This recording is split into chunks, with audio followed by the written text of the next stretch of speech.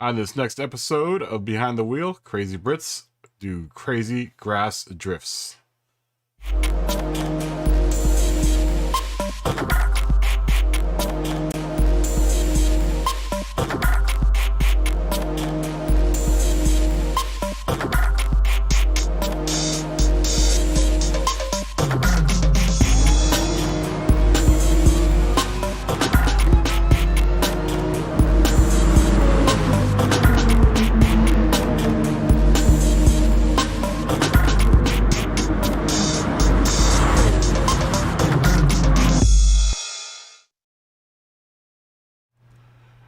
Good afternoon, everyone. It's 3:05 in the p.m. here in sunny Los Angeles. The 8th of December, or the 8th of January, 2021. Here we are. Here we are again in Gran Turismo world. I've been actually trying to hammer down my steering options for Assetto Corsa. Because, as I've said before this week, I'm not going to do this race. So Saturday, I will probably be playing Assetto Corsa and streaming Assetto Corsa while everyone comes in and then updates me on how they did for this race tomorrow, which I will not be doing. Let's see. I hope everyone's doing good out there. I hope everyone's healthy and happy. I'm hoping Jared Freeman has put together his sim rig so that he can practice for tomorrow's race. I think he should have got his monitor today. I know he was putting together his monitor stand last night, so hopefully he's got the whole thing together so he can participate in practice today. How's everyone else doing? Is everyone doing good? Yeah, I've been trying to figure out steering options for Assetto Corsa. I mean, I'll show you what I'm talking about. Since I primarily play with motion control. It's been really hard trying to get acclimated to playing with a stick again. It's really frustrating trying to play with a stick, especially if you're someone who normally plays with motion control.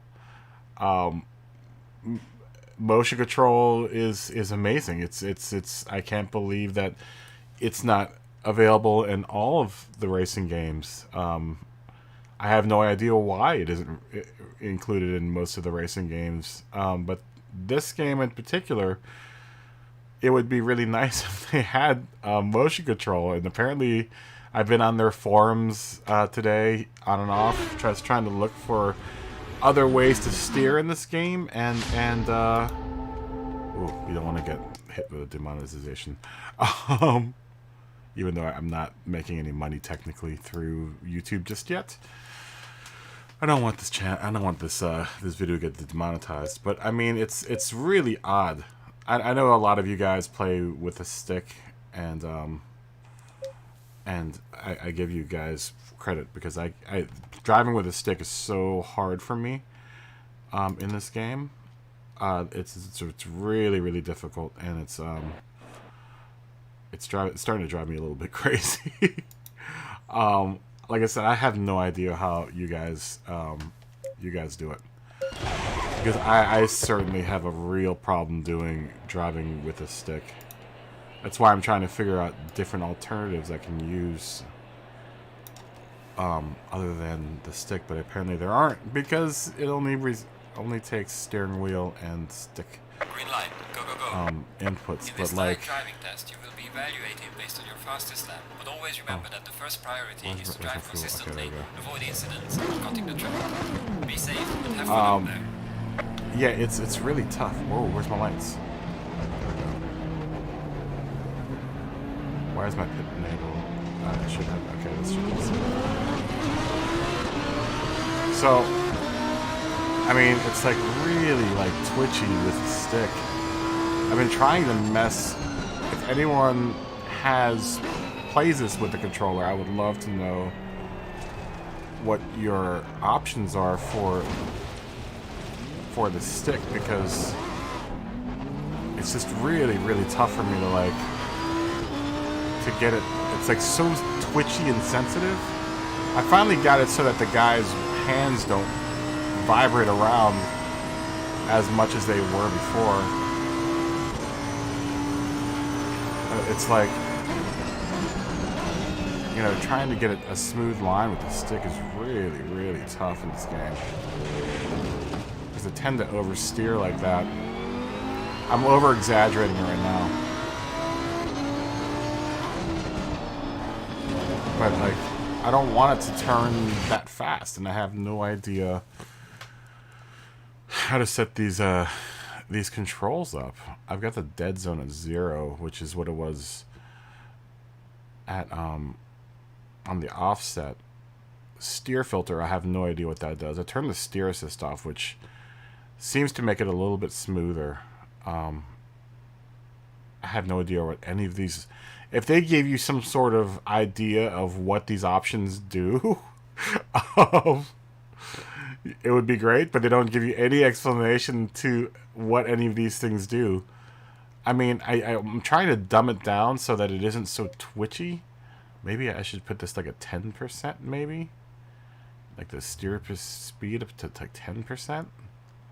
It just seems like it's so way, way too sensitive to input. I have no idea what the steer filter does. I don't know what any of these controls do for this game. It's really, really annoying that they don't give you any explanation. And what's even more annoying is I know people have asked for motion control, but they still... I mean, this game's been out for a while for this console, and no one seems to care about it. No one wants to add it to the game, and it's just like, okay. I know several people on the forum seem to have asked for it. Oh, so, okay, so now it's real slow. Yeah, that's real slow. Alright, that's probably not the speed that I want this to be at. But I don't want it to be too fast. So maybe we'll do 50%. Let's try 45%. I swear we'll go back to Gran Turismo here in a second. I've been trying to hammer this out all afternoon and trying to get these because I would love to play this game with a stick. I mean, I think it could be done. It's just that it's starting to become like a pain in the butt trying to figure out how to get this to get going. And this is a track that I know. I mean, Monza's, you know. Green light, go, go, go. Monza, it's just as the same as the one in Gran Turismo. That feels a little better. Be safe and have fun out there. Oop, sorry.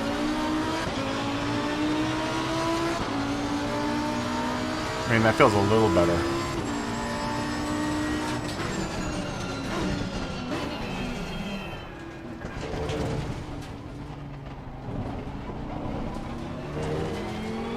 Actually, that's probably the best I've gotten it feeling.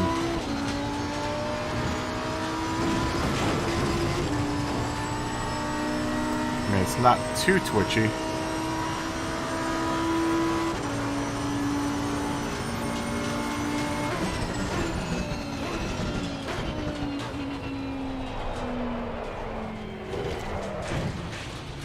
I mean,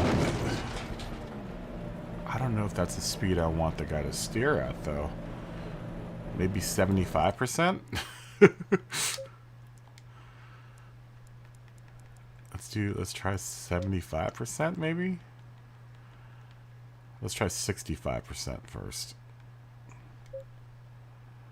And I don't know, I mean, the dead zone I kind of understand. I mean, that's kind of where if the stick is at 0, that's where the dead zone is at. And like, I've watched a couple of videos on setting up your steering with the control pad for this game, but everyone says something different. So, and no one seems to understand what the options actually do. Green light, go, go, go. In this night driving test, you will be evaluated based on your fastest lap, but always remember that the first priority is to drive consistently, avoid incidents, or cutting the track. Be safe and have fun out there.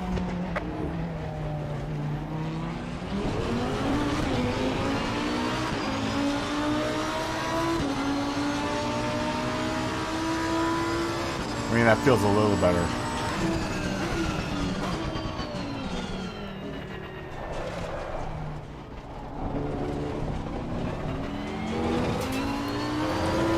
That feels a little better.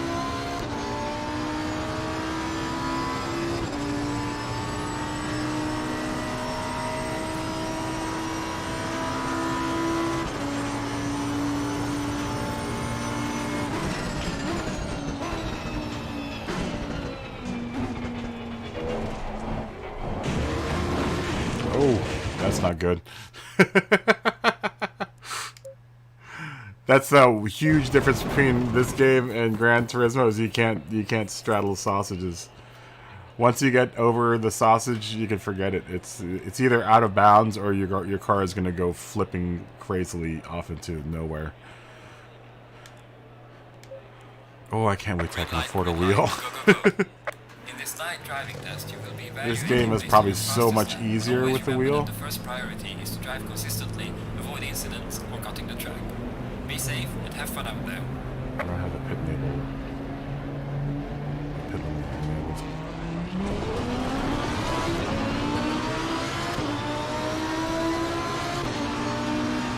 You know, especially for someone that is used to doing motion control.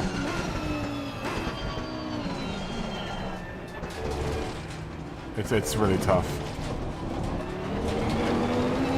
I'm not gonna say it's like coming off of a wheel, but it almost is two sticks again. Yo, what's up, Jared? Did you get your monitor? Or are you still at work?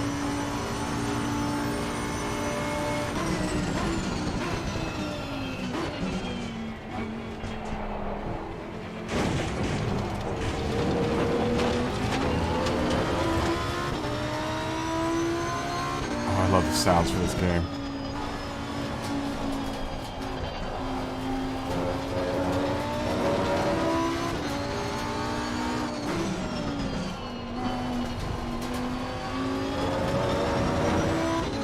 Oh, you still waiting for UPS?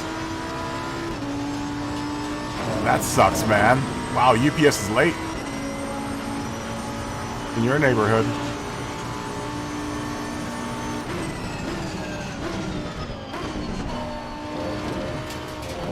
Ah, steering. Oh. Gosh, I need a steering wheel so bad. Wow, is it's always this late for you? Wow. It's like 5 or 6 o'clock. That's super late, man. I would be so mad if my UPS guy came that late. UPS around here comes around like noon or 1. Oh, Assetto Corsa is driving me crazy. This whole steering with the stick thing is driving me nuts. It's so like alien to me. I need to get coffee. I'll be back in a second.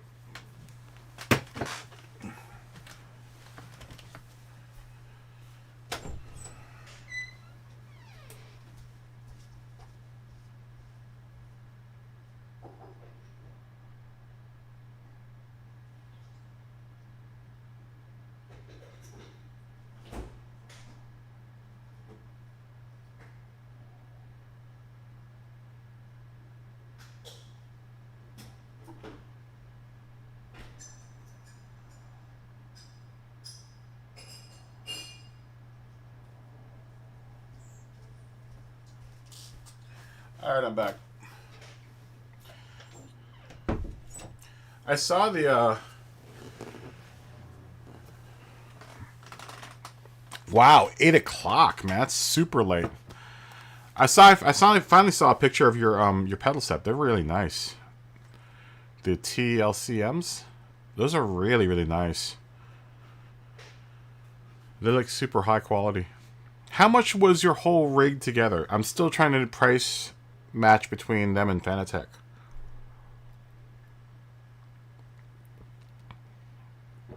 Because if I get pedals, I definitely want to get something that has if I get pedals, I definitely want to get something with a load cell in it for the brake pedal. I mean, they looked like on Amazon they had them for like $279, so it doesn't look like it's that expensive. Which is way cheaper than what I can get for from Fanatec. I might just go Thrustmaster. I just don't have the money for the Fanatec. I would love to get the Fanatecs, but they're really, really expensive. Especially for what I want.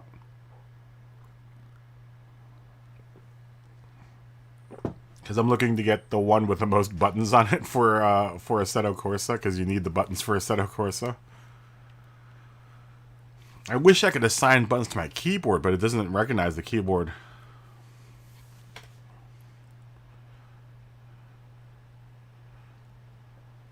So you're in about the $1,200 range. Actually, it's $1,400. That's a $1,400 range. I don't know if I would get the monitor. I have to get the monitor because I can't split. I need the monitor for editing and for music. So I'd have to buy another monitor.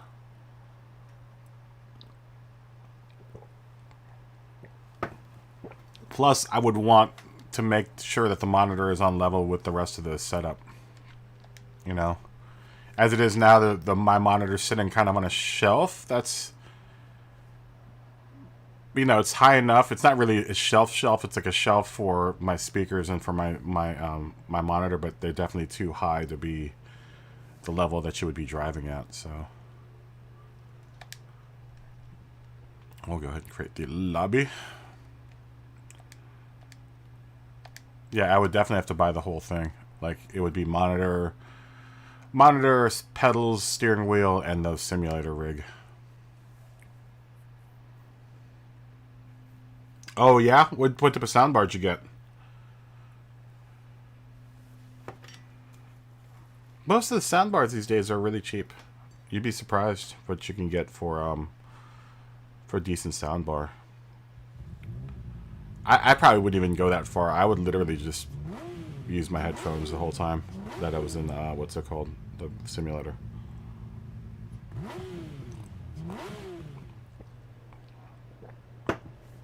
I've been really spoiled with having my studio monitors set up to my gaming rig.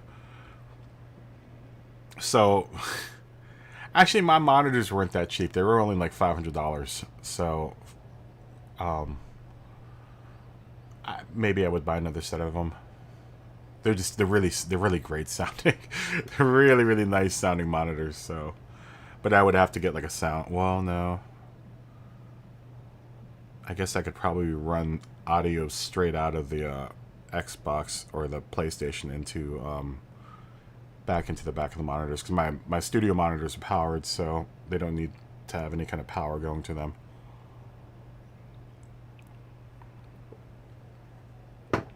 Oh, there's TMKR77 is in the room. Yeah, JBL makes a really nice cheap one. Soundbar.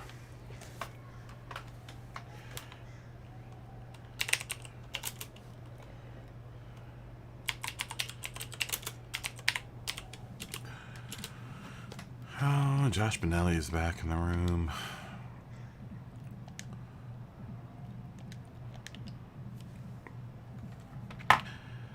I don't know. Are you even coming in today? I wouldn't come in.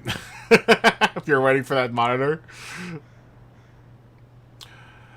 If you're waiting for the monitor, I wouldn't jump in.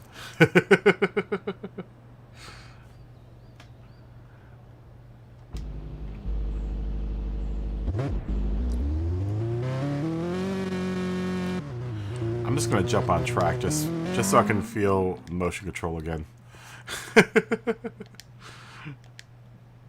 I miss driving with motion control.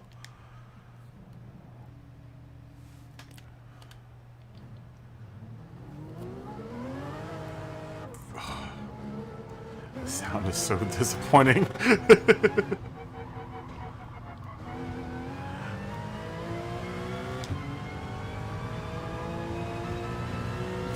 Always feel a little empty now when I turn on Gran Turismo and I hear the sound.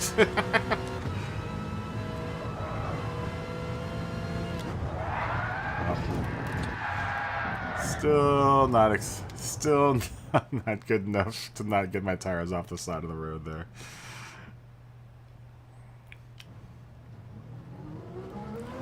Let's see if we can do this.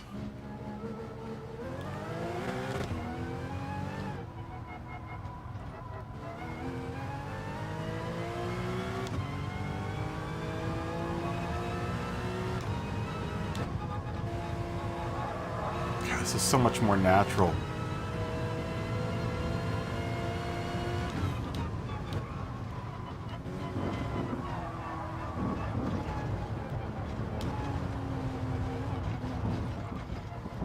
Oh yeah, it's night and day, dude. It's, I mean, it's a totally different experience. It feels like, I hate saying this, it makes Gran Turismo feel like a toy compared to Assetto Corsa. I mean, everything else I love this game. Don't get me wrong, I really do love this game. It's just that coming from Assetto Corsa, there's a huge, huge difference. And the sound is a big one for me.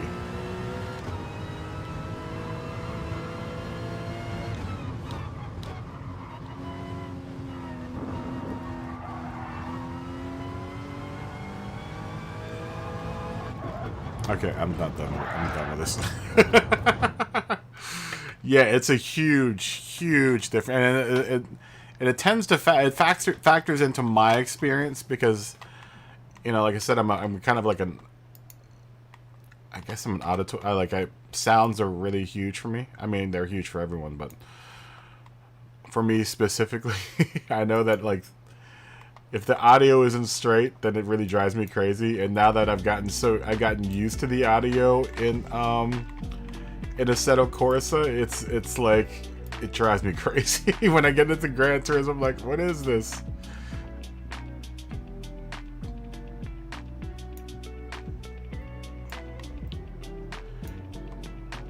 It's like the biggest difference with the audio is the loudness. Like I have to turn Assetto Corsa down so low because it's so damn loud, but it feels so good. It feels so good. Yeah, it will. It's gonna totally ruin me, man. When I finally get back to like racing next week, I'm gonna feel a little empty. Ooh,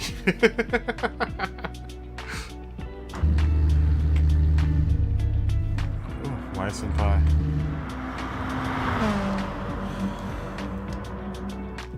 You know, and I still want to continue to play this game. I just hope that they do a better job of the audio in this game for GT7. They really skimped out on this game for audio. Like it's pretty bad. If you compare the two, it's really bad.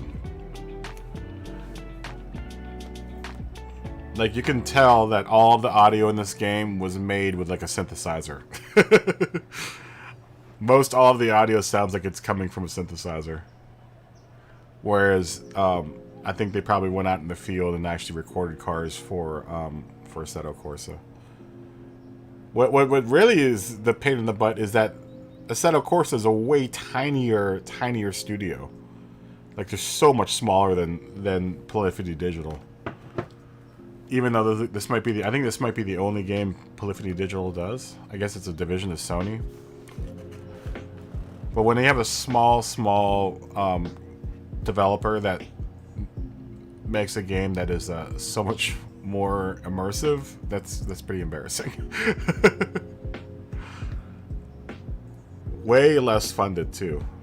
Like when you go onto the forums, you're actually talking to the guys that designed the game. The main guy, Kunos, is on there all the time. And apparently you can add him for any questions and he'll answer the questions. That's the guy who actually developed the whole simulation.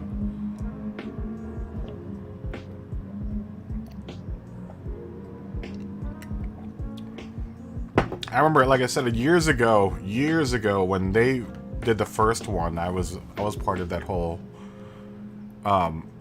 he had this whole campaign on Steam where like it was literally like one track and like 3 cars. And he was just asking for people to, you know, pre-buy it, and we would all be beta testers, and that's what I did. it was literally just one dude designing the whole game for the longest time. And then when he finally finished the first Assetto Corsa, he got picked up, and I guess he got a team after that. Or it's either that or the team came in while they were building the full Assetto Corsa. It was weird too. For like a good 6 months, there were like no updates for it, and all of us were like, "What did we just buy? You know, what did we just buy into?" I think it was like $25, you know, with the promise that we would get a full game. It took 3 or 4 years, I think, 2 or 3, 4 years. You know, not many people are trusting of people on the internet for money or whatever. But I had faith in the dude. He seemed like he was pretty committed into to building like a decent simulation. God, that was a long time ago. That was probably when I first jumped onto Steam. Let's watch TMKR.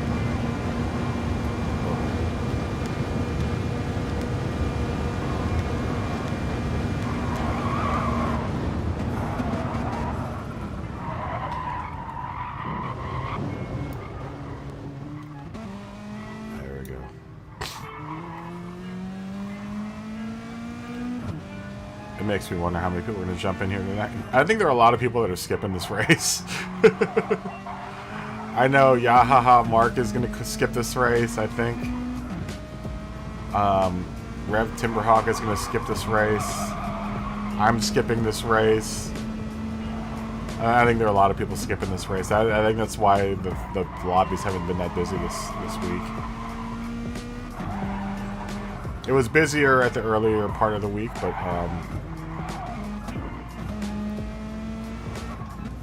but lately it's been pretty dead. I'm just watching TMKR's steering inputs because he uses motion control as well. I had told him about Assetto Corsa, but he was like, nah, if it doesn't have motion control, then I'm not doing it. What's really weird is that they have motion control for the PC version. I'm just like, well, then include the same thing for the PS4 version. I mean, there's no reason why you can't. The controllers already have the accelerometers in it. The control data is still there. Just adapt it for your game.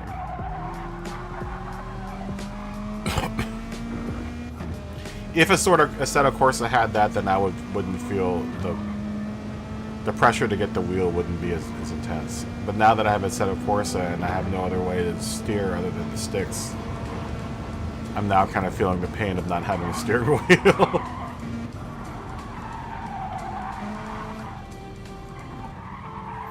Yeah, it's surprising how smooth you can be with the motion control on this game. Like, when I first started using the motion control, I thought it was a gimmick, but then within like 30 seconds, I was like, this actually works really well. It's hard to explain unless you've actually done it before. It's really accurate.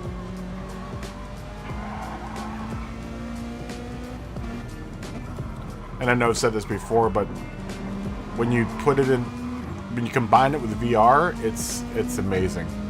Motion control in VR it's like you almost don't need the simulator rig. I can't wait till GT7 when this game is fully supported by VR. We'll see. We'll see if I need the steering wheel at that point, because VR with motion control on this game, I don't even notice my shoulder or anything. It's weird. My brain just makes up the idea that my hands are where the driver's hands are in the cockpit. It's the weirdest thing. It's that VR voodoo magic. Mind over matter. Yeah, I can run for hours in VR with the motion control and not even notice it. But once you put me on the flat screen and I look at my hands, and I'm like, oh. As it starts factoring in, then I'm having to hold the thing up in the air.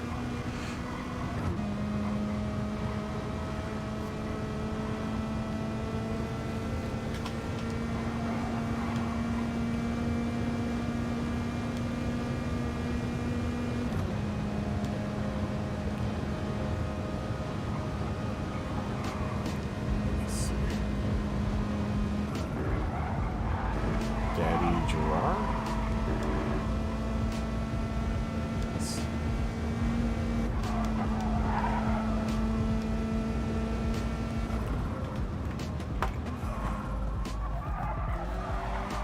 Why are you telling me let's have a clean race?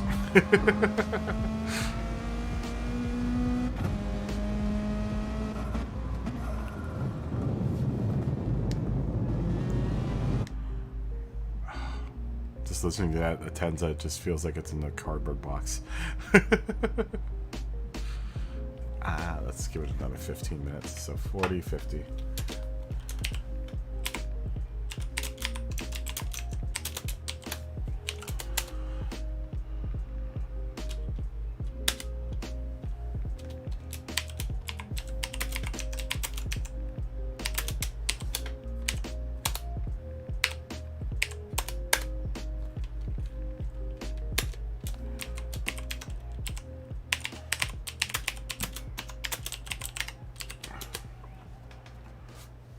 URT, who's coming? URT, Joaquin.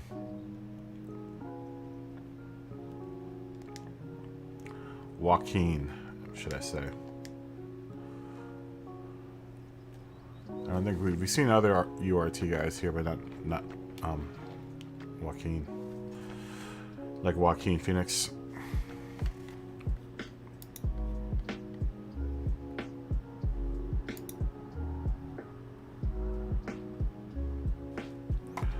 Go back to watching though. Andre Sal's in the room.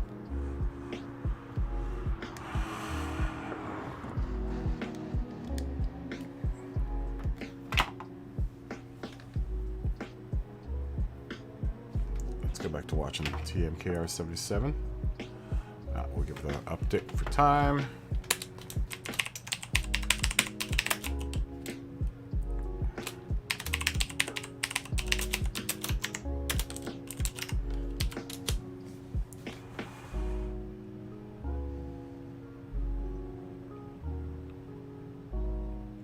Someone else just come in the room? No.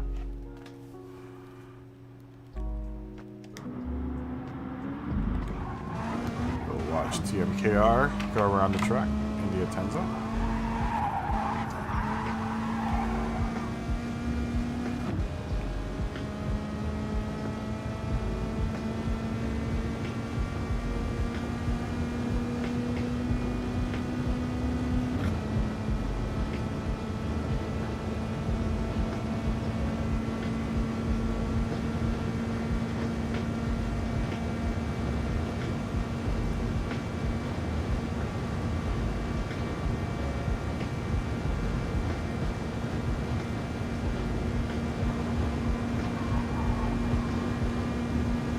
Graphics in this game, I think, are better than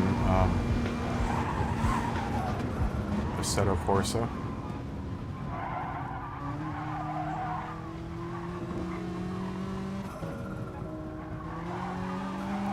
But then, then again, Assetto Corsa is made for the PS or for the PC, so. TMKR went in. Who else is on the street?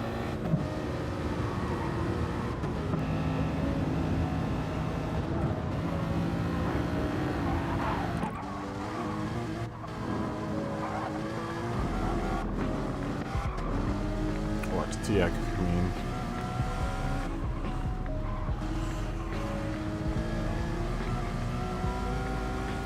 Yes, it's those sounds are just, they're so titty.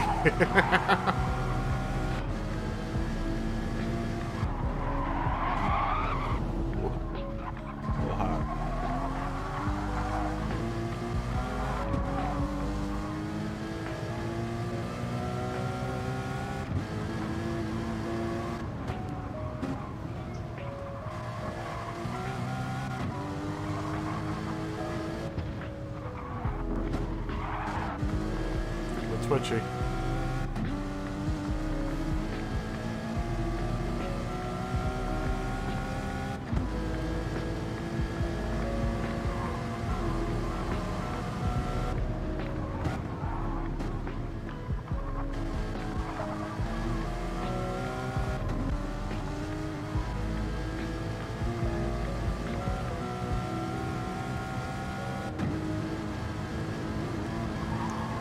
little twitchy. Tiago Camine can be fast though. They were fast last track, I think.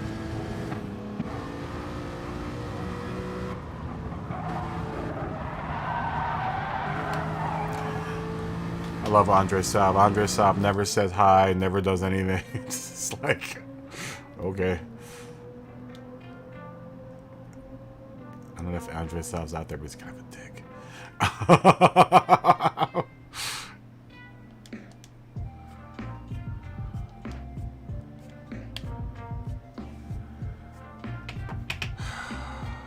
What time did we say qualifying attendance?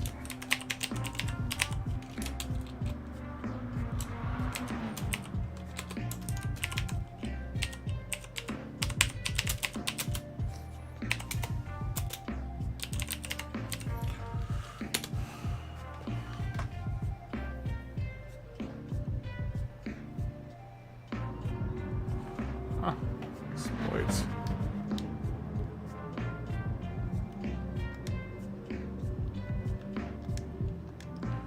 You know, exploit.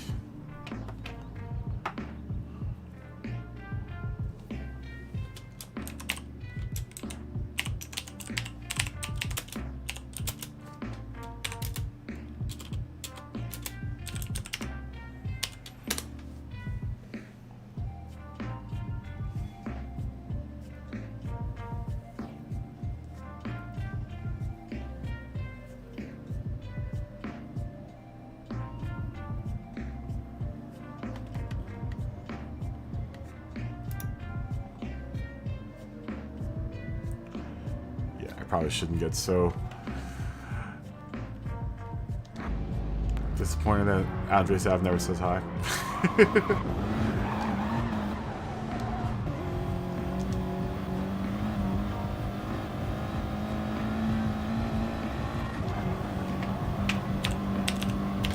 I have booted him before, or them.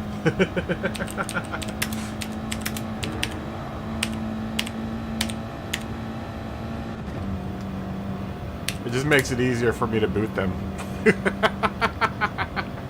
when they aren't nice. It just makes it so much easier for me to boot people.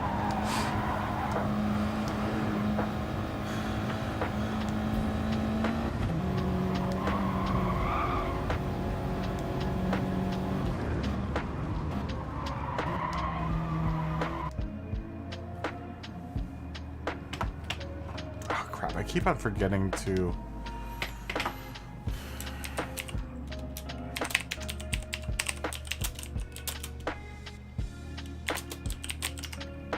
I keep on forgetting to shut the room down from, Don't worry, Slender Churro, he won't say hi back.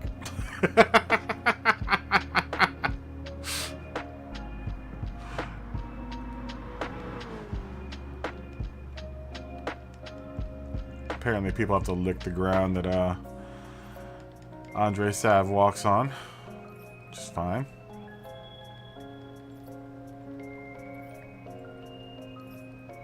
I keep on meaning to shut the room down from e-drivers, but too late.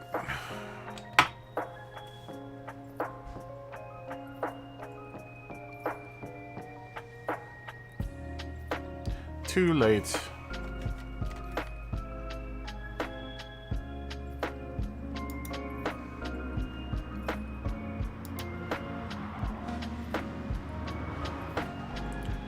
Qualifying in 7 minutes here.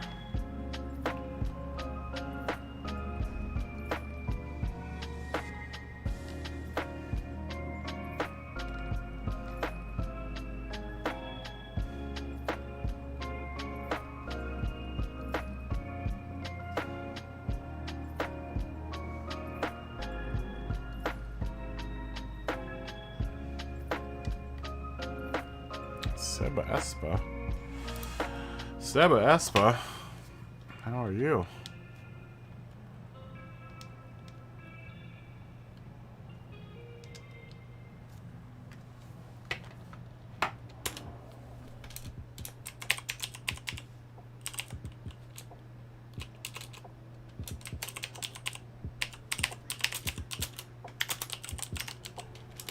Oh, that was wrong. piece of punctuation.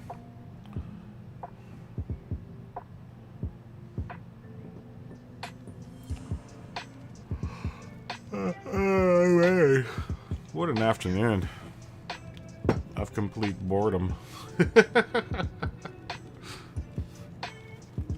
Let's see what else is going on here. Is there anything else fun going on track here?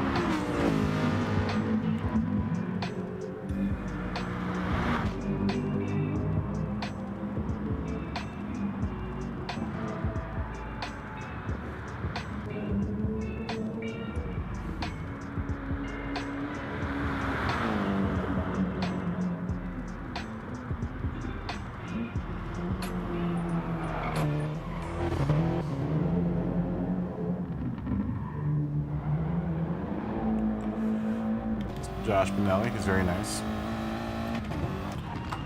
Always had pretty damn cool experiences with Josh's. Get along with Josh's a lot. Got a lot of friends that are named Josh.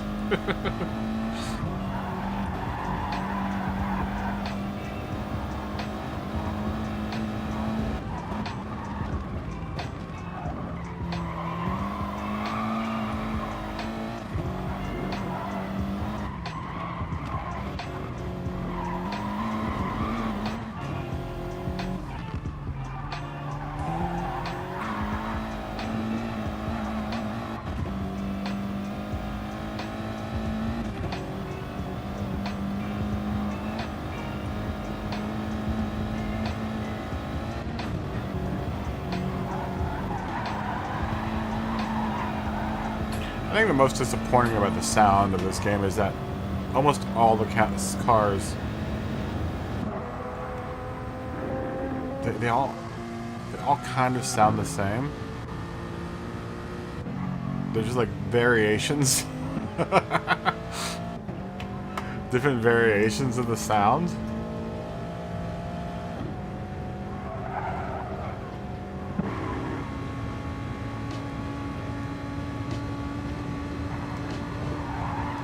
None of the cars sound exciting. Maybe that's what it is.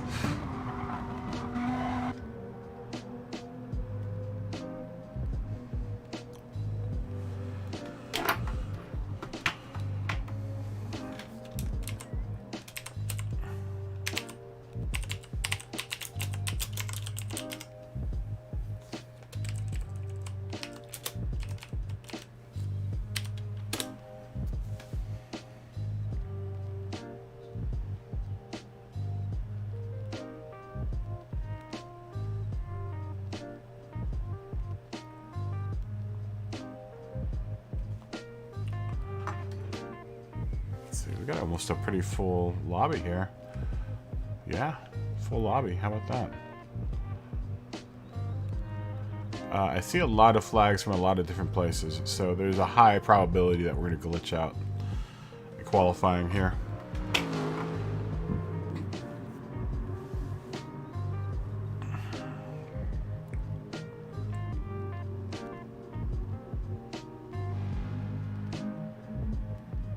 Very, very high possibility of glitch.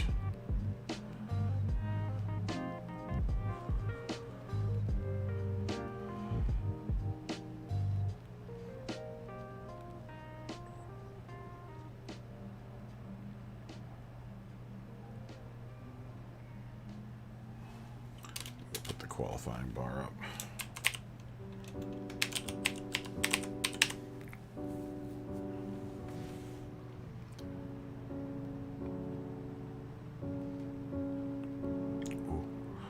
Oh, that was a good crack. I think because I haven't been driving this week, I've been able to crack my neck like several times. Normally I carry this huge ball of like knots in the base of my neck, but I've been able to like massage it out and crack my neck again. All last week it was super like stiff and I couldn't do anything about cracking it.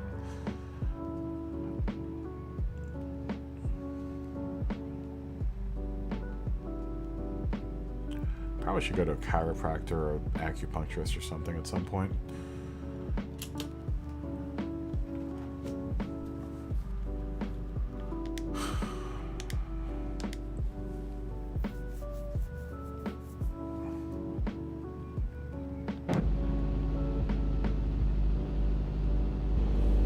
Slender Charlie, why'd you leave?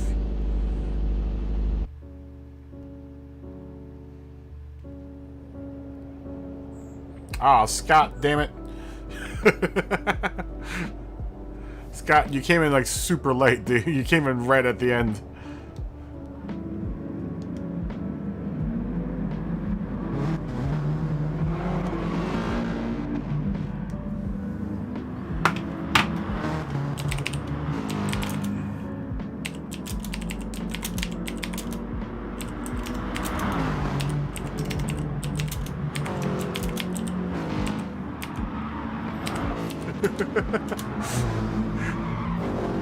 You literally came in right at the end of it, right where. Is Tiago me bugging? I think you might be the only one. How many people are bugging here? How many other people are bugging? All right, big pitch glove. Yeah. All right.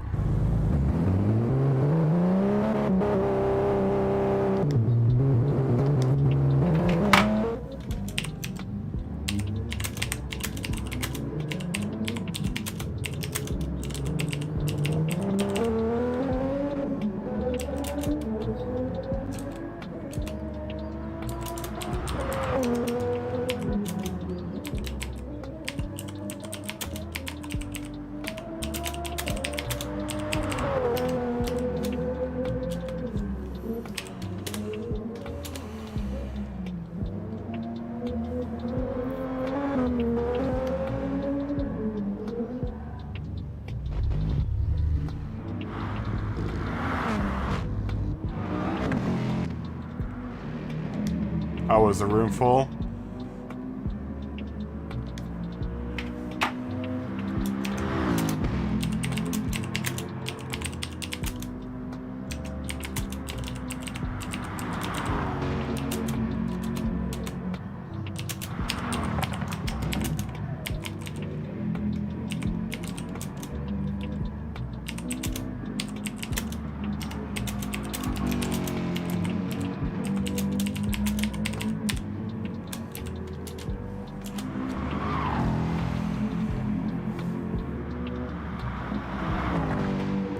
No one wants to pay attention.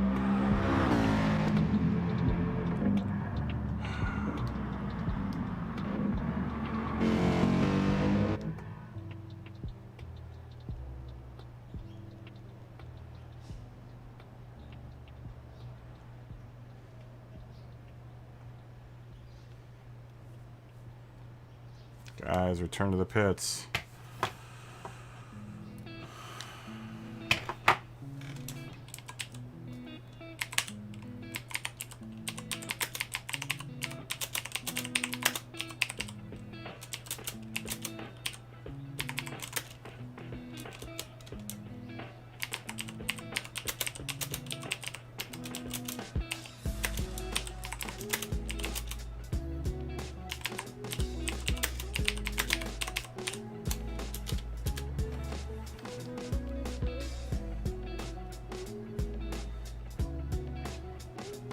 Guys, everyone.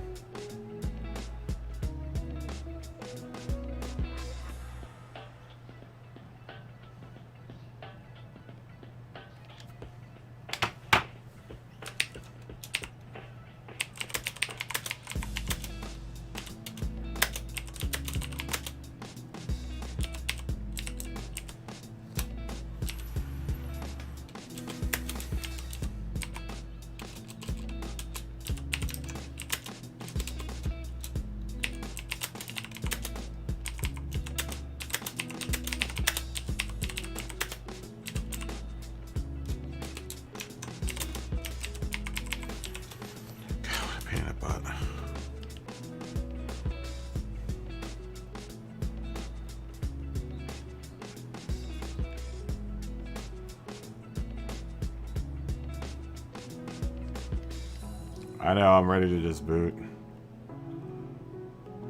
I don't want to boot Josh, though. I know, there's one guy I don't want to boot, though. Josh has been cool. I don't want to boot him. The other guys I don't care about. Let me try to get to them though first real quick.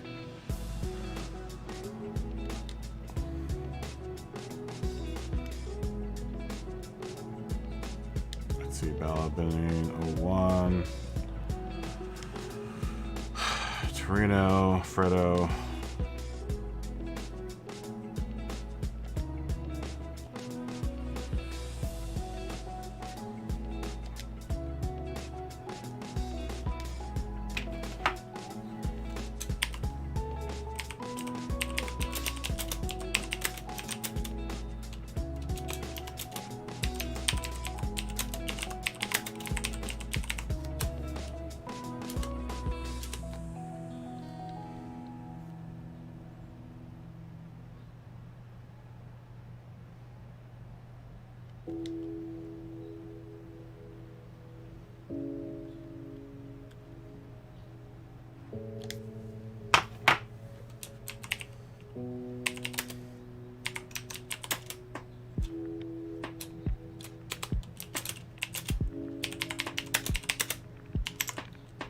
I hate this. I really hate doing this.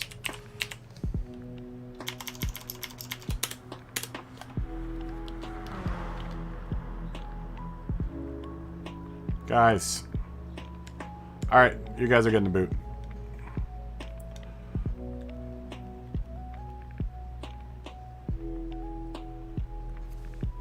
Here, we'll give a countdown.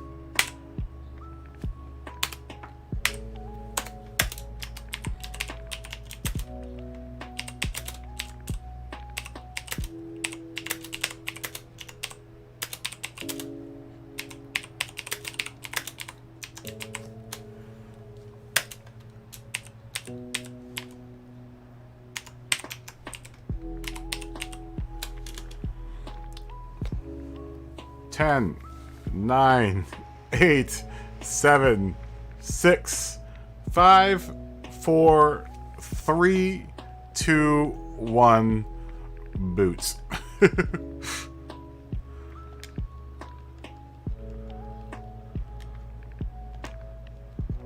Boot.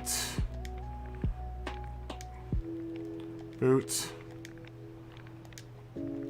Boot. All right.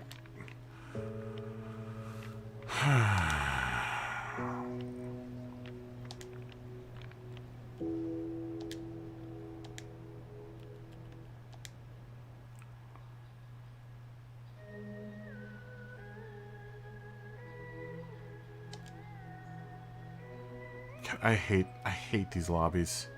There's so much I hate about this game. Really, really hate these lobbies. I really do.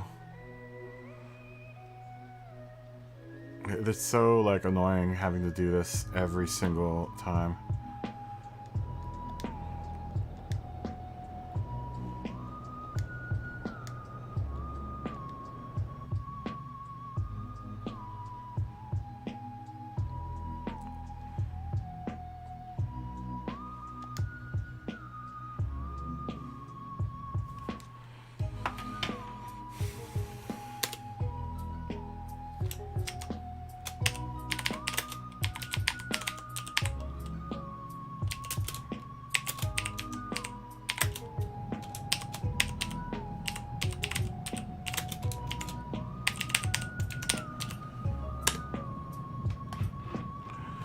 Okay, everyone rejoin.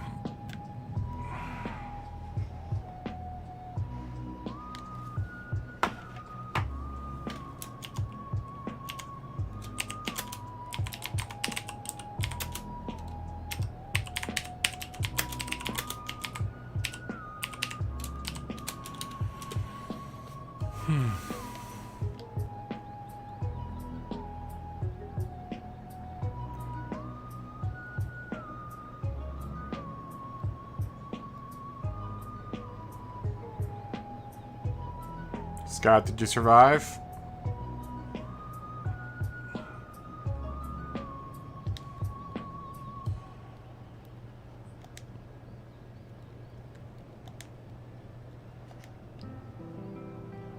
Okay, cool. Alright, let's qualify again.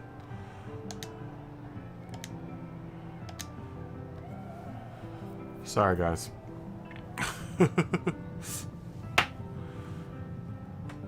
Well, we've got 12 people in the grid. That's a good enough grid there.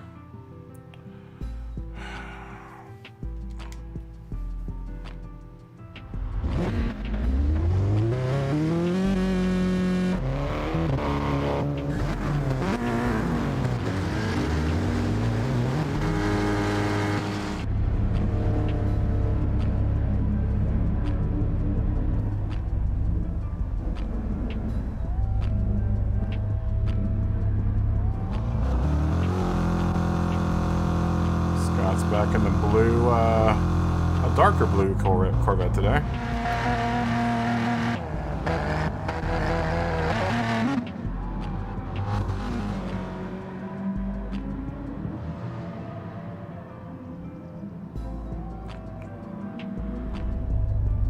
Cool. Everyone's working. Is Joaquin working? Why are you ghosting, my friend?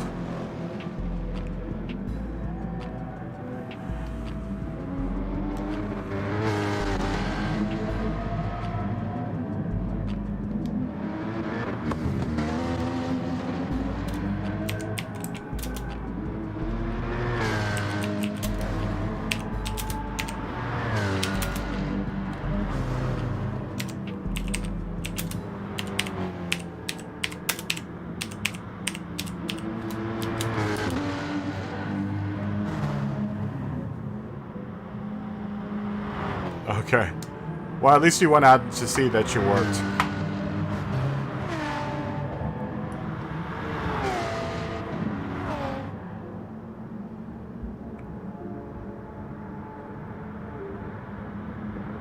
It's weird. Your RT Joaquin is ghosting. Oh, Hamish, you just missed entry. That's a really nice livery. I like that one.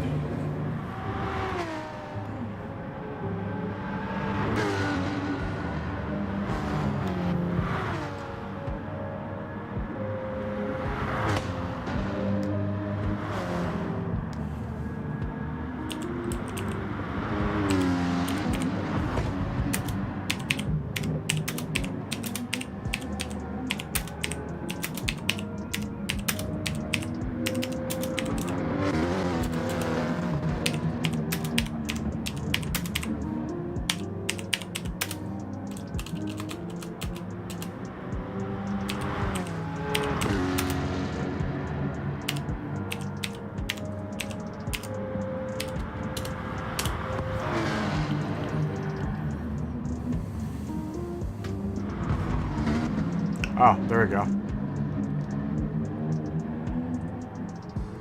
Looks like they're working. Alright, looks like everyone's working now.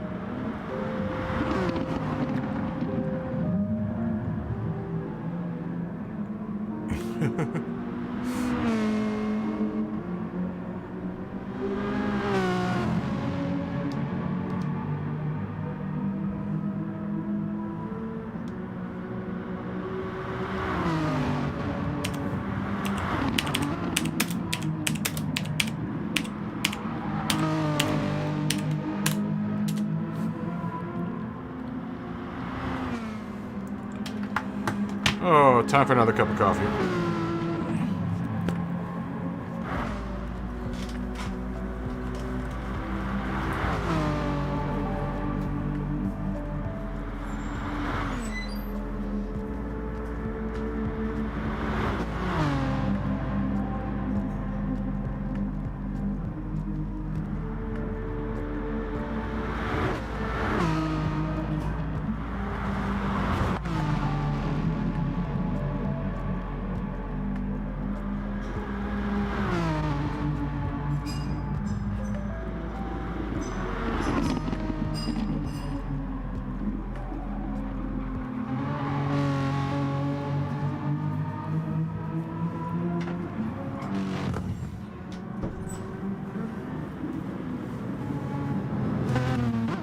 Oh man, what a day. I hope everyone else is having a better day than I am.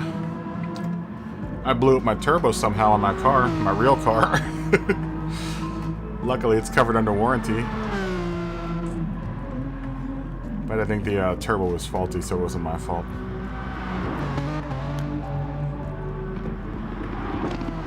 But it was quite a surprise coming home from breakfast this morning and the turbo not engaging and my car being in limp mode. That was pretty exciting. Luckily, I don't live too far from the place where I was getting breakfast from, so I was able to limp the car home and then get it thrown onto a flatbed and sent off to Volkswagen. It's a problem with turbos sometimes. Sometimes they just blow up. The turbo on this particular car has been pretty faulty in other cars too, so it's the smallest of the Volks. Oh, cool. Sweet.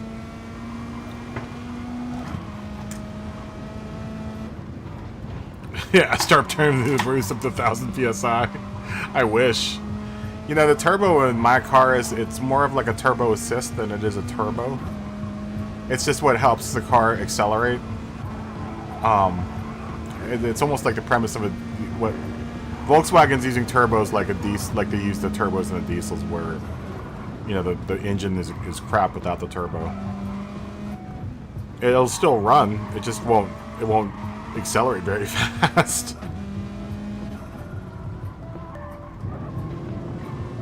I mean, that's how most auto manufacturers are using turbos now these days.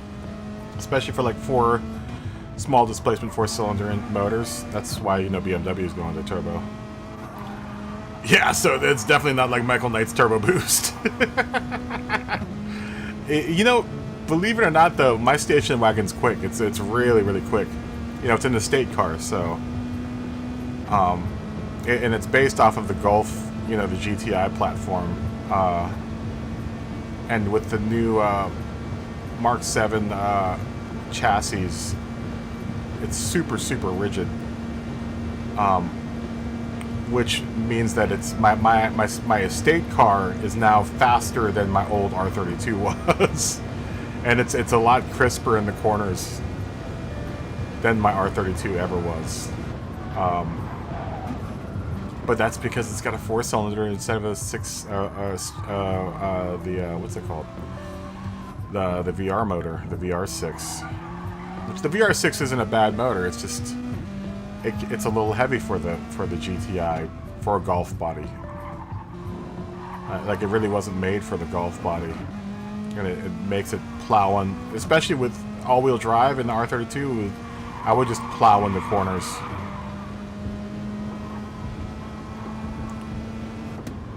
I know, right?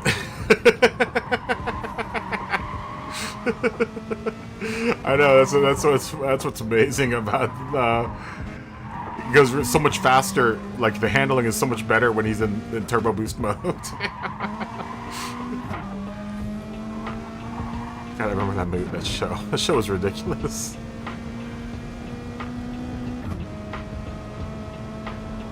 You know, David Hasselhoff is on the pit crew, right? If you look at your pit crew, let me see if because I know David Hasselhoff is on Mark's pit crew. Let me check out your pit crew. Let me see if David Hasselhoff is on your pit crew too. Where are you? Nope, you don't have the David Hasselhoff. Mark has David Hasselhoff in his pit crew. He's this one guy that stands. I guess he's the pit boss. Yeah, it is exactly like Scalextrics. Oh man, I'm glad you know what Scalextrics is. I try to tell people here what a Scalextrics is, and they're like, "What?"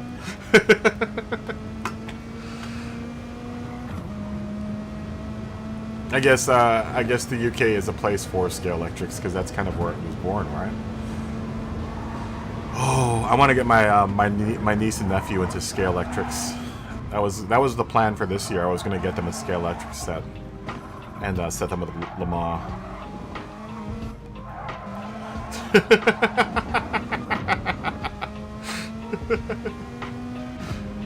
I don't know. I didn't see him in your pit crew. I only saw him in Mark's pit crew. He's the only one that seems like he's got a David Hasselhoff. We were watching it the other night while he was pit bugging. I was like, "You've got David Hasselhoff on your crew." And there's literally a guy that looks like David Hasselhoff on his crew.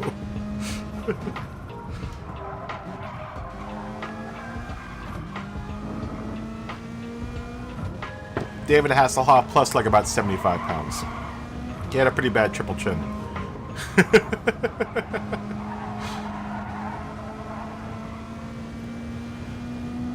I really want to get a Scale Electric set. I like the ones that... because you can drift with the Scale Electrics too. The Scale Electrics are super dope. I want to get... I want to build a Le Mans setup or track. So my niece and nephew can drive in 24 hours.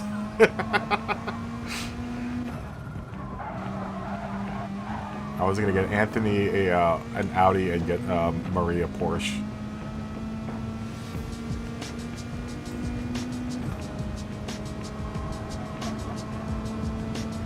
Maybe this Christmas we'll do the whole Scale Electrics thing. There's some amazing scale. If you look at YouTube, there's some amazing.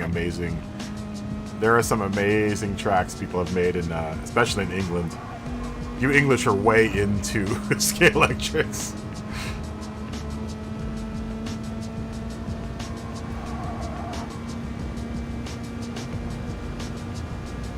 Most of the guys that have really, really amazing tracks are English or British or from the UK.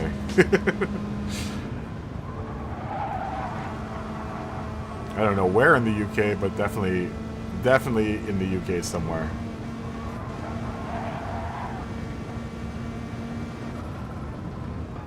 The hobby shop that I buy my models from has a huge selection of Scale Electric stuff. They do Scale Electrics, they do car models, mainly car models. They've got a huge car model section. And then they do lots of die-cast stuff. Die-cast airplanes, tons of die-cast cars. I wish more of you guys were into modeling, model building, and other little twiddly hobbies that I'm into. Because I know some really, really cool places that you can get stuff from. My hobby shop in general is amazing. I'm blown away every time I go in there. I haven't been in there in quite some time, but I do shop from them online when I do have money, which hasn't been for months now. Probably went a little bit overboard at the beginning of the whole lockdown. Definitely have way more models than I did when I started, but honestly I was going crazy doing nothing all day, so I was just like, I have to do something.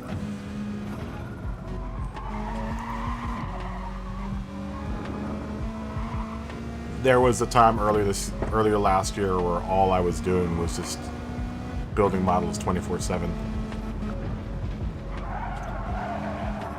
The kid had a flashlight installed? Where?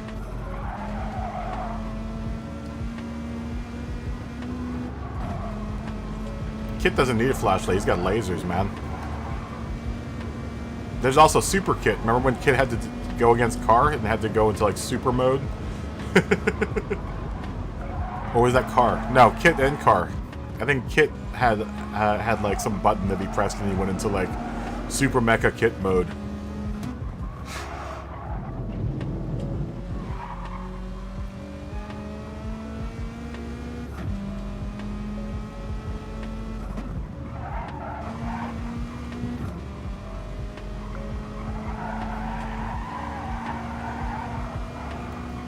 It makes me happy that Knight Rider made it to your side of the world. Oh, many Ferraris in here.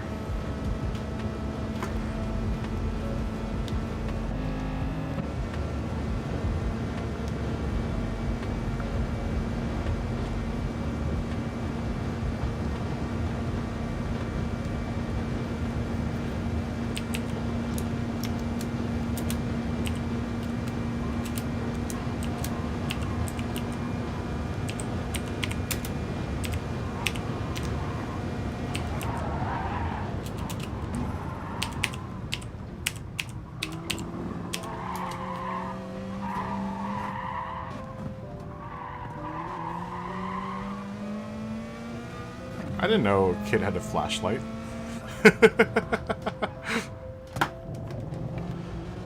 Why would kid need a kid doesn't need a flashlight?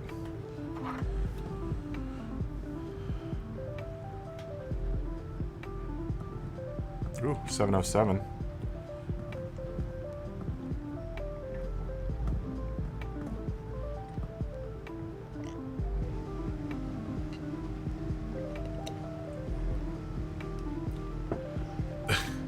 Did he have a flashlight? Oh, flashlight. Sorry, I got bad eyesight. Kit did not have a flashlight. Kit did not have a flashlight. Did he? He should have had a flashlight. I'm sure the newer iteration of Kit probably would have a flashlight.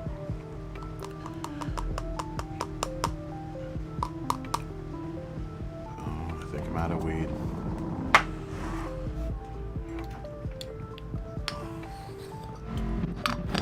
Oh my gosh, what are you doing, controller? Stop.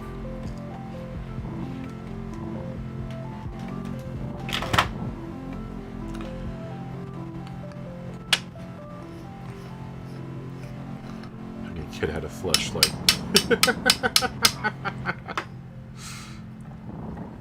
I'll tell you what, kid should have had a damn microwave oven. Although I think there was an episode where Michael made like cooked food inside of Kid. I want to say that was an episode of like that. That was like right at the dawn of the age of microwave ovens.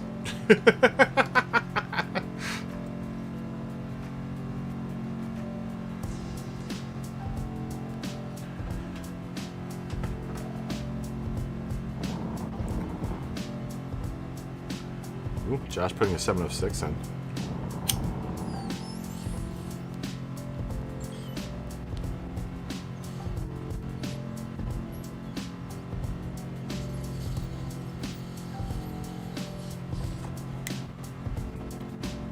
Oh yeah, I totally remember Bad Michael.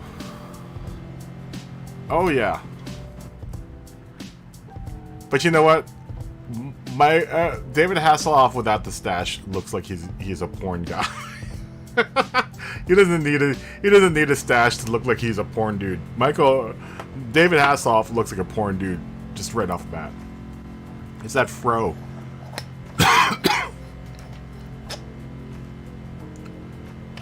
Have you ever listened to him sing? It's amazing. It's one of the most amazing things I've ever heard. It's great. You should really check out David Hasselhoff singing someday.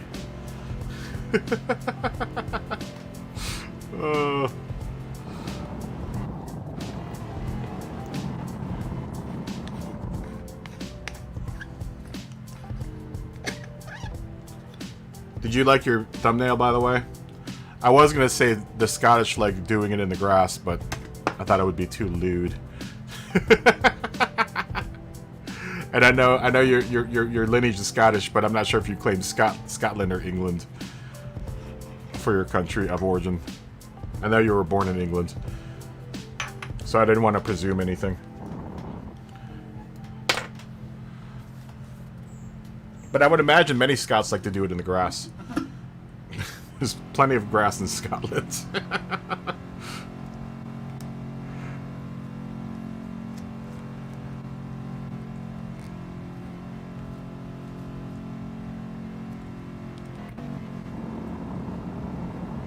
I have no qualms about doing it in the grass. It's actually a fantastic place to do it. If you're gonna do it outside.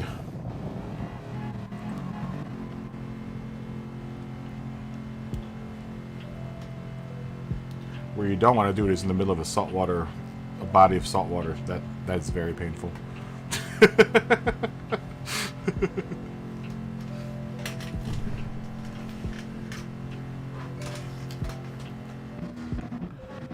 Oh my gosh, controller, I swear.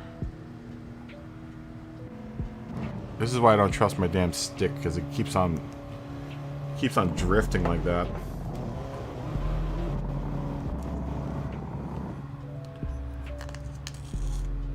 I really have to figure out how to...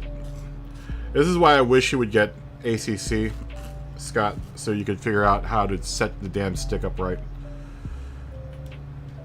That's what she said. I need someone to help me out with... I mean, I guess I kind of have it dialed in. I kind of have the options for the steering control and stuff dialed in, sort of. It's just, it's really finicky.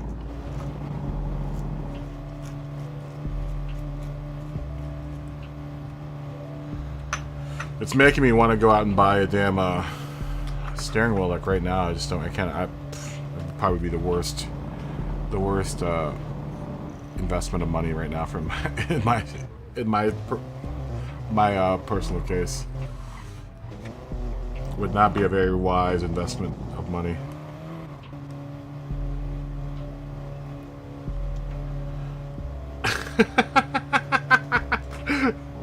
I'm sure Kit does like the bananas in the tailpipe, especially from Eddie Murphy.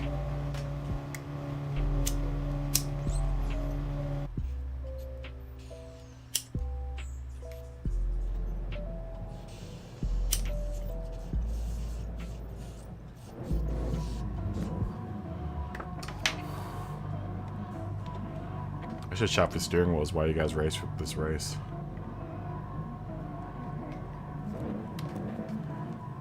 I wonder if we could buy one cheap off of eBay or something. It's probably a terrible, terrible idea.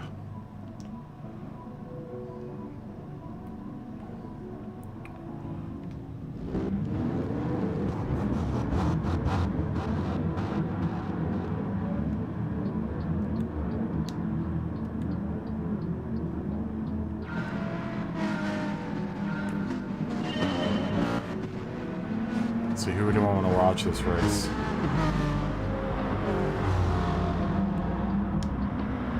I will watch you again, Scott. You've been the star this week.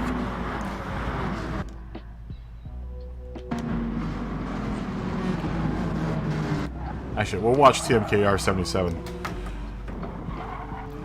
You've had too much of the limelight this week, Scott.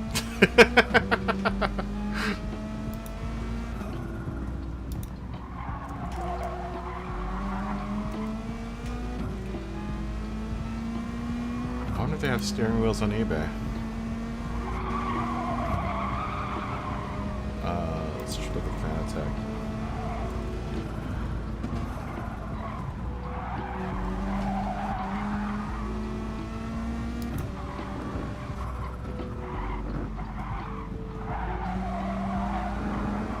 Ooh, they got a base system for $325.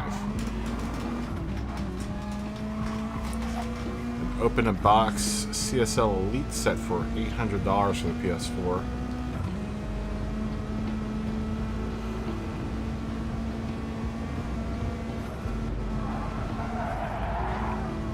I might just go the Thrustmaster route, man.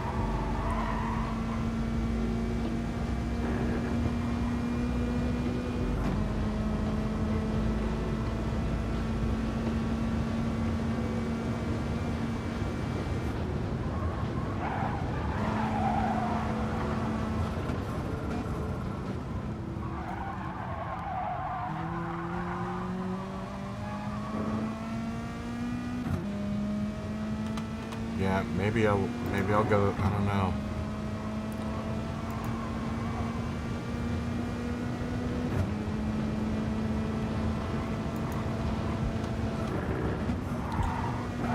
It's future-proofing here. Oh, this simulator rigs on wheels. Really? Why would you want it on wheels?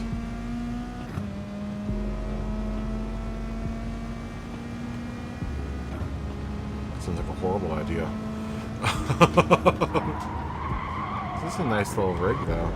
For a simulator rig, it's only $854.97.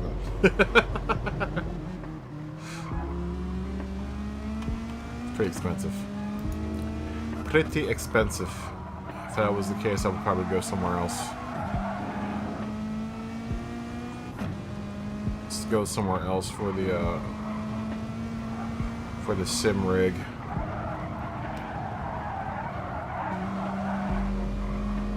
I'm just mad that there's no like alternative to having a wheel aside from motion control, which isn't accepted with all games.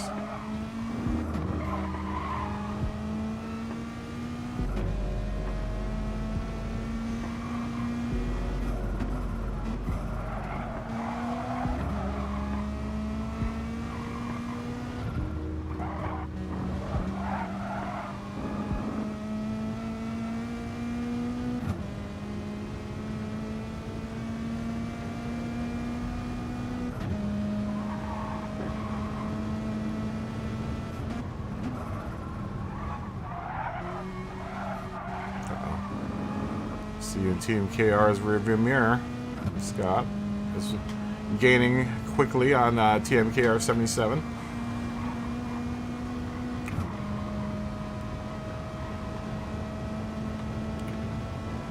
Gaining incredibly quickly. Let's watch this from Scott's point of view here.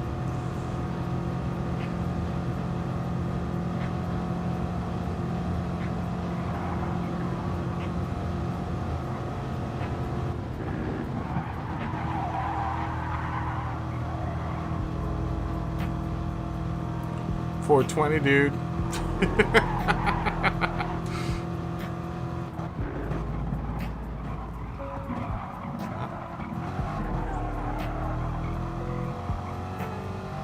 TMKR 77 is going to keep it a little, keep it ahead of Scott, but history has shown. Oh, little drift there. TMKR brings it back. History has shown that Scott can make the pass on the grass if he needs to.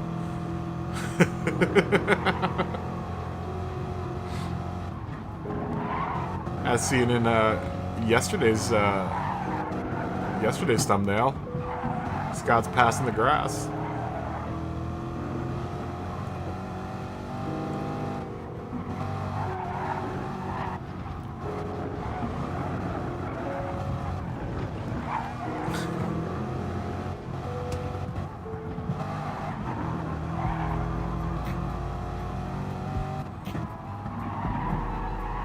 All over TMKR 77 right now.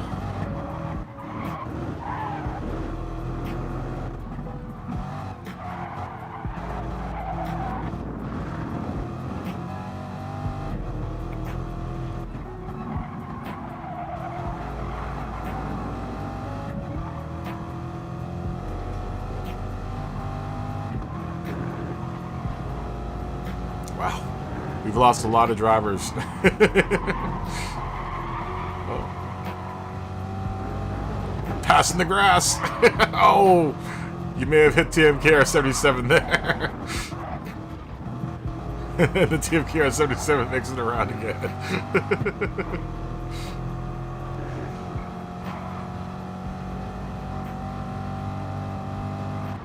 That's what I call you from now on, Scott. Passing the grass. That's what you should change your name to.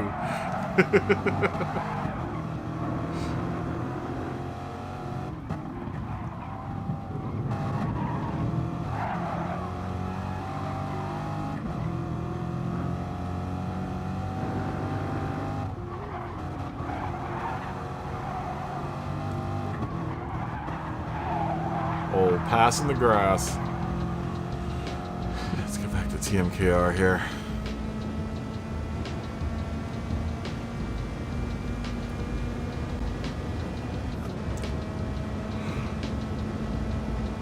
TMKR hasn't been on track for a whole bunch this week. He's only been in here a couple times. Same with Paul. Like I said, I don't think many people are doing this race.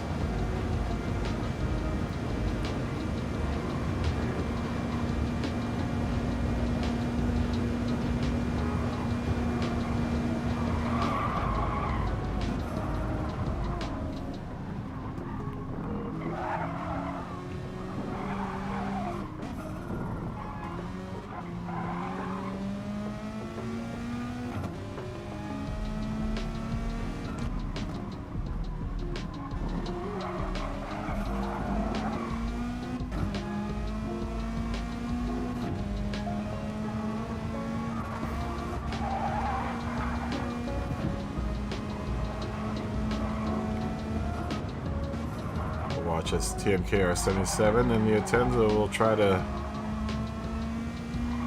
make up some time on Scott here. Should be fitty.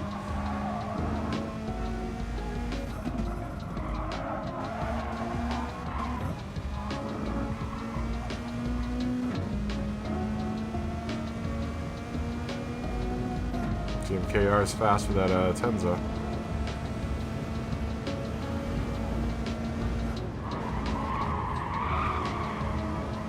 Usually one of the lobby favorites for being in the top 5. Hey, what's up, Podium? How you doing, my friend? Just watching some, spectating some Atenza on Corvette action. How you doing, my friend?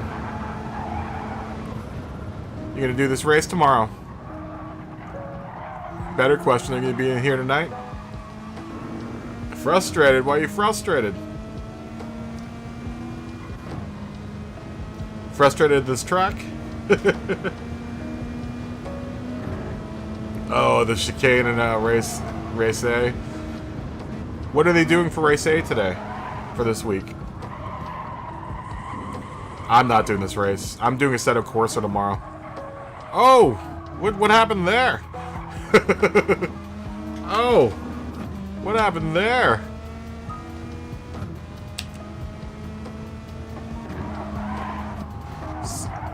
Seba goes jumping. Oh! Oh! Wow! I was Tokyo.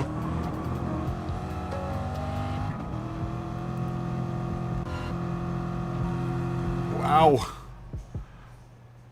I guess that was embarrassing for Seba. Yeah, I know which chicken you're talking about. That's one pesky chicken.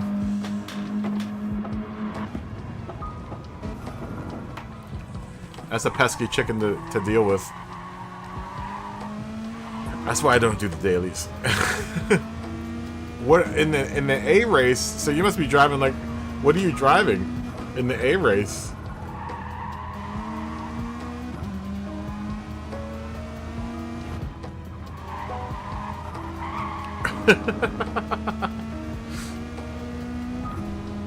The RCZ, the regular stock RC, the N700 RCZ, or is it the Group 3 or Group 4 RCZ?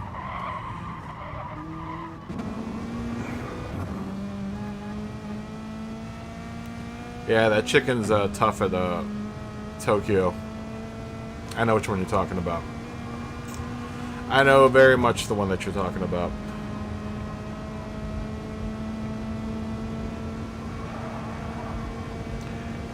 I do like the hairpins at Tokyo, though. There are a couple of cool hairpins at Tokyo. The South Loop. Is there one in the South Loop? Isn't there one at the very beginning of the South Loop? I remember the Outer Loop. The one we did for the season for last season was pretty fun. The Group 4 RCZ. Hey man, at least you're not dealing with having to jump to a control pad to do the chicken and Monza on Assetto Corsa. That's what I've been dealing with. I wish they would allow motion control in Assetto Corsa, but they don't. I'm having to get used to the sticks again, man.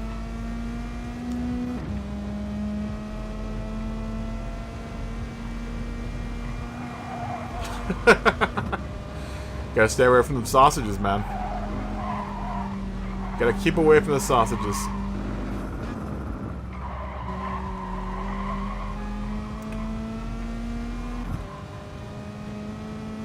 Yep.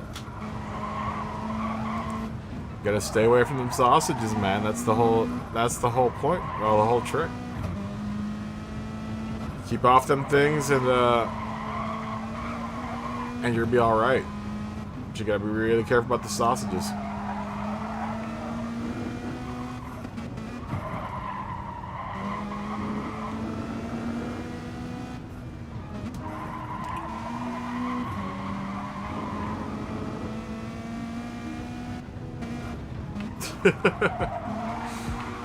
Why don't you? I guess race C or the third race wouldn't be very good for building up a DR.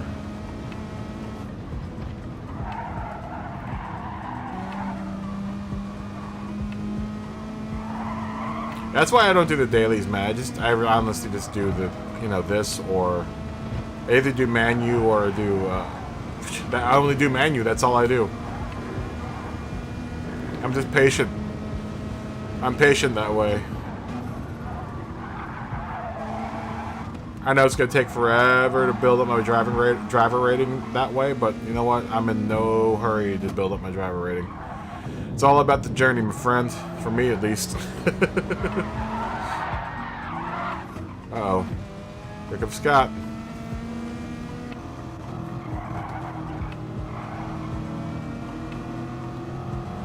TMKR feels the Brit on his back bumper.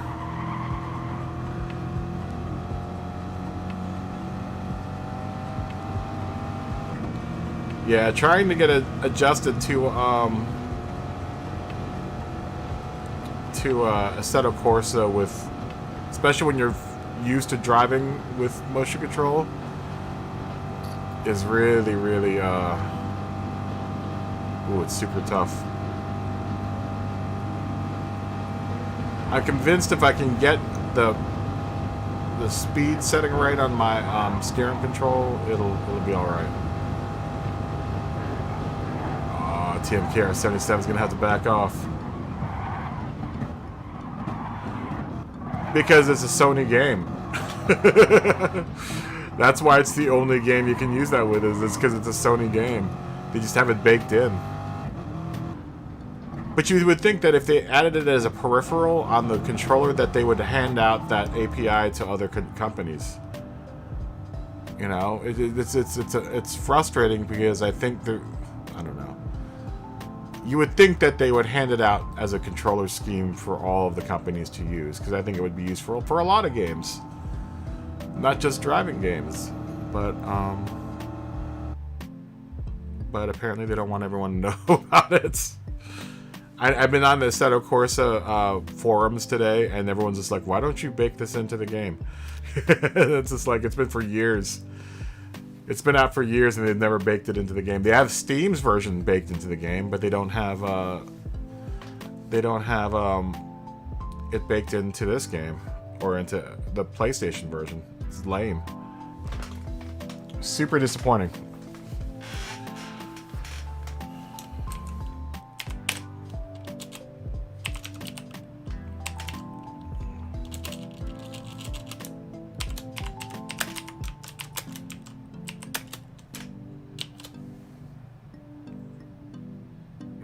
Quick math. I will say 55.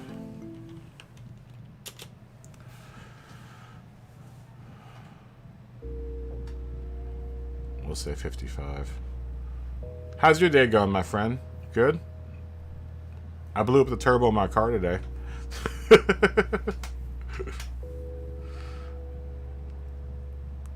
Nah, it's a faulty turbo. Luckily, it's covered under warranty. Luckily. Look how small the lobby is. Normally the lobby is like packed right now. Like, I don't think anyone's coming in.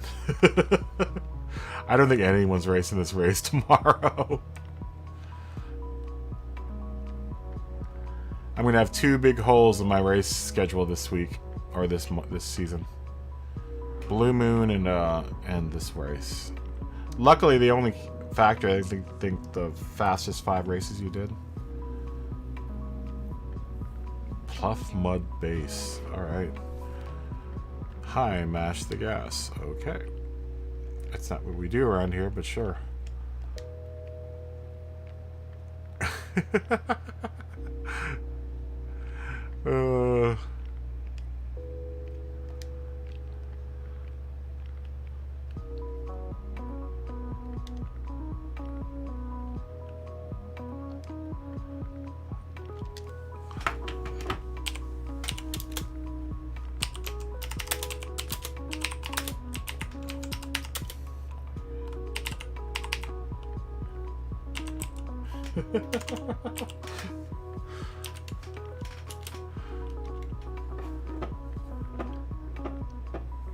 That's your new name. That's your new name, Scott. Passing the grass.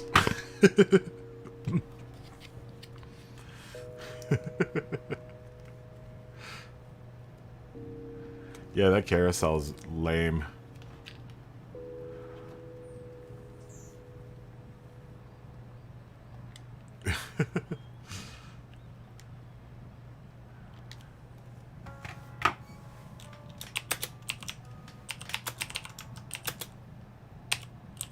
I hate the mini carousel. The mini carousel is the one that probably pisses me off the most.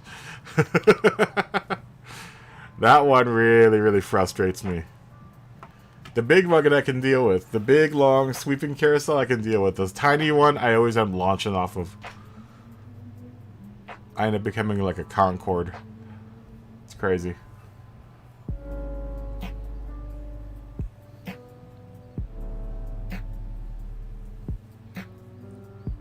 I really, really do hate that little tiny carousel. I want to learn this track so bad. I don't know. I'm just not into it this week. I've had a busy, busy week. Plus with ACC and buying ACC and learning ACC, I'm concentrating on one game right now, and I feel bad that I'm a Gran Turismo channel that's cheating on with another game. Let's go wide. Let's go Rochester. Watch Josh go around. Josh is going to warm up his tires. Oops, wrong button.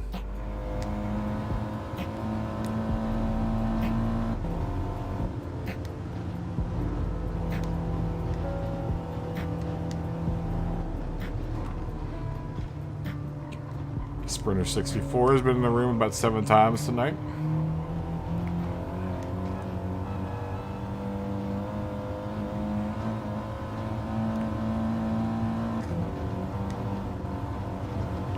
You gonna come in and do some practice there, Podium?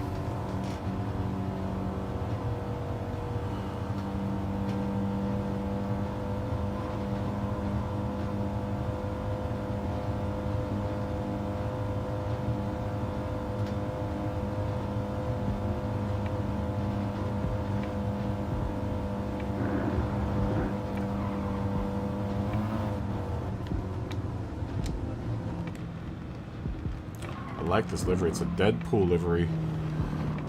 Looks like it's a full-on Marvel livery of some sort. I want to see it up close. I see Deadpool in a few places. I wish I could read the yield signs. What else does he have on there? Transformers. Lots of sponsors. What else has he got on that car? What's on the roof? What is that on the roof? I can't see it. It's funny, I'm like looking up, like if I stand up, I'll see better. It's like when I notice this too about when I talk on the microphone here. If I'm talking and driving and I'm talking to someone in the chat, I'll talk to them like they're far away. Like I'll immediately change my volume to much louder just so they can hear me over the engine. When that probably isn't necessary at all because, you know, nothing has changed about me positionally. Oh, I see.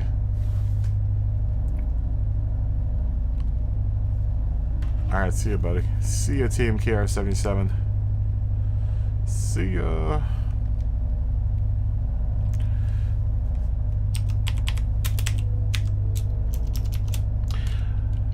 I think Jared might be hooking up his monitors. I haven't heard from him in a while. Would imagine that the UPS man came with a late Christmas present for himself.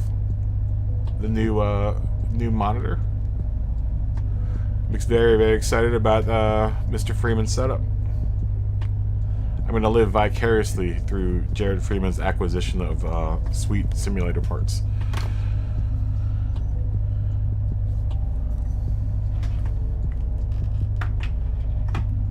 I can't wait to get something way better than what I've got here. I'm playing with a D-pad in a kitchen chair.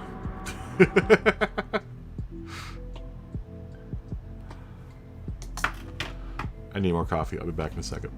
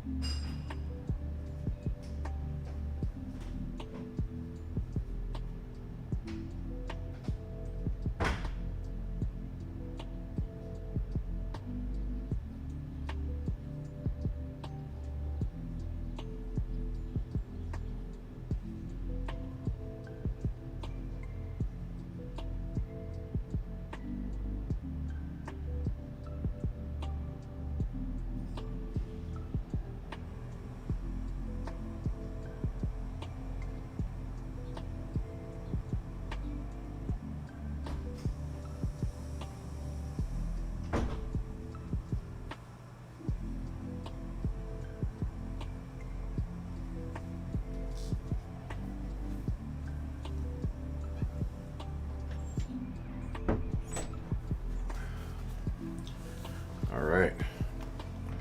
Did I miss anything? Does not look like I missed anything. Got my old cuppa. And I'm going to just sit here and wait till the next race elapses. When did I say the next race was?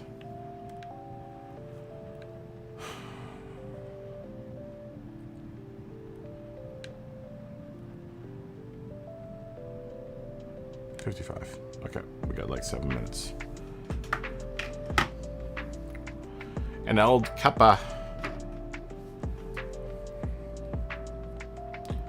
So tell me more about UK culture, Scott. You guys call cops rozzers. Why?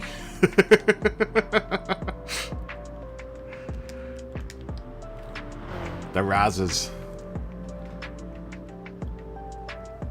There was that one Top Gear that, I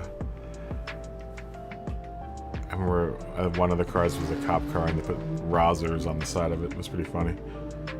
Had to be there.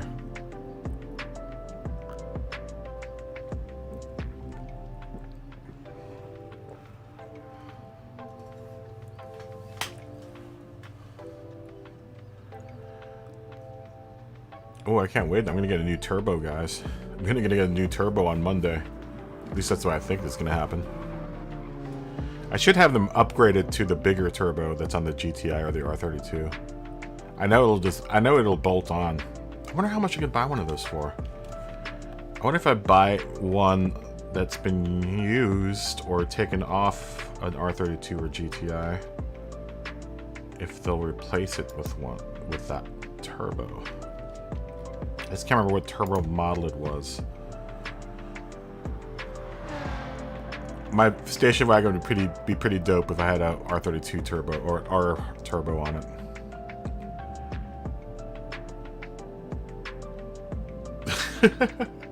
I like the rozzers though. I like the idea of the rozzers. I like the word.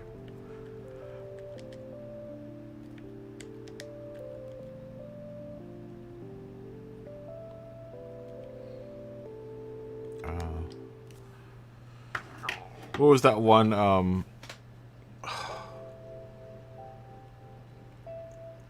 that one movie with, what's his name? About the cops that leaves London. Oh, God, and I've worked with him before. He's really, really nice dude. Oh, British cop movie.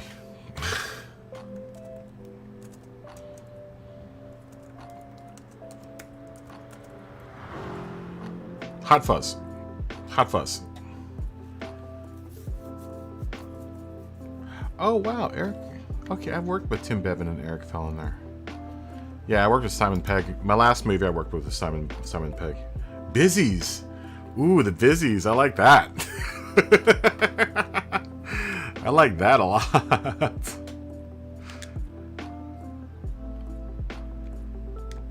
The Busies.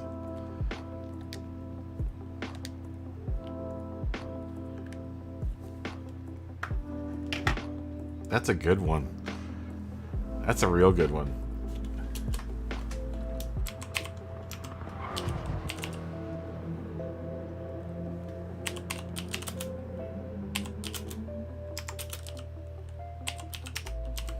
The Busies.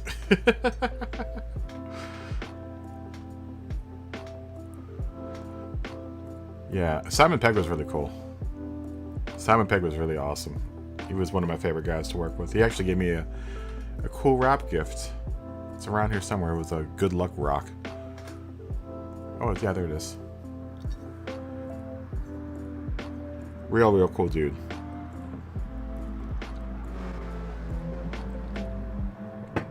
We would talk a lot of Star Trek because he was Scotty on Star Trek.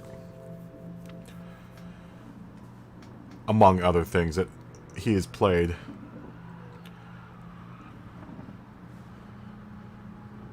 The Busies. Oh, that's good.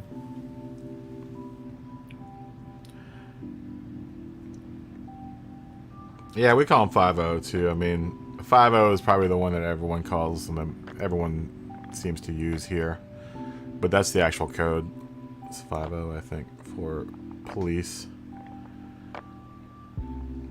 Alright, congratulations, Podium. Now you're back up to A+, yeah? That puts you back up to A+. Would you say 45,000 points is A+? Good for you, man. That is a tough achievement. I'm not even close to 47,000 driver rating points. Not even close. Oh, you need 3,000 more? Still, that's way closer than where I'm at right now. Way closer.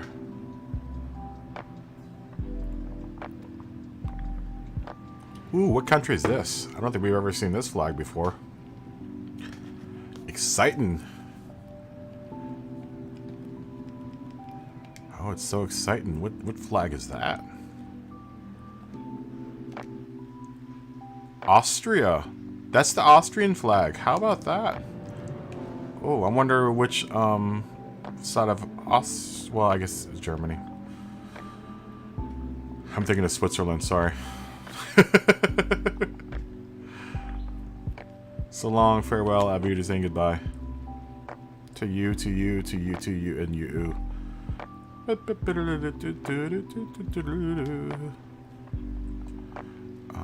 Wheaties, I don't think we've ever met before.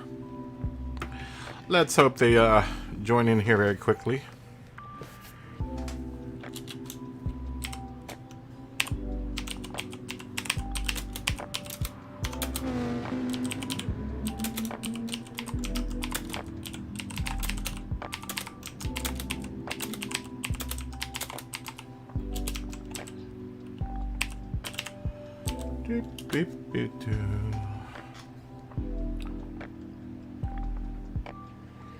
Evening, Gabna. That's my best Cockney accent. Mary Poppins. Alright, here we go. I just watched that a couple of weeks ago for Christmas. It's one of my Christmas movies. Old Mary Poppins. If you guys have anything to say about it, you can take it up. You can take it with me right now.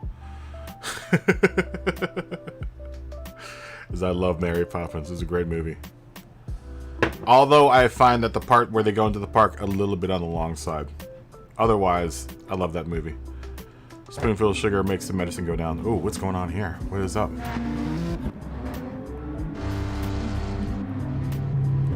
Uh-oh, are we gonna have a under... Ooh, we might have a under the track experience here pretty soon. Usually when I see this weird glitch, we end up driving underneath of the track. No, it looks like the glitch kind of... No, I don't know where Dova Kid is. I'm guessing they're in the pits. But it doesn't look... Oh, no, they're out driving. This is another weird glitch. Are we under the track? Where are we on the track? Oh, no, it looks like we're looking down on the track. It's weird. I can't hear the car or anything. I can see all the brake inputs and stuff. Weird. I swear, this track is cursed. This track is cursed.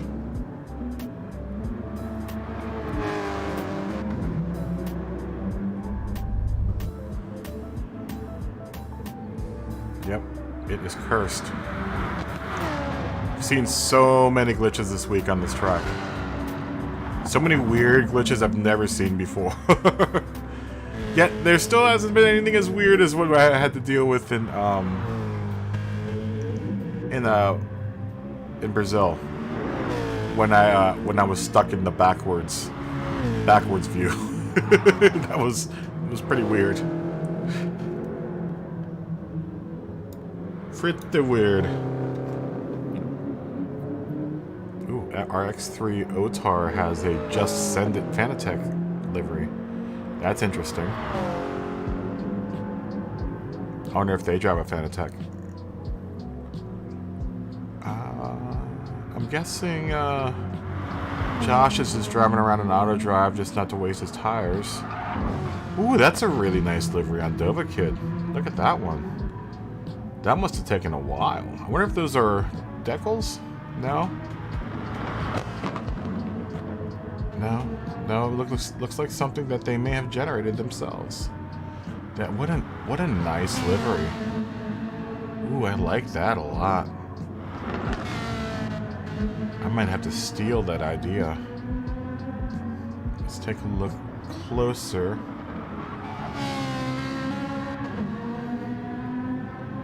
Yeah, that's pretty cool. It's like a 3-color design. I'm wondering if they've just blocked out the front and the back with red and black and then just used a white decal of some sort and made that design. That actually is a good idea. I should probably do that sometime. I am gonna steal that idea, my friend.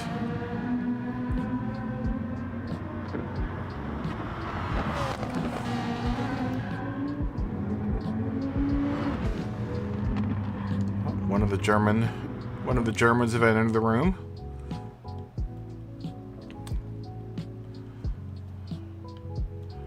Guten Morgen, my friend.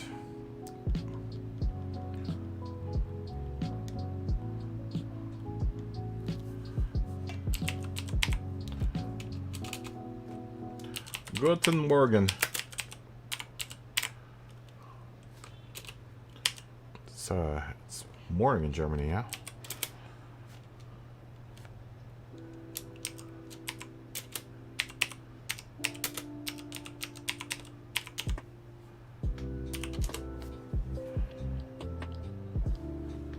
To a DMT delivery.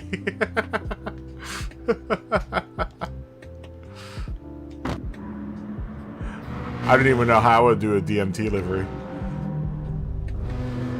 Time just stopping. How would I depict that in the livery?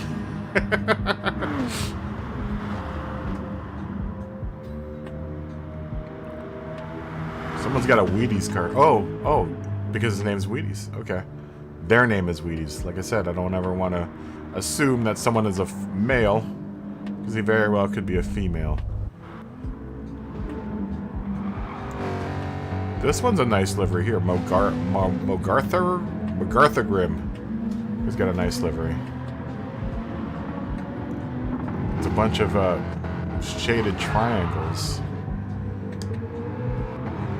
People like that triangle shape a lot. I'm starting to notice that people use that triangle shape a whole bunch. We need to make you a livery, Scott. I'm gonna make you a livery. I'm tired of your solid Corvettes. Well, you do have the tiger stripe Corvette, but all your other Corvettes are just solid. So I'm gonna make you a livery. I'm gonna take it upon myself to make you a livery for your car. Maybe I'll make your sponsor Ideal Boilers.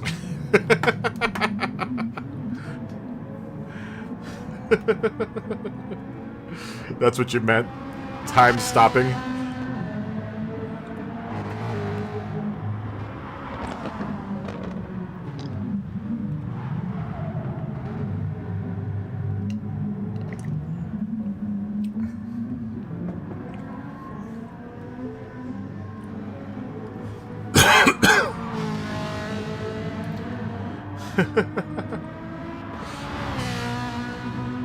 I'm gonna make you a livery, man. I'm gonna find something uniquely from the UK, and that's who your sponsor is gonna be. I wish you drove a Ford so I could give you a Cosworth livery. Or what I could try to do is steal that Texaco livery and try to make that, adapt that to your Corvette. Since you like that Texaco livery on that one Cosworth car. Was it, oh my god, what's the driver's name? From the video clip that you showed me, that you told me about, that I watched. That car.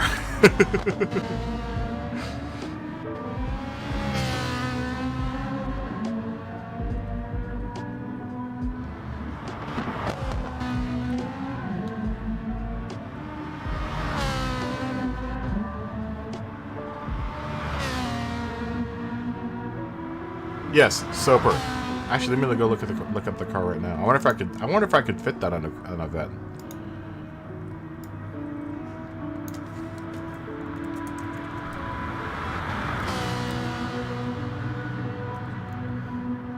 I bet you I could probably.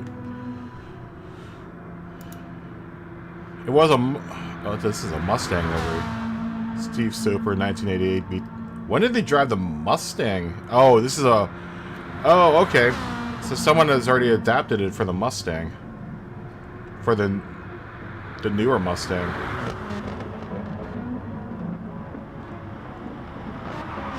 I wonder if this guy's in Europe.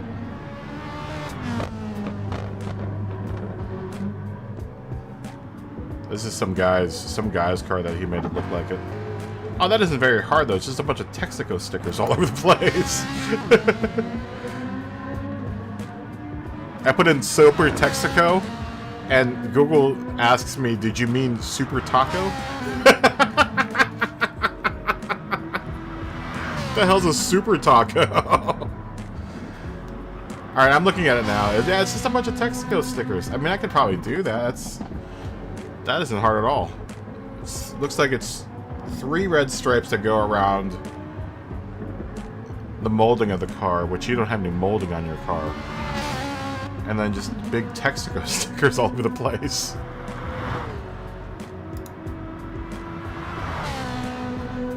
Yeah, that's what I'm looking at. I'm looking at the, I'm actually looking at the, yeah, the RS500 Texaco.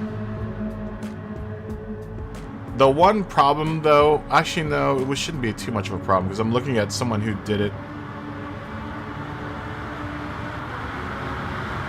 I guess this is another version of it.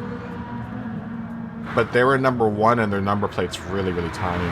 But I mean, or number 7, it looks like. I'm looking at number 1 and number 7. Oh, number 7 looks like it was Michael Stahl's car. Oh man, that would be very hard to do at all, actually. All you need is a Texaco decal. To text and the star and the T and 3 red stripes.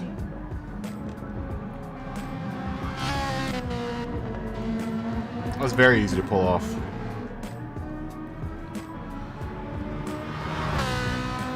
Oh, really? Yeah, that's a super easy... That's super easy to pull off. You could totally make that. That's... God. Yeah, that's really easy. Texaco on the roof, Texaco on the back spoiler.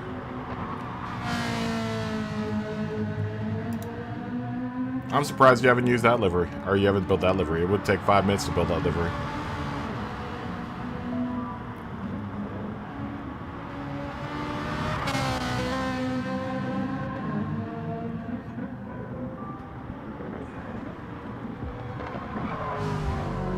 I really like Dova Kid's livery though. This is a really, really nice livery.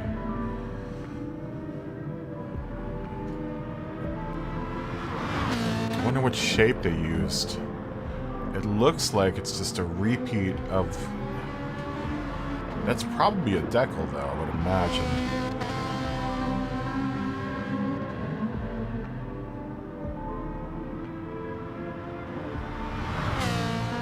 I wish I could just look at it static.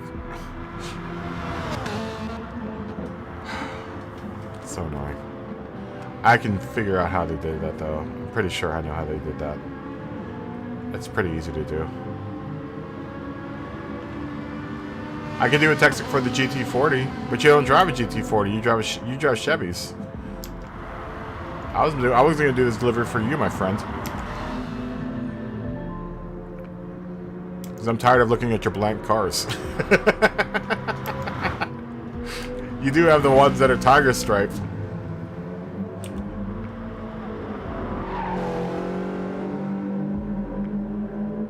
I like RX-3 Otars too. That's really cool. Though I've done something like that before.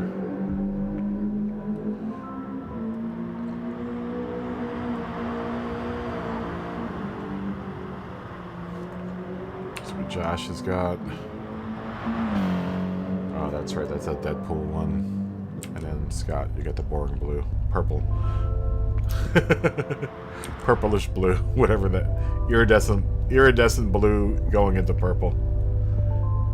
You haven't unlocked the mirror paint job yet, have you? I'm surprised you don't have a car that's mirror colored. Like chrome mirror. I guess that's a paint job that you have to unlock. I haven't unlocked it yet.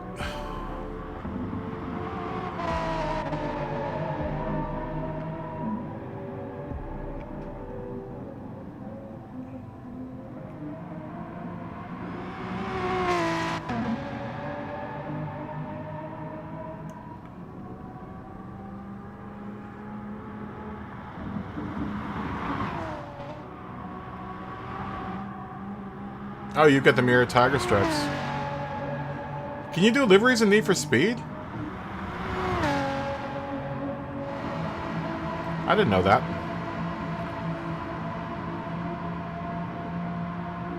Which Need for Speed was that? Need for Speed Underground or?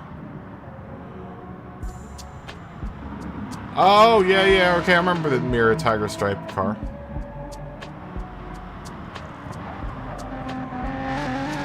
I remember that car. Now that you mention it.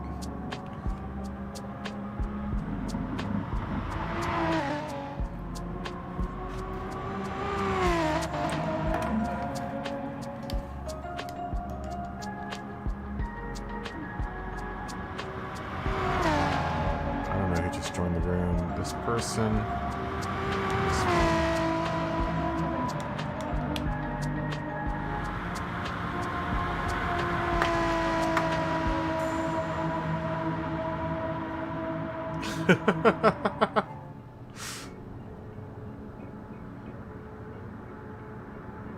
I had no idea that which Need for Speed was it that you could do liveries in. I don't remember which one that was. Was that Underground? That was my favorite Need for Speed, was Underground. I liked Underground a lot. Hot Pursuit wasn't bad. It just got a little boring after a while.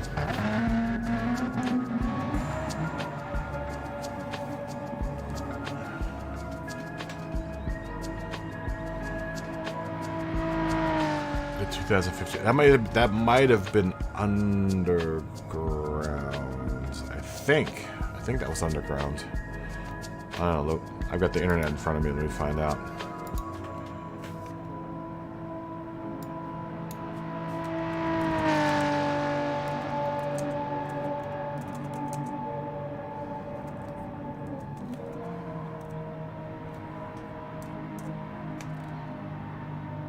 Oh, I guess it was just Need for Speed.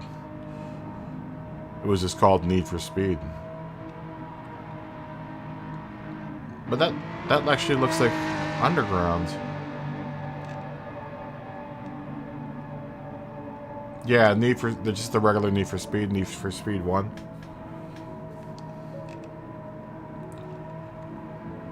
Oh, okay, I remember this game. I think I remember this one. I had this one.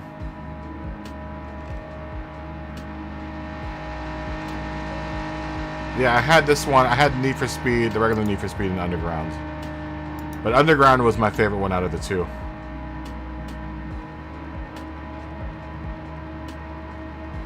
Yeah, Underground 2 was the best. Are you gonna stream Need for Speed Podium?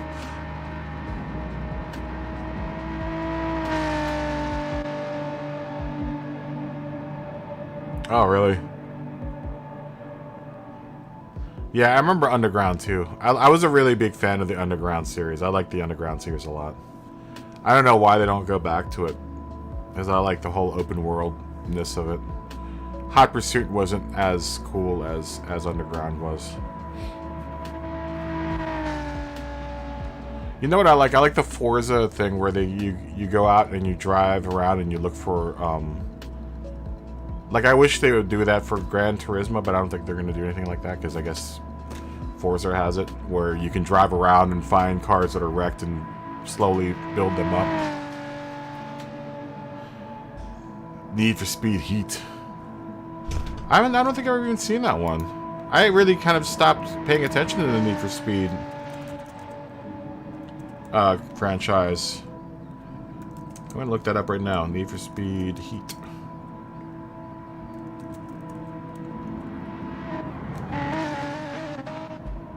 Oh, okay, I see it. Hey, got a 9 out of 10 from Steam.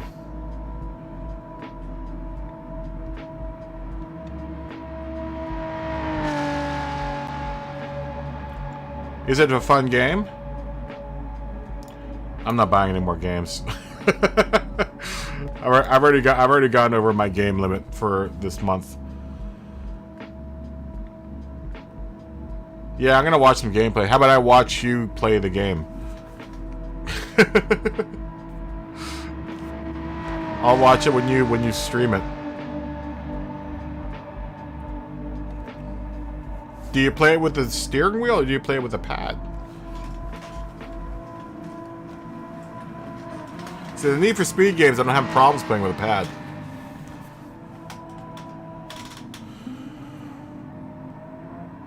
I can totally do the Need for Speed games with a pad. I mean, they're almost made for a pad. Assetto Corsa is a whole different story. Yeah, they don't. It's more of a pad type game, you know. Kind of like GTA, where GTA is more of a pad type game. Oh, it doesn't even support the wheel. That makes sense, man. That's kind of like an everyman's racing game. That's where it's like accessible for everyone. Whereas, this game isn't as accessible, but it's definitely kind of the means between Assetto Corsa and Need for Speed. Oh yeah, EA never listens. Both EA and Polyphony Digital never listen. Neither one of the companies listen.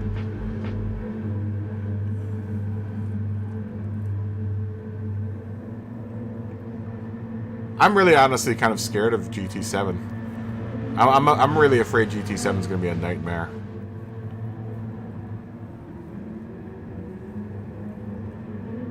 And I know I've said it once, I'll say it again. I wish they would just split the two games down the middle. GT Sport gets its own thing, and then GT7 does its own thing.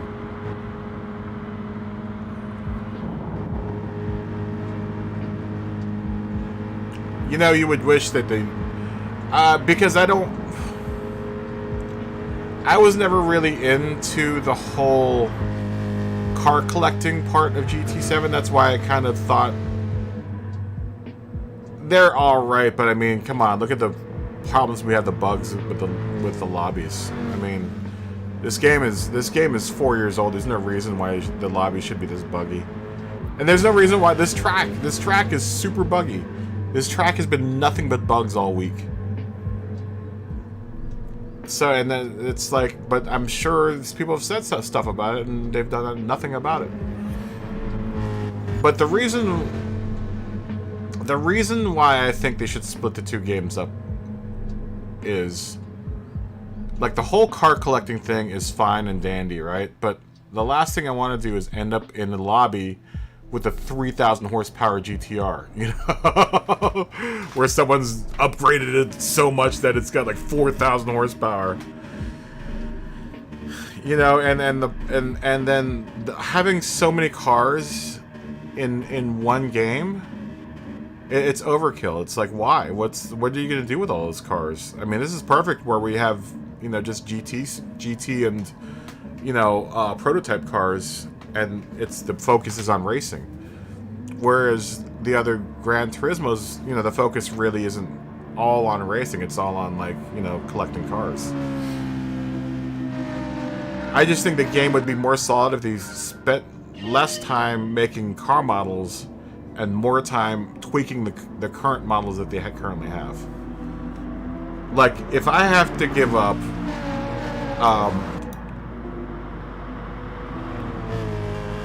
yeah, exactly. And, you know, all the cars tend to... At that point, when you've got 600 cars, they're all going to tend to feel the same, you know? Then none of them are going to have a distinct feeling to them. Whereas something, and I keep on saying Assetto Corsa, but like Assetto Corsa has a very set number of cars. Every one of the cars that I've driven so far feels different from, you know, each other. The sound is so much better.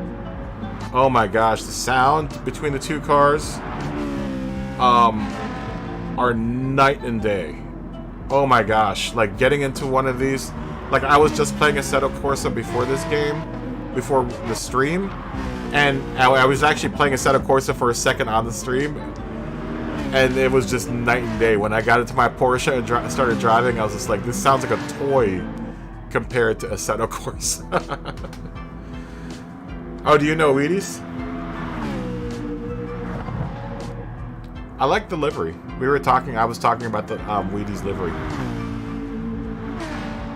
I like it. It's funny because you see the same people, because I watched your stream and Go Grady's stream. Whenever you all pop into lobbies, I'll see people that come into this lobby all the time. This is the first time I've seen Wheaties though before. But there are like a few people in Go Grady's. Oh, okay. Is Wheaties fast? This is the first time I've ever seen... This will be the first time we've seen is this the Citroen? Go fast. Oh, really? Interesting. We'll watch him then. Let's watch him from the inside. Or them. I don't know if Wheaties is a guy or girl, so... Don't want to assume anything. But, yeah, I just don't... I think GT Sport would be cool if they had a GT Sport 2 that was all just race cars. And then you could get GT7. GT7 can do whatever they want, you know? They have classic cars or whatever they want to put in there. And they can, you know, have those races and stuff that they normally do. Wow, 65,000. Wow. Let's see what Wheaties does for a lap. I don't think we've ever seen this, the old Citroen G4.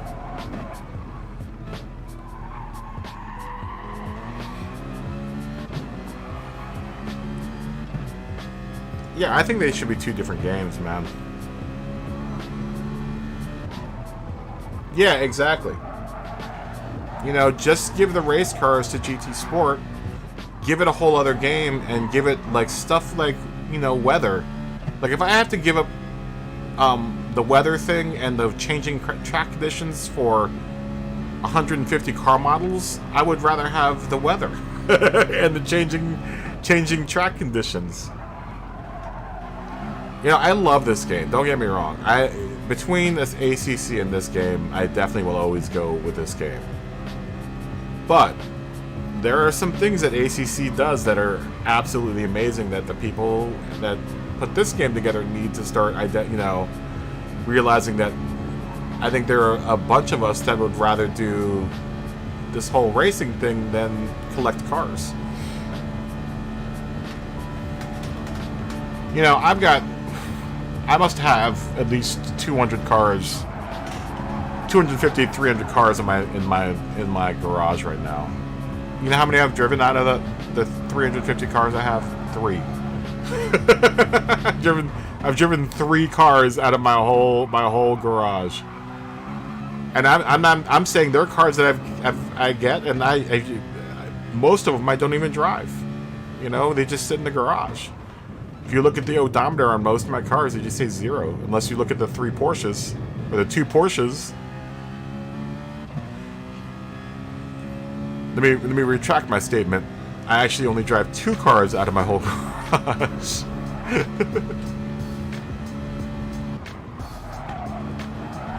You know, I think it's cool. You know, don't get me wrong. I was cool back in the day when I was like, oh, I own this car and I can actually drive it, you know, on a racetrack. That was cool. And I'm not going to say that it's bad. But now that I've gotten more into sim racing, I find the sim racing end far more enjoyable and interesting than the car collecting part. That's just me. That's just me, you know. I like the livery editing part, you know. I like making liveries, but you know, when it comes to like having a million cars, like I really don't care.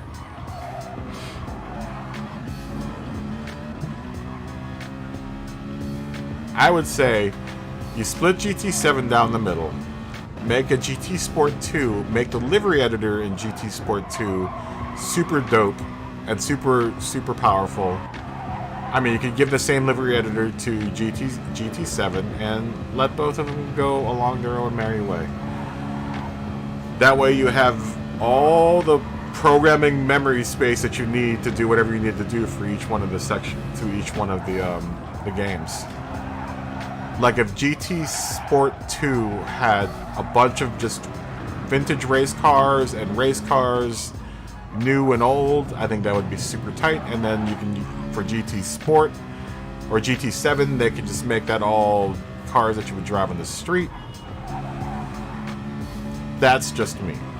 That way you can hone down, you know, you're not stuffing so much of something into one game. You never want a Swiss Army game, because then it just becomes pretty okay at everything. It's never amazing at one thing, right? And I think that's what the problem I had with, like, I think it was GT3 was the last Gran Turismo I had played before this game.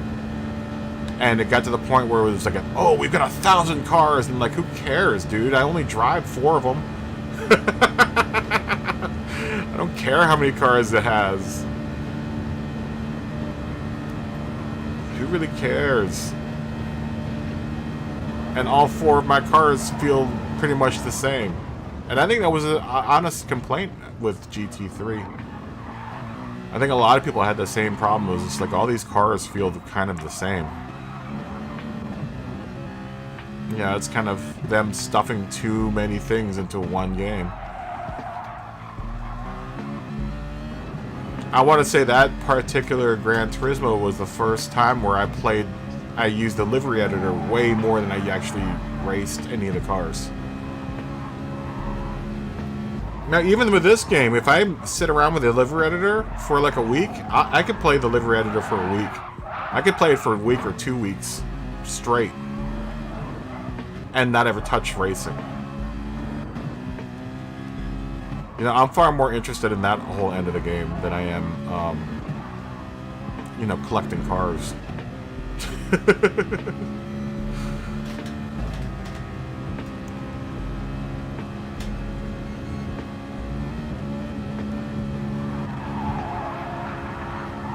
But once again, that's just me. I know other people probably feel differently about it, but, you know, that's just how I feel about it. I'm far more interested in, like, having real weather, real, you know, time of day, passage of time and day.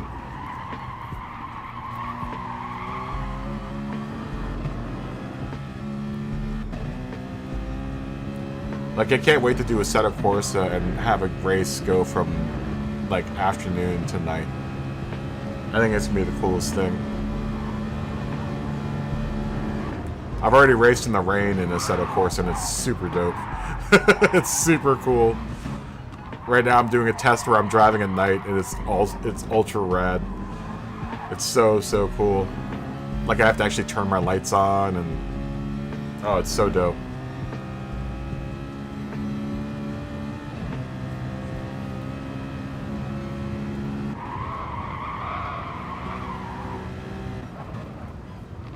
I saw a young man Kleb come in the room.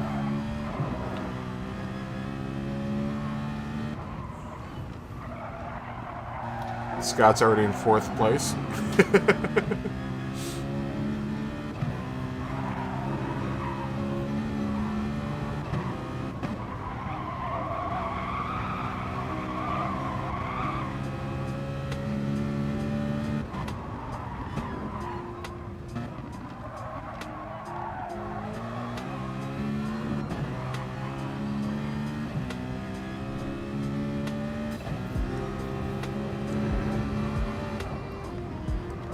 God, wouldn't that be a great announcement that they would split the two? That would be really cool.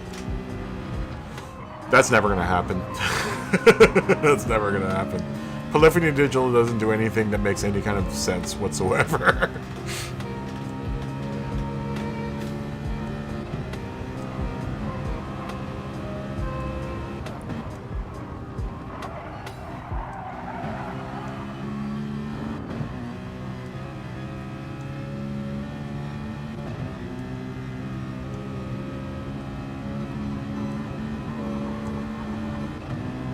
You know, and the big draw for me for this game is the whole FIA series thing.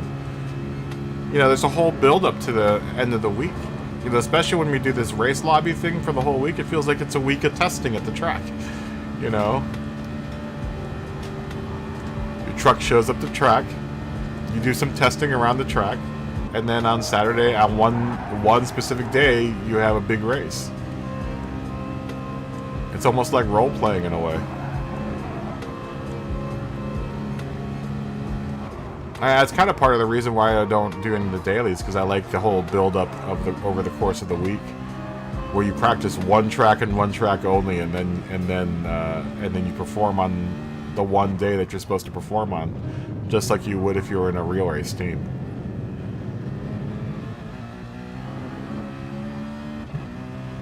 You know, you wouldn't do this many races over the course of the week, but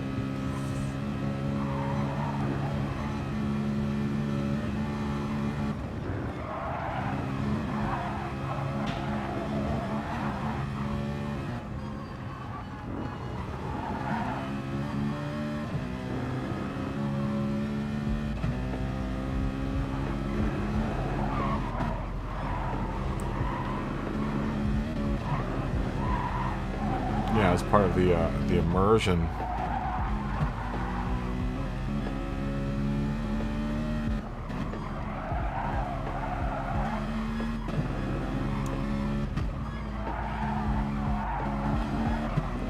You know, the 15 minutes between races is like paddock time, where you're sitting around in the paddock talking to everyone else, talking to the other racers in the paddock.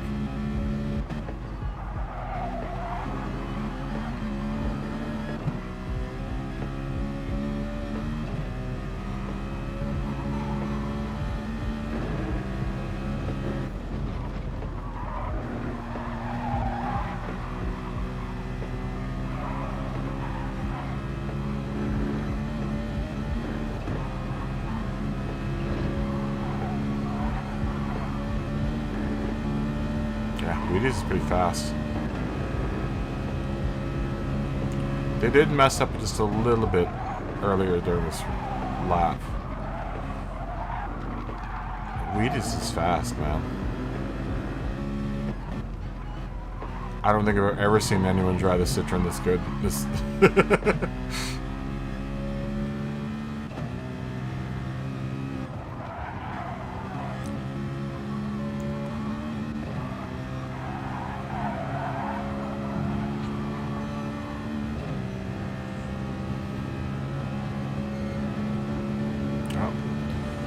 Hotel's in the room.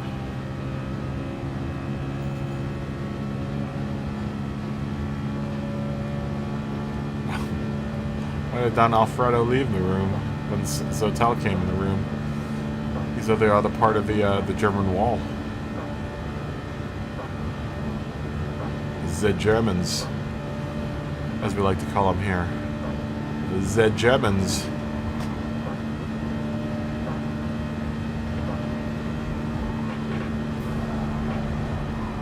There he goes. He says Mozambique Power United, but he's got an Italian name but than a German flag. 7:10. Elapsed time like 15. What's that? Like 15:03, 15:08, 15:09. It's about 15:09. Right?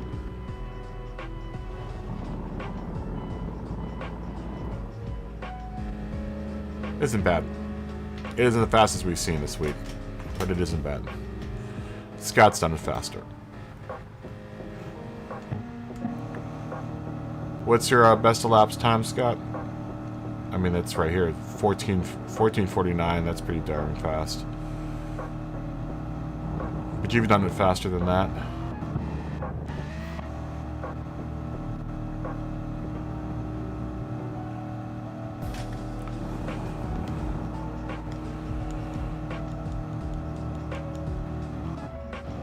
$14.40. That's what I thought.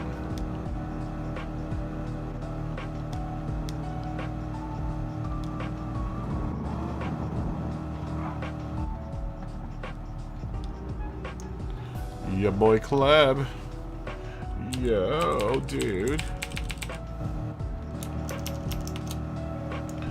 Elapsed time was like 15 something. It wasn't very fast. Scott beat him out on elapsed time. It's 14:49. He was like 15 something. Why does it say 14:41? Oh, maybe my thing was wrong. It says 14:41, but I don't think he was that fast. Or my game was wrong.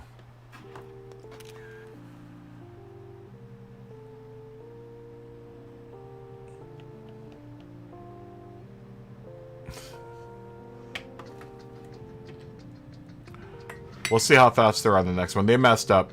Wheaties messed up pretty badly at one point. Did Wheaties just leave? No.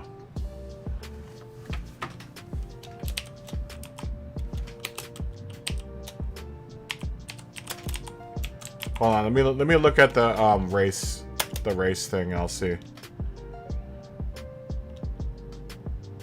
Did you just get the fastest lap in that race, Scott? It's 5, it's 40, it's 50.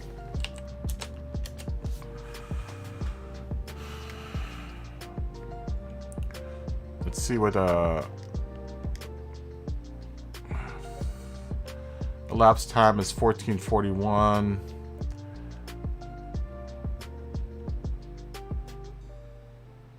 Yeah, Scott put in the best lap at 7:09, but you've done it faster than that, dude.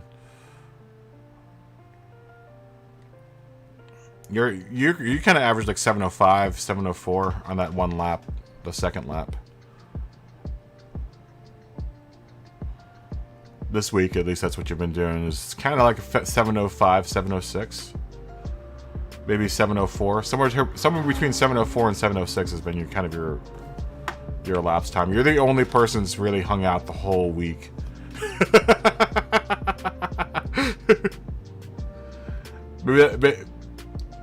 Yeah, maybe. I think you might be the only driver that's hung out the whole week out of everyone that usually is out here. Maybe that's why you've made so many damn thumbnails. Mark's been out a lot though. Yahaha, he's been here a while. He's been out a lot. But you're the only one that's done it from open to close.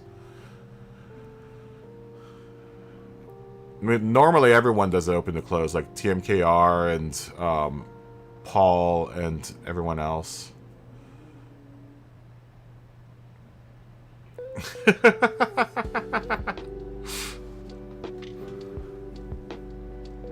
I know Kleb would probably be on here all the time, but Kleb's got school. He's got to worry about school and stuff, and I won't allow him to, unless he's got his homework done and stuff. He can't come on track. I'm trying to be a good influence on the young ones. You there, Kleb? No, he's not there. Dang you, Kleb. Most people like smashing the ring. Oh, why did Zotel leave the room? Oh, time to change batteries. I learned something today. If you hold the PlayStation button for 10 seconds, it'll shut. It's supposed to shut down the power to. There you go. How about that? I didn't know that until now. If you ever want to just shut off your controller. Nope. No UDIs yet. They popped in last night, Club. Remember? They popped in a couple times last night. I think they were trying to. To mob the lobby, but I would have kicked every single one of them out.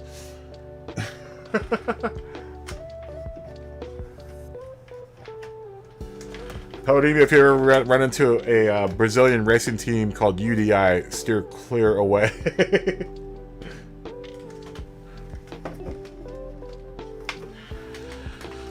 They are dirty, dirty, dirty, dirty drivers.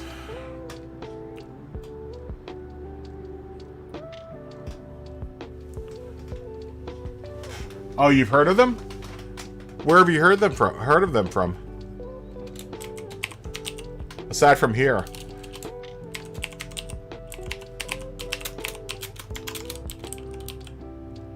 It was funny. They all mobbed my room for like 2 nights. People kept on complaining about them. So the second night when they came in, they started bouncing people all around, and I finally. It was funny because they all friended me and they also subbed to the channel. And then I've got some cool Brazilians in here that come in and drive. So I'm not gonna say that. I say this: Brazilians drive with lots of passion. I'm just gonna say that right now. That's my easiest way to say it without sounding offensive. They drive with lots of passion. No, I've got some really, really clean Brazilian drivers. Most of the Brazilian drivers that come in here are pretty clean. But these guys came in. They friended me through the PlayStation Network. Then they followed the channel, and then that night I ended up having to boot them out, and then I sat there and berated them on the channel for like a good half hour. You would have not liked the language that I was saying on that night, because I was super mad, man. They were knocking dudes around all over the place. Ooh, start me kittens fast. Yeah, I had to. It was funny. It was earlier this week. I think it was Monday or something. It might have been. Was it Monday or Tuesday when I kicked them all out? Because they were beating up, especially one of my regulars, TMKR77, who's really fast. He's an actual. The guy actually races cars, right? He's actually a car racer, a race car driver, and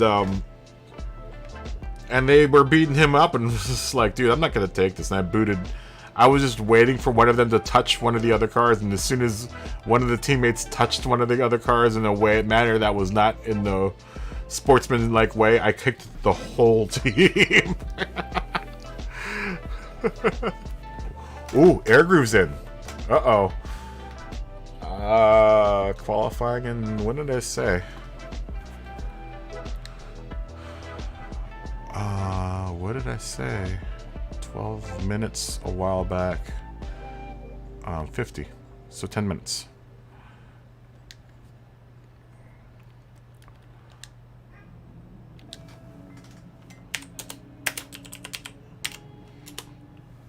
Yeah, I had to yell at all of them. I love Air Groove. Air Groove is my favorite. Air Groove has been with me for a while now. And he only speaks to me. They only speak to me in Japanese. I don't understand what they're saying, but like I said, I can only imagine that it's good stuff. Air Groove is super fast, though. Super fast. But this track has seemed to have been it's like the great equalizer, because I've seen people that are usually pretty fast be slow on this track. It's the great equalizer.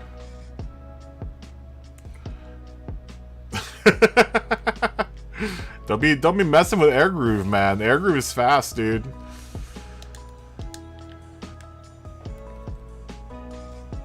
Afro Power is, I want to say that's I looked at it last night. I think it's no, it's not Cuban. It's Panamanian. Panama. Ho, ho, ho, ho, ho.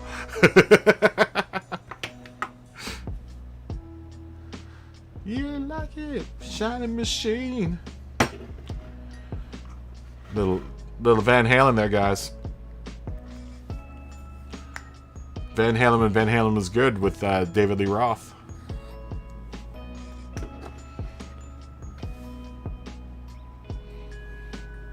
I truly am an international. This is an international ring of racers, my friend. That's why this lobby can get real glitchy sometimes, because we have so many people from different countries in here. It's usually the South American countries. I've said this once, I'll say it again. Usually, the more South American flags I get in here, the worse the lobby gets as far as bug is concerned. I just don't think the servers talk to each other right.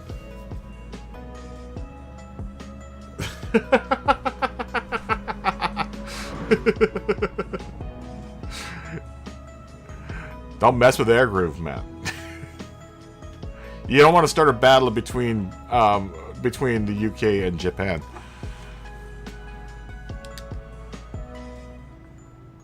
Just beat up on the Germans. Mad Knight Mopar. Your focus determines your reality. Okay. Yeah, I can kind of agree with that. Your focus determines your reality. Yeah. Yeah, it's pretty straightforward there. Don't you even start, Scott. You're fast around most tracks, dude. Mister, I'm going to start from the rear. You're branching out to hit Japan?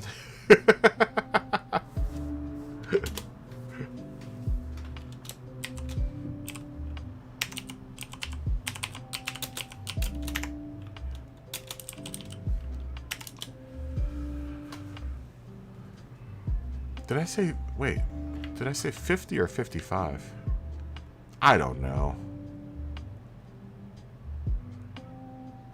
Oh, 50. Okay, that's what I thought. You're branching out.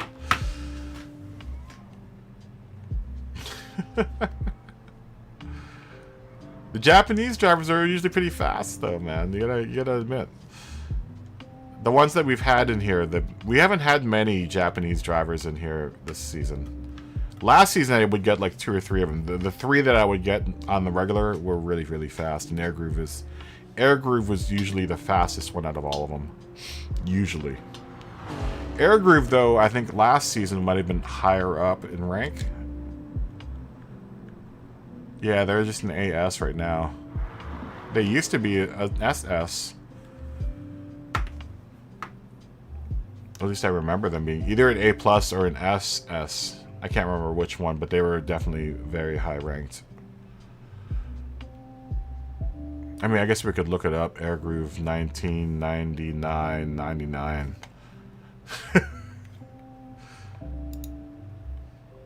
I don't feel like Kudo's priming right now.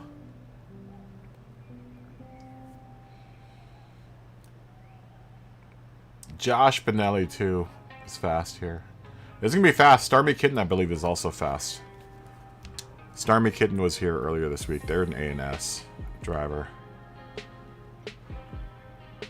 We already know Don Alfredo's fast. Carper 300 can be very fast.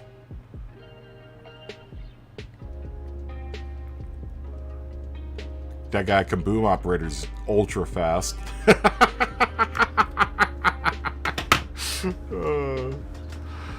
Nope, super slow.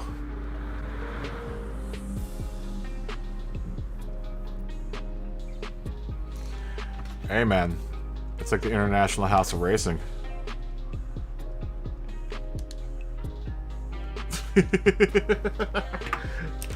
You better watch out, Club. I'm gonna put you into the wall in the Assetto Corsa.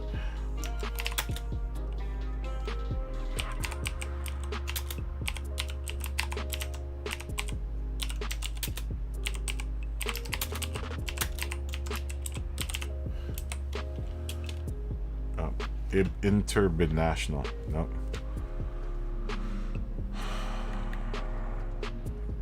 I'm gonna put you into the wall, my friend. Why am I missing the O? International.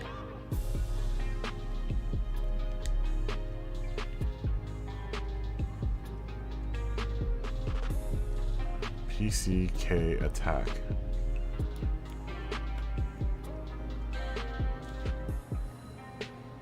I am the final boss. I am the final boss. You better get the your hit points up, buddy. I might throw out one of those big attacks on you. It's funny that you say that because I'm playing Final Fantasy VII Remix, or the remake right now. So Assetto Corsa is taking up that time this week, and my time driving around in my truck, which I'm kind of mad about because I haven't been able to truck drive in a while because I'm now playing Assetto Corsa. I am the final boss though. That's funny. Ooh, look at this. Starmy Kitten's got a really nice livery. Ooh, that's dope. Yeah, that's what I'm talking about. Hey, Scott, this is your DMT livery, buddy. Wow, that is dope. Ooh, I like that a lot. Ooh, that's sweet. I'm trying to figure out how they did that. That's really cool.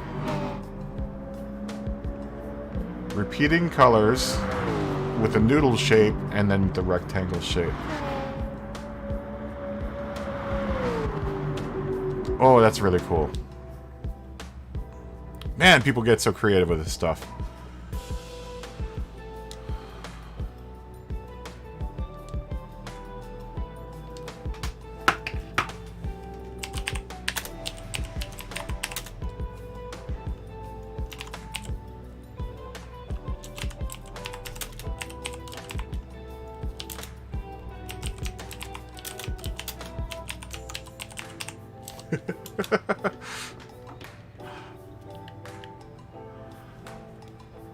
Alright, qualifying.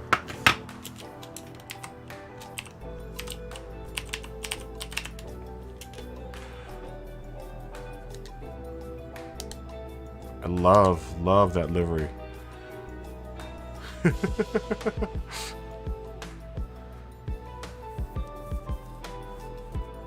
Yeah, wait till you see the ultra powerful hit point move I'm gonna throw on you, Scott, at the end of this. Tonight, the last race.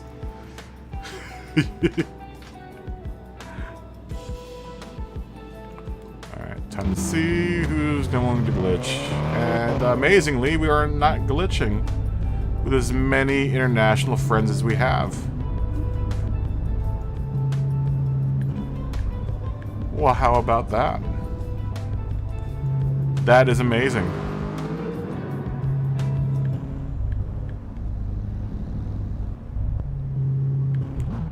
I also appreciate Star Kitten's name. It's a really cool Starmy Kitten.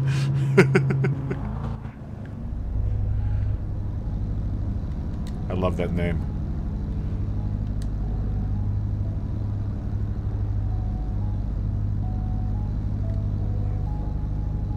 Let's just trip out on their car. That's a really cool livery. That's dope. So the pattern is, it's like a light green to an orange to a white to a deeper orange to a dark blue to a black. And they just repeated it over and over again. Looks like the noodle piece from the front to the back, and the rest of it looks like it's just rectangles. I can appreciate that. That's a lot of you just got Brazilians. Hey man, this is a family channel. I don't want to know what you're doing with your Brazilian. You keep that part of your life out of my chat, my friends.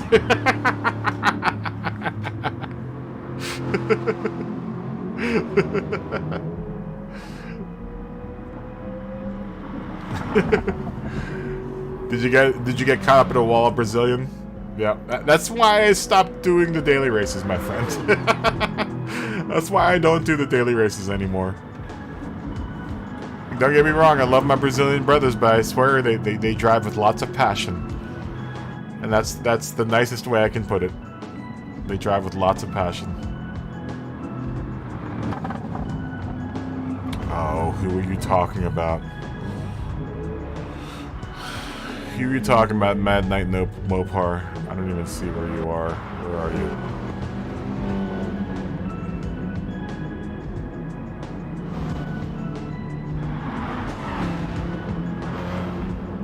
Are you talking about Carper 300? Better not be talking about Carper 300. Ooh, Carper 300's got a really nice livery. What is that? What is that? Oh, it's a fish. It's a fish. That's really cool. That's a really cool livery too. It's 3-color. Black, orange, and red. And 4-color, yellow. I'm trying to figure out what those shapes are in the stripes. That's a really nice livery. I bet you that's a decal though. It's a bunch of decals. Unless they made them themselves. I wish I had Photoshop, because I could probably make a lot of these decals myself in Photoshop. I already make some of them myself, like my logo I did in another program other than Photoshop. But my logo is pretty much just typography.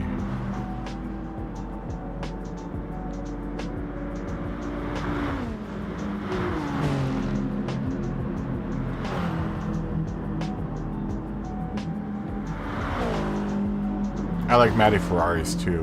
Really, it's a really nicely done livery for something that isn't so trippy.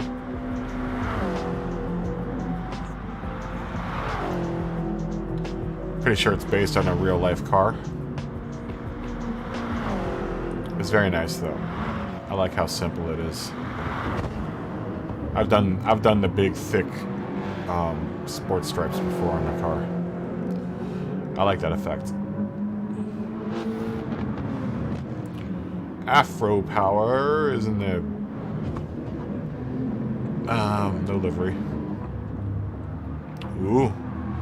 PCK Attack has a Dr. Pepper livery on their vet.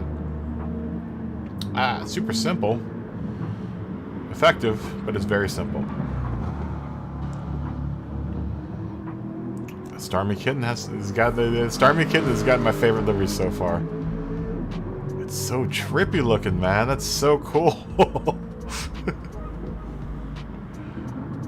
That must be a lot of decals right there. I wonder how many they used for it. There's got to be all of the decals on, because you're only allowed 300 on your body.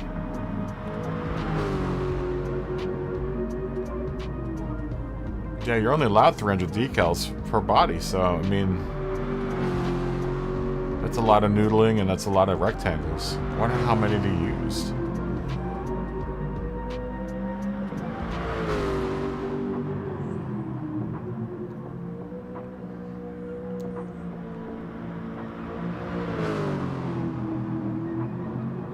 I feel like a cat. I'm just like watching this car going on the screen.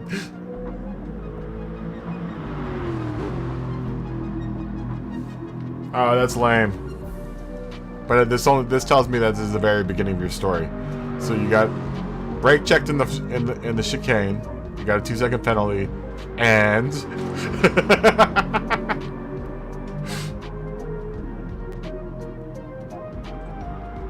that's why you don't do the daily races, Podium.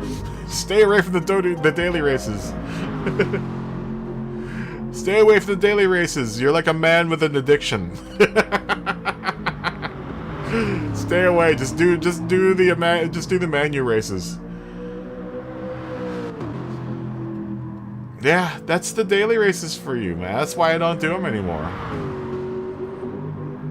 That's why I just bought other games. I was like, that's why and I like the idea that I don't do the daily races gives me an opportunity to play other games. You know, and it allows me to focus on the one thing that I do like doing in this game, which is like livery editing and doing the manufacturer series.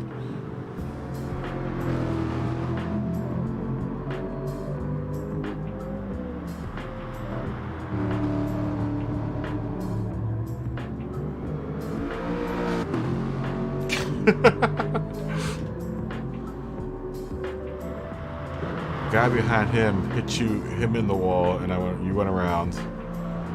He got a 3-second penalty.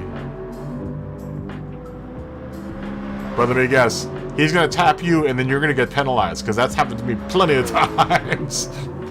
That happened to me on the last race. Someone hit me, and I was just like, how did I get penalized?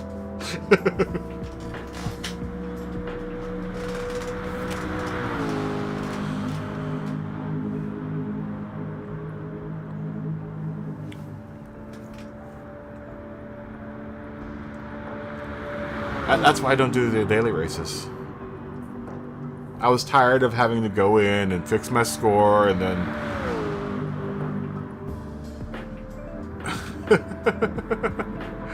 You're a man with an addiction, Podium. You know this is a never-ending cycle, though. You're going to go into race C. You're going to do one race and then fix your DR, and then someone in the second race is going to destroy your DR. It's going to be a never-ending cycle of you going back trying to fix your DR.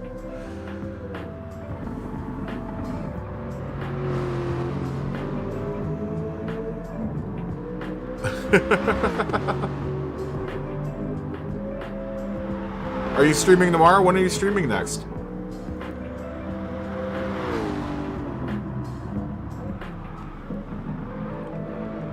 I want to be able to catch one of your streams at some time. I'd like to catch someone else's stream at some point, you know? It just makes it tough because where I've stuck the stream time is between 3 and 7, so...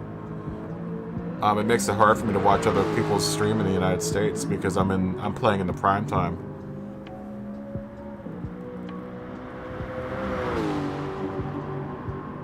Oh, is race C that long?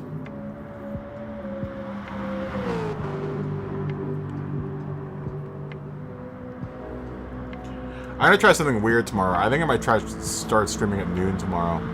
Apparently, YouTube wants to tell me that a lot of my audience is tuned in at noon, but I know exactly why they're tuned in at noon.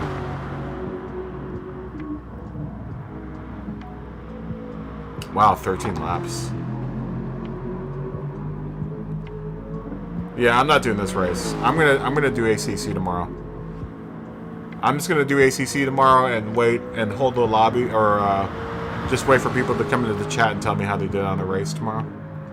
I'm more interested in seeing how everyone else did in the race tomorrow than me actually personally racing it.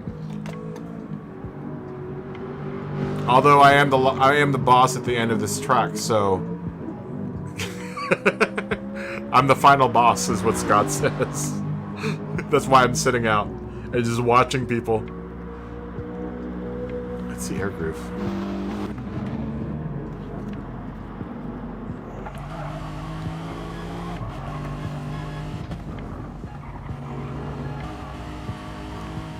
Yeah, I'm gonna try to do an early stream. Apparently on Saturdays, YouTube wants to say that my prime audience is between 12 and 6. I'm going to try something crazy and do a stream from 12 to 6 or 7. And see when I catch more views. But I know why it's from that point to that point, because that's when the FIAs happen on Saturdays, or Nations happens on Saturdays. So they're basing it off of, probably the algorithm is probably basing it off of everyone that's watching Key, Tijni, and PX Cam and all the bigger dudes. That's why they're saying that it's probably better for me to stream during then, which seems insane. Like, why would I want to stream at the same time that all the other bigger streamers are streaming at?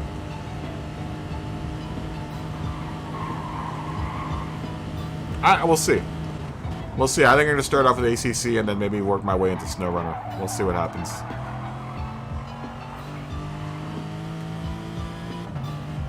I know by that point, Scott, you will have run your race. Depending on which race you do. I think Paul will have run his race by then. So I'd be able to check up on at least you guys and see how you guys did for your races.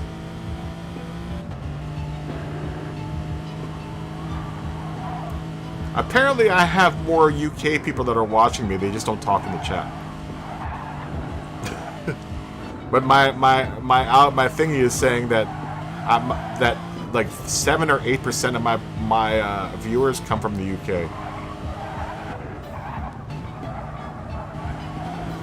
So I don't know where that's coming from. Apparently only 35% of my audience is from the United States. You'll save the replay of you starting from the back. Do that and we'll watch it. We'll watch it. You have to remember to save your replay. I'm going to tell Paul that so we can watch something that's Gran Turismo related tomorrow. What race are you doing tomorrow, Scott? Oh my gosh, your controller, I swear.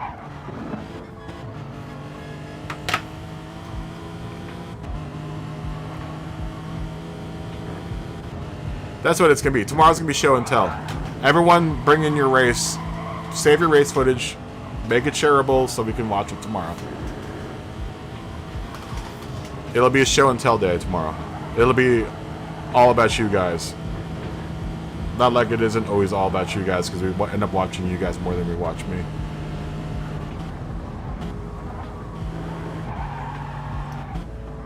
That goes for you, Club, if you're still listening. Everyone that's racing tomorrow, save your race. And we'll watch them tomorrow, like a big group.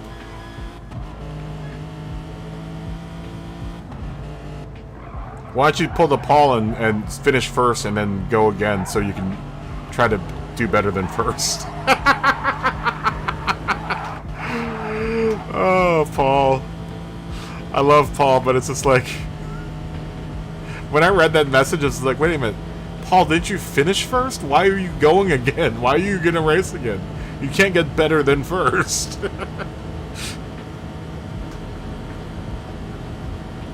I want to see you go from last to first, Scott. You know what? You're gonna get extra points if you do go from last to first, and you also have a pass in the grass. So you can live up to your name, pass in the grass. Pass in the grass, Fitty.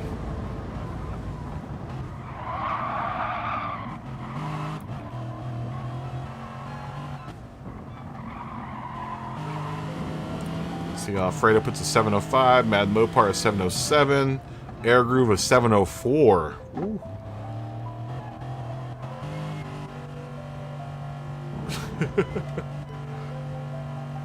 I want to see tomorrow's race, though. That's what Matty Ferrari does. Oh, Matty Ferrari will be very fast. 716. Matty Ferrari can be fast, though. Matty Ferrari's been fast before.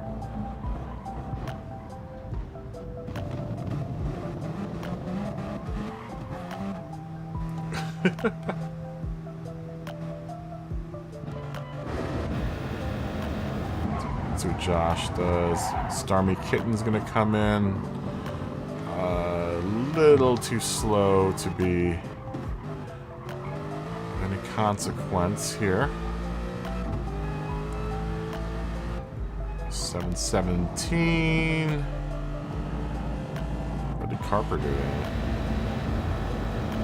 Josh Benelli still steaming here toward the finish line.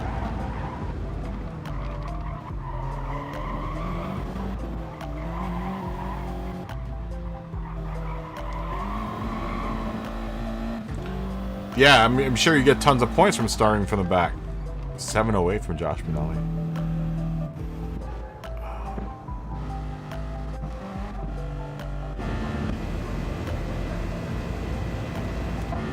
Let's see what Wheaties does. 648, 649, 50. Yeah, you probably get tons of points, especially in your lobby. If you start from the back and you make all those passes. Though you do have to kind of pay attention to your number on your door, or whatever your placement is in the 708.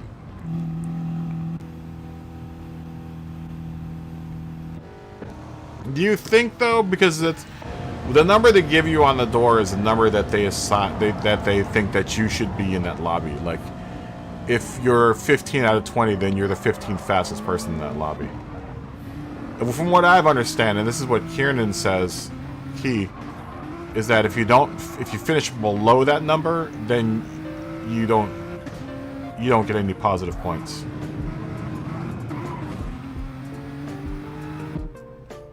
I found out last week that it doesn't matter if you qualify last and you have like a 15 on your door, that doesn't matter. But you have to definitely finish above 15th in order to stay into positive. I found that out last week. That's kind of what I was testing. I did that the first race. I think I qualified like lower than my door number was, but I don't think it changed my driver rating. But I definitely had to finish above what my door number was in order to make positive points. Because I did go up in points that first race, and then the second race when I won, when I came in first place, then I got the real boost off of that. And I think I was number 7 in that lobby. I was 7 in that lobby, qualified first, and finished first. And then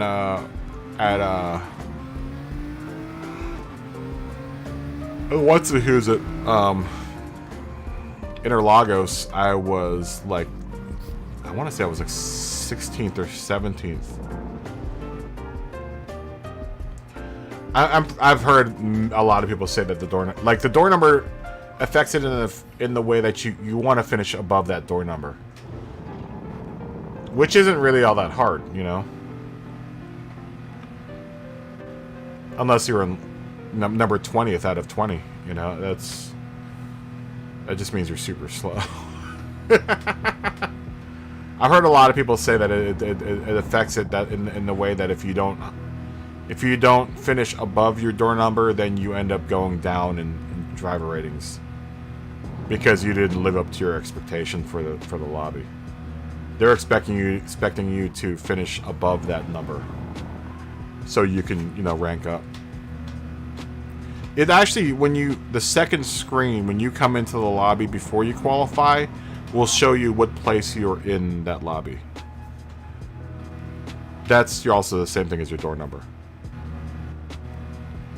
I was looking at that at the replay. Is that when you actually enter into the room before qualifying, and it'll show all the names. whatever number you're at there is where you're placed in that lobby as far as like point placement.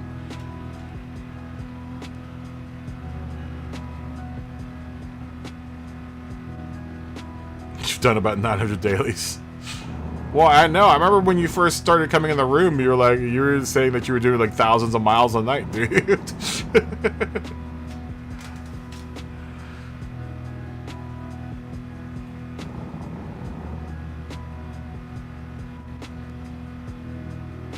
I hope this isn't the last season they're going to be able to do this.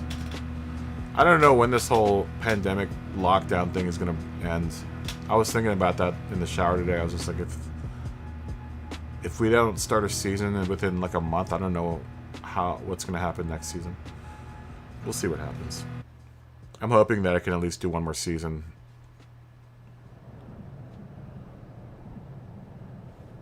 Yeah.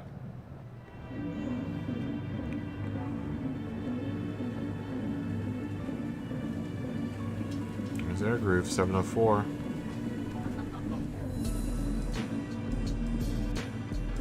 I wonder if it does the same thing for the members list. I don't think it does, though. Let me see if it does. Oh, I can't look at the members list while the race is going on. Actually, I might be able to look at it after the race has started. It's just not letting me do anything until the race has started, I don't think.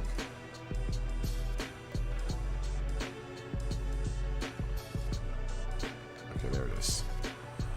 I don't think it does the same. Oh, no, it does. Interesting.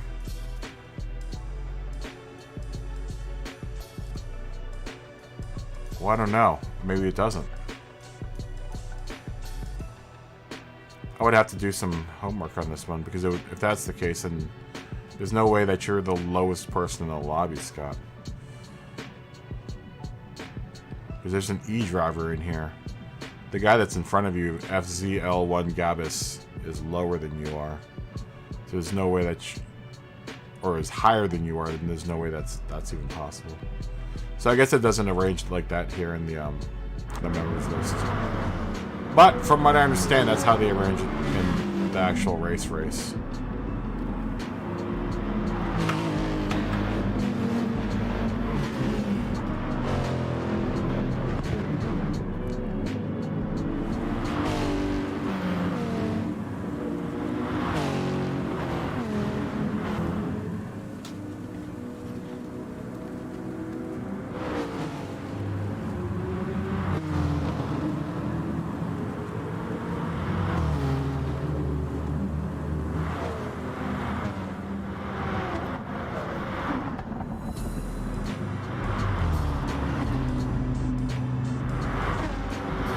Ooh, Stormy Kitten.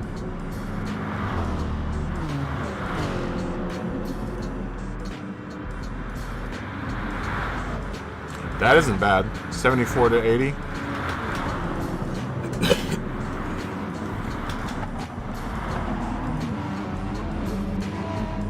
That isn't bad at all. You better stop while you're ahead, my friend. You do it. Yeah, you have to do it 3 more times. That's gonna be tough, man. Without losing any points. I wish you the best of luck. You're now throwing fate into the air here. You're tempting fate. I admire your spirit, my friend. You have a much hardier spirit than I do. I would have been broken by now. Yo, what's up, Mark? How you doing, my friend? You're missing an L there in the hello.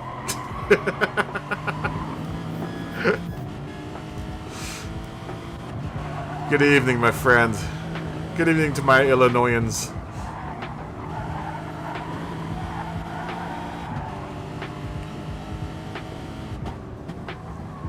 I want to see you hit A+ tonight, podium.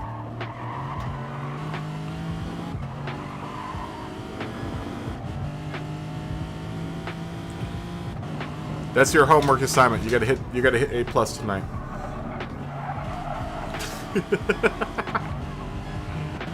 That's one heck of a homework assignment.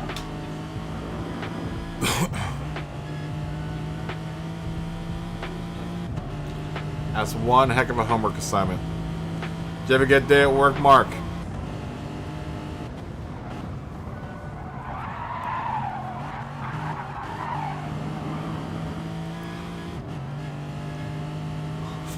I wonder if Jared got his monitor and speaker set up. I'm super excited for Jared's acquisitions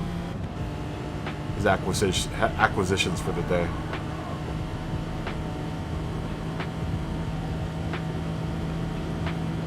I'm hoping he comes in at some point.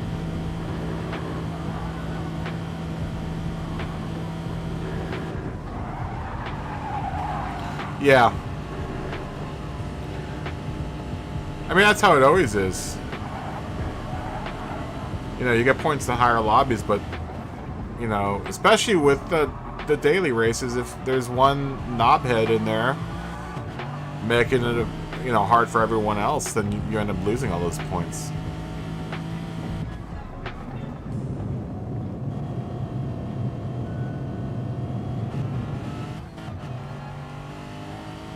You know, all it takes is one dude to spoil everyone's fun. That's pretty much with any race, though, at that point. Dude, the AI in this game are awful. It's another reason why I like Assetto Corsa, because the AI in that game is really, really smart. The AI in this game will just drive over you. They don't even recognize you as being a sentient being. You're just like a ghost to them, and they just drive over you. As I drive against the pro, quote-unquote, AI, and it's awful. Oh, it's so bad. It's like driving against, like I said, it's like you're a ghost to them. They don't even factor that you're in there. I've gotten bumped by AI more than I've gotten bumped by actual human drivers in this game. The AI is awful. So bad in this game. That's another reason why I'm hoping that GT7, like, because the AI is so bad, or has gotten so bad, you know, I'm afraid that a lot of the dudes that are fair weather racers are going to end up doing the FIAs because they've got no other place to race.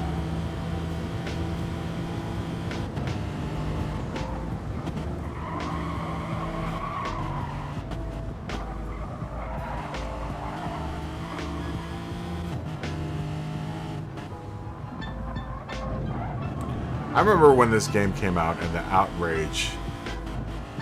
That first initial like year of outrage, like I can't believe that it's not a real Gran Turismo. I'm like, I think it's fantastic.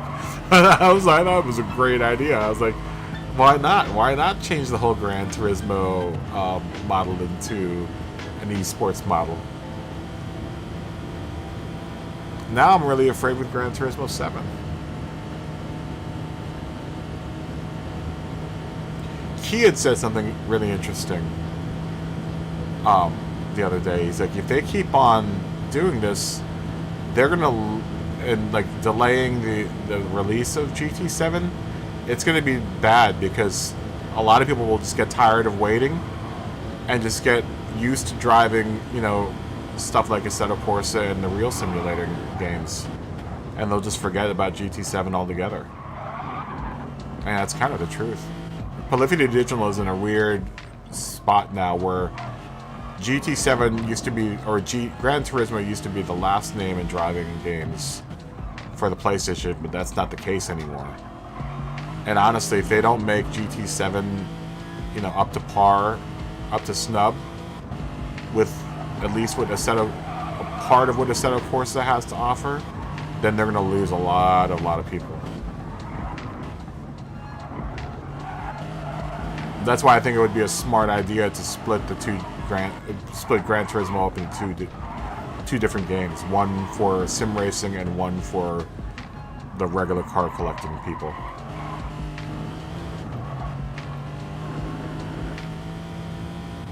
But that's just me, you know. Who am I? I'm just some insignificant YouTuber that's super slow. Although I have to say I'm a real big bargain shopper, and if I'm gonna pay a lot of money for a game and my game doesn't have exactly what I want in it, I get really mad. That's why I buy most of my games on discount, because at full $60 to $70, I'm usually get really disappointed.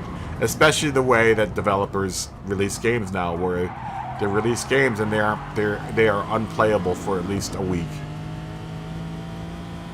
and then you get a patch, and then maybe after 6 months the game is alright to play. I'm not down with that. I want my game to be ready to go the minute it's released.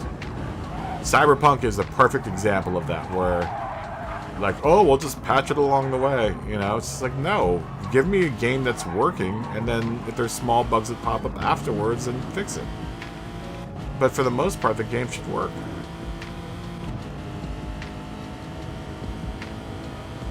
I think it was crazy what they did with that game. They released it on the PlayStation Store and then pulled it fully back. That's crazy. I don't think I've ever heard of a software developer doing that, where they release something and then they unrelease it. It's crazy. But we're allowing the game companies to get away with it, you know?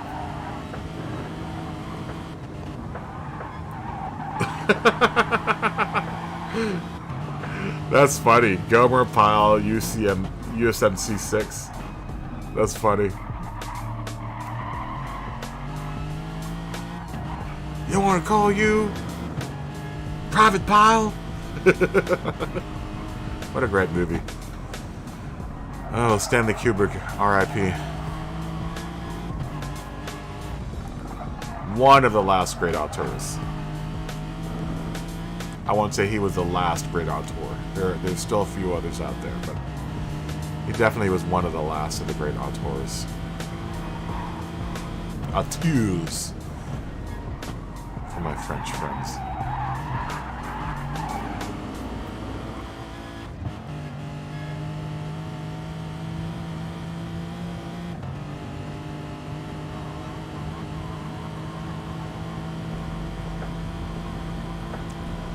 Good, real good. Oh man. Now you have Arlie Ermy stuck in my you stuck Arlie Ermy in my head now. All I can think of is Full Metal Jacket. Born to Kill.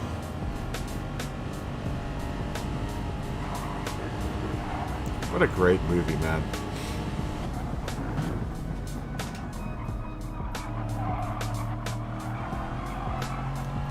I think my favorite scene in that movie is when they're doing this. They do this dolly shot where they're behind the cameraman and the sound guy they're going across the battlefield. It's such a cool shot. It's the bird sequence.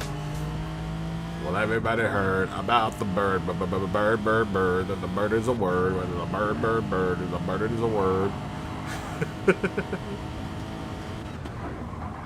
You know about the bird. Well, everybody knows that the bird is a word. Well, the bird is a word.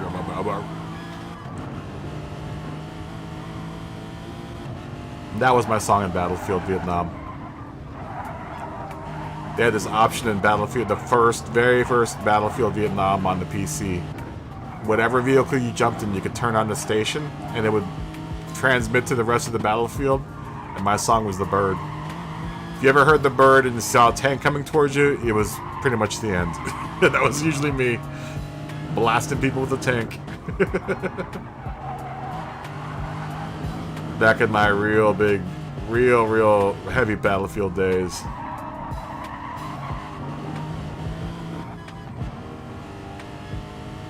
That was actually really good with the helicopter too. All of the vehicles. It was pretty much unbeatable with the vehicles. Nowadays it's not so much the case.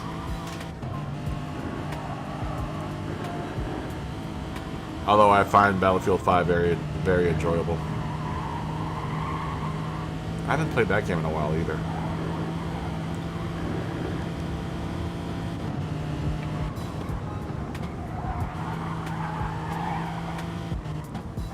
Got a lot of games that I bought that I don't really play a whole hell of a lot, except for Gran Turismo now.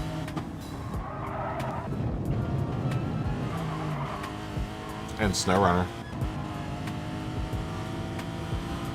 Not that I don't enjoy both the games. I love playing SnowRunner and this game.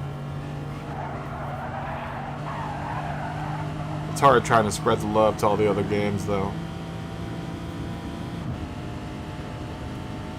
There is one game in particular on the PlayStation 5, aside from GT7. It's the other reason why I'm buying it. There's a game on there that they're gonna have where you're a cat in the future, and it's like a platform game. I can't wait till that game comes out. I cannot wait till the kitty game comes out. You guys might lose me for a month or two when that happens, because I'll be stuck playing the kitty game. Uh-oh. Air Groove's gonna do something crazy here. Well, no, maybe not. 701, 2, 3, 4, 5, 6 over the line. So 1451. Not bad. Let's see what Don Alfredo did. 1451, and then Don Alfredo did a 1438. Mad Knight Mopar is at 1442. Josh Benelli's at 1446. Wheaties is 1449. Matty Ferrari is 1451. PCK Attack is 1454. This is when we're going to start getting the 15s. I think you're... Hold on. I think you can come in now, Mark. Can you? Hold on. Are we packed? Oh, TMKR came in. No, we're packed. Hopefully someone will jump out. I didn't even see TMKR come in. He snuck in like a ninja.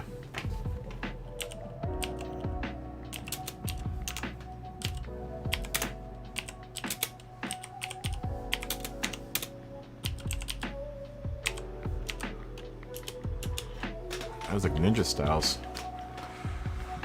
Let's see, did anyone leave? Let's say next race at 45.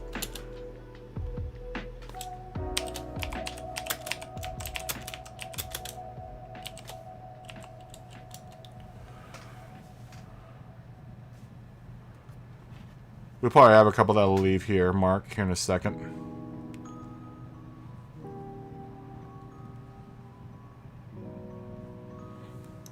Apparently Mad Knight Mopar? Oh, you got room. We just have one person leave, Mark. Jump in. Apparently Mad Knight Mopar has a YouTube channel. Plenty of room. Jump in now, Mark.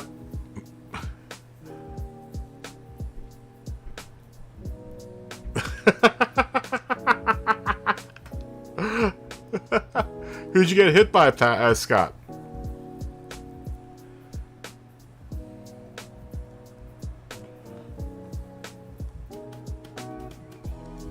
Do I need to boot someone?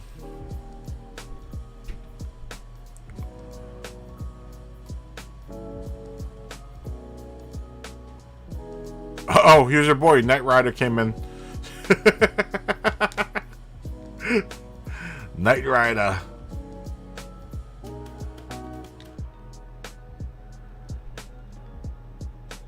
Oh, and Crapster's in here. My friend Crapster is in here. Yo.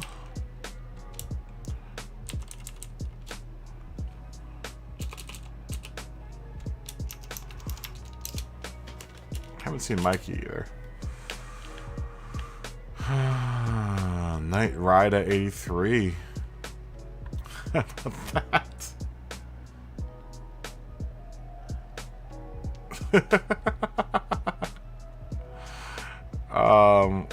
Hey, you know what? You're gonna have to get used to it for the races. I love that name.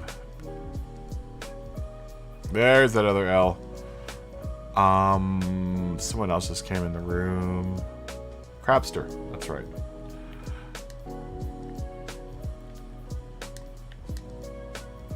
You know you're gonna have to deal with it during the regular race. Dot Gammy.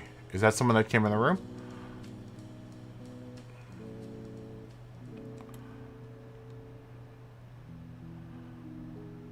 Dot Gammit. Okay, I see what you're saying. You're doing a little pig Latin. I get it. It took me a second. I ain't as smart as I look. I'm telling you, dude, you're not gonna. You're gonna just. It's a yo-yo. You're gonna gain. It's like an addiction. You gain, you lose. You gain, you lose. You gain, you lose. Myth has the confirmness. That's a really interesting thing to say at the end of the race. Myth has the confirmness. I'm not even sure if is confirmness even a word? That's interesting. Wheaties. Confirmness is not a word. I didn't think it was a word. Oh, Urban Dictionary. Confirmness.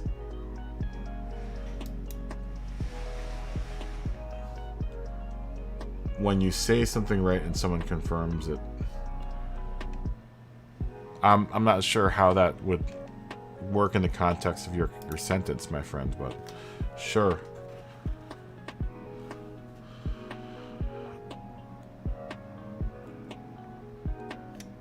Dude, I'm telling you, you're just gonna go, you're gonna seesaw, you're gonna go up and down and up and down. Is this gonna be a non-stop fight of you trying to get up in points? That's what I'm saying. Get out of that, dude. Stop doing it. You're like a man possessed.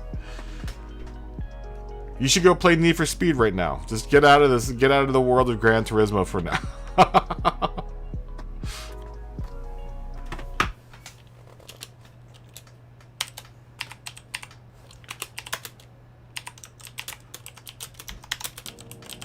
That's what I like about holding the lobbies, because I'm still doing Gran Turismo, but I'm not playing it.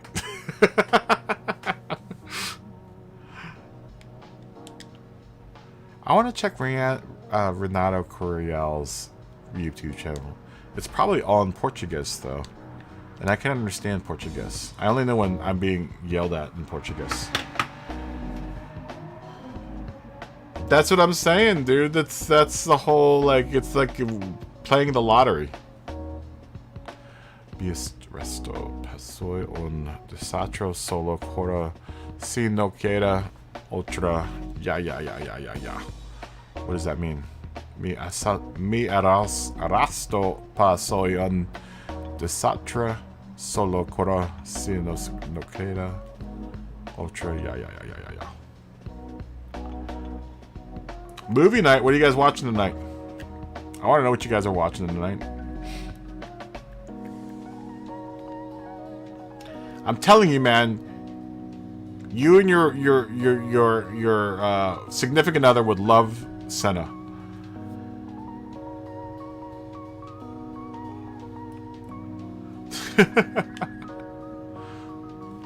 Oh, they're speaking.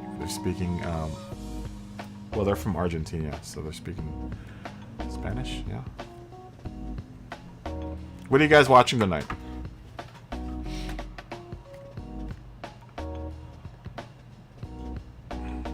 Oh, Go Gretty's in the room. Yo. Oh, it's just gonna be you in the playroom. What movie you're watching?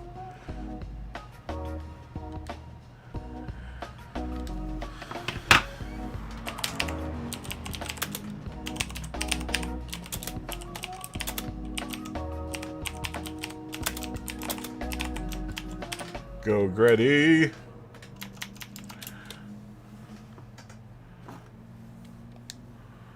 Go Gretty is in the room.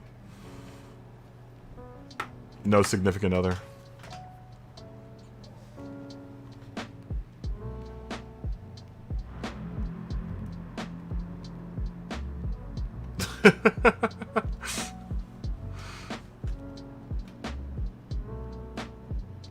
Well, watch well, you already said Gomer Pyle, so you should watch Full Metal Jacket tonight. That's always a good game, a good movie to watch. Show me your war face.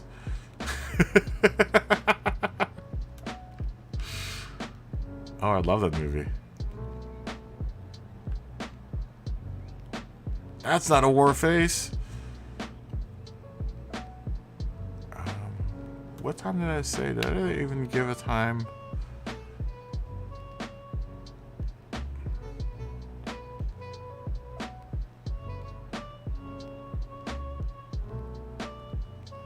I don't think I did. Holy moly.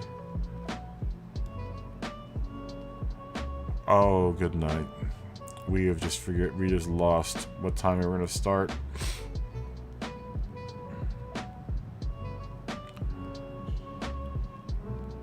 The doctor said, what over this 45, right? Yeah, qualifying in 8 minutes. Tropic Thunder. You don't want to hear the stories I have of Tropic Thunder. I have some stories from that movie. I didn't personally work on it, but I know many people that did, and I've worked with Ben Stiller before, and I'm not going to ruin you guys' image of Ben Stiller. He's not the nicest guy in the world, though, and he's not very funny at all.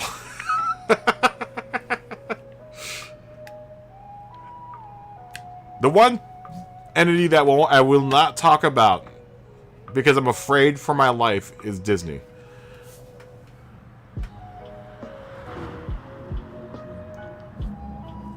Tropic Thunder is... There's some... I have some stories about Tropic Thunder, man.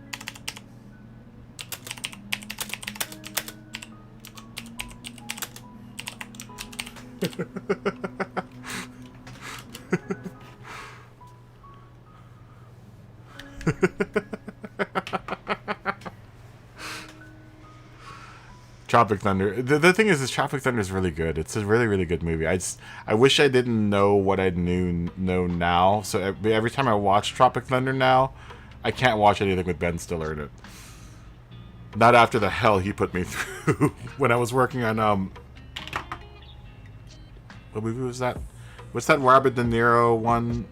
Bobby De Niro, Barbara Streisand. The one where he's part of the family. Welcome to the... What was that movie called? Tom Cruise is amazing in that movie. Tom Cruise is amazing in that movie. That is one of my favorite Tom Cruise moments is in that movie.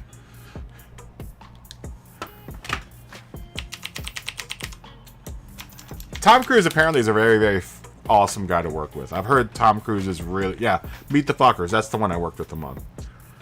Oh, that dude was a nightmare. He was a super... Dude, it's funny because every time I do this, I look around to see if anyone's listening. His wife, the actor that plays his wife in the movie, in real life, hates him. She hates him. She cannot stand the sight of him. They don't get along. They don't get along at all. I'm surprised they even made the movie that I worked on with them together. Yeah, I've got some stories about old Ben. I won't say them. The other entity that I don't deal with, that I try not to talk any crap about because I know they're listening, is the mouse. The mouse hears and knows everything. That's why I don't say anything about the Marvel movies I worked on. I don't say anything about any of the other Disney movies I worked on. The mouse, I say something bad about the mouse and you guys won't see me ever again.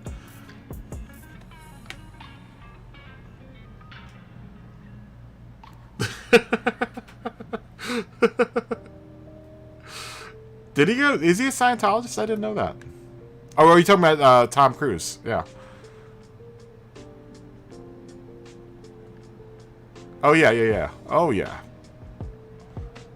Look, I'm not gonna bag the man because of his quote unquote religious beliefs, but Scientology's kind of weird.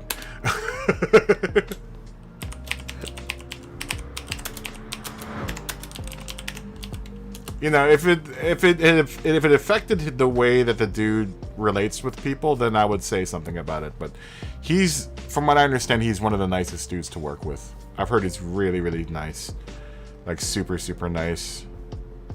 I know that they had that whole blow up with him on set because of the new. I'm sure it looked like a film scene because half people in Hollywood are Scientologists. That's another group I can't talk too much about because they might be listening.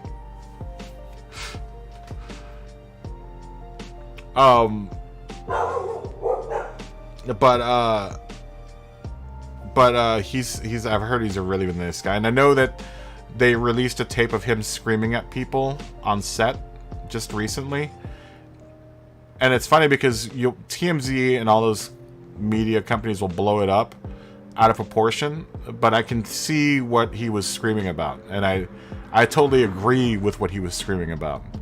I remember I don't know if you guys remember this, but back when Christian Bale was doing Terminator, that one Christian Bale Terminator they did, there was that whole thing where he blew up on set at the crew.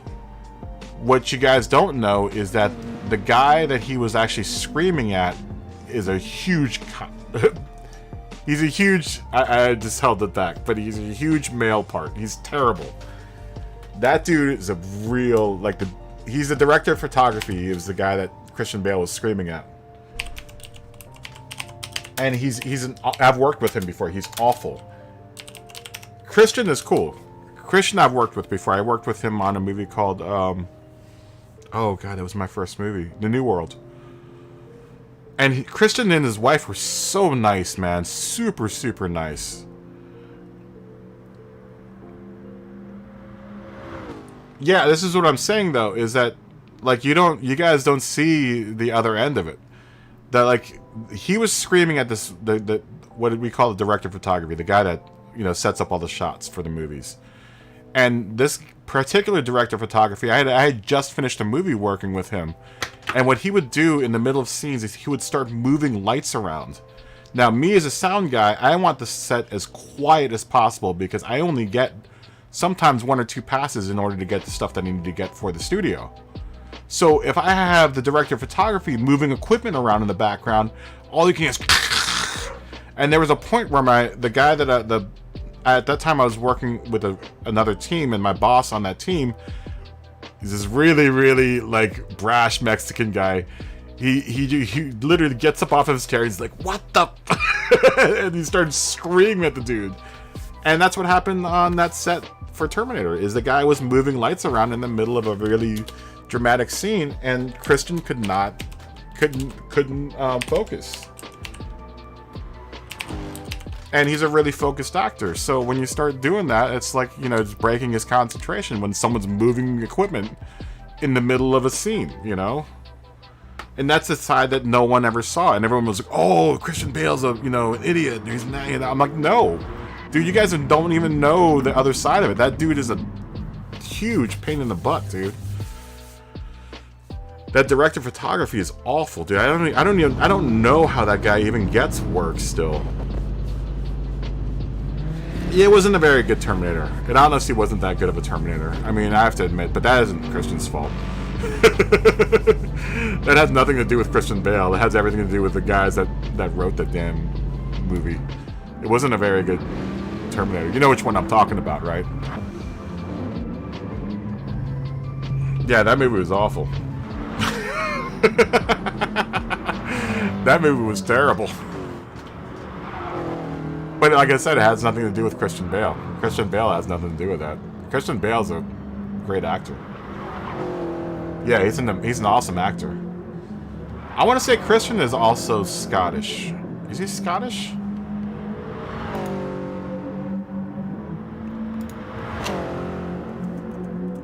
He's definitely from your neck of the woods. I think he might be Scottish, though. When I worked with him, he had a really heavy accent. He had a really thick accent. It was right after, oh, he's English. He's just English. He's from Haverford West. He had just gotten off of Batman when I worked with him, and the dude was buff, man. I was like, whoa, man, you've got some muscles on you. Because I'm a sound guy, I had to stick microphones all over the dude. You know, and when I had to put microphones on them, I was just like, whoa, look at the tone on the muscles.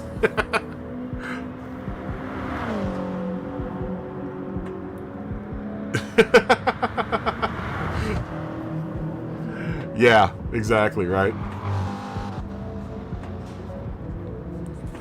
Casper Van Diem. No, Christian's a really, really good actor. And what is amazing is that he did a movie called The Machinist before that movie, before Batman, where he had to be super, like, emaciated. So within 3 months, he went from being bone skinny to being super buff. That's how dedicated Christian is. Super, super, super nice dude, man. I really like Christian Bale. I liked working with him a lot.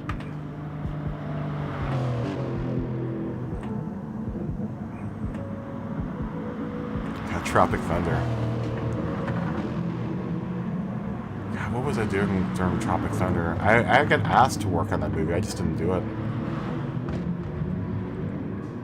I was on another movie at the time. They were shooting that movie.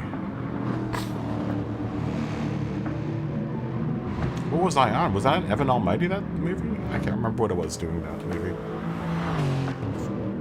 No, it wasn't steroids. He muscled up.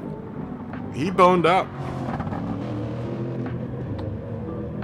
He boned up like the natural way. I guess he's just good at it. You know, also, there's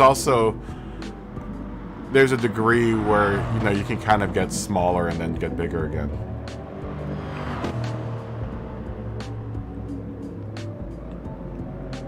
He would joke around that he was getting fat again because of he stopped working out when he got onto our set.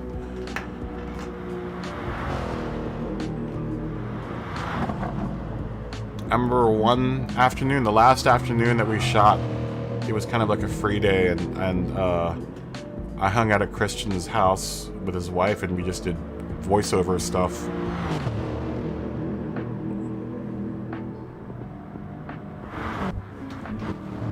And his wife was super cool, super nice.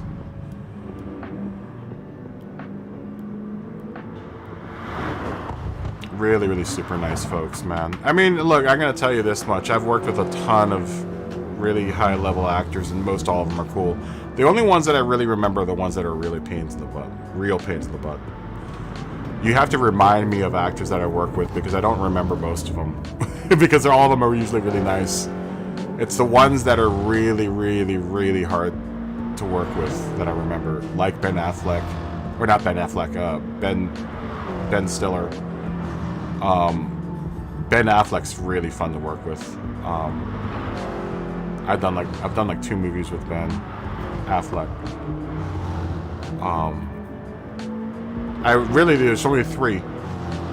Stiller, Eddie Murphy is a pain in the butt to work with, and so is John Malkovich. I have no want or need to have to work with any of those 3 ever again. I would love to work with Will Ferrell. Will Ferrell was really fun to work with.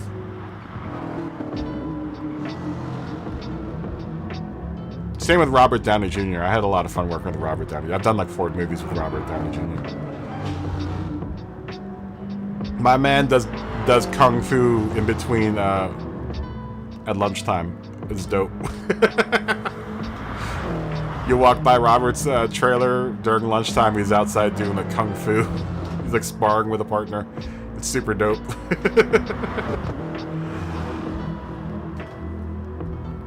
He gave up the bottle and he picked up kung fu in the time that he was in prison. This is how you know Robert Downey Jr. is a good guy. Oh, you got a clean race that time. Oh yeah, that accountant film was good. Yes, I know exactly what you're talking about. That was a good movie. Did you gain points though, Podium? That's a good question. That's the question. Which was the accountant movie? Is are you talking about American Psycho? You're talking about American Psycho, aren't you? No, that's the other movie that Bale was in.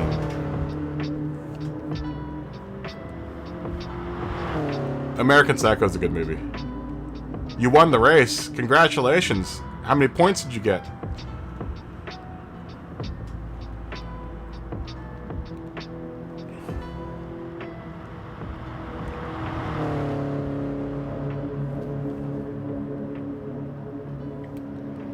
Saying but Robert. Oh, Affleck, yeah. I've never actually seen that movie. That movie, I think you were talking about American Psycho, but I forgot.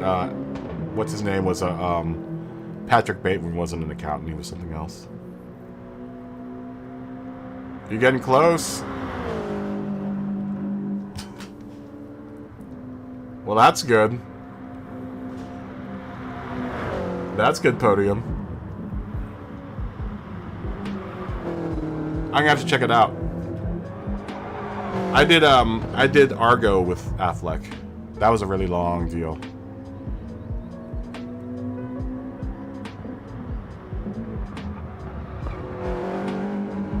Well, there you go. You got 6 points from for your safety rating too.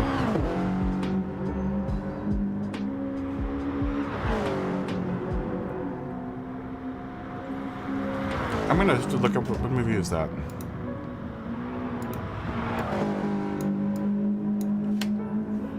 Affleck.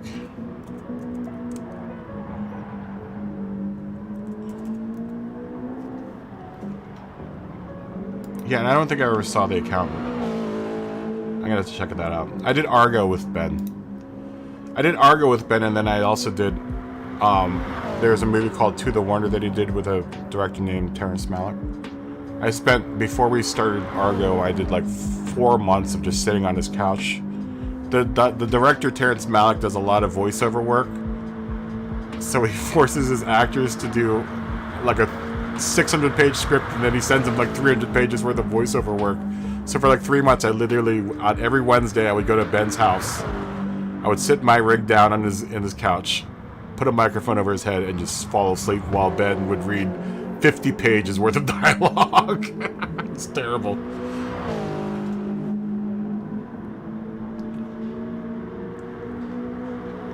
It's because it's a Ben Affleck movie, man. Ben knows how to pick his scripts. Man, stop racing, Podium. You're just gonna lose points. Stop racing. Just be happy with it. Go watch a movie. You're gonna lose points. Stop racing. That's all of Ben's movies. All of Ben's movies, like, you don't know what's good about it. Like, you know, that's definitely what is... Like, Argo. Argo, you know exactly what's gonna happen. But it's still a damn good movie.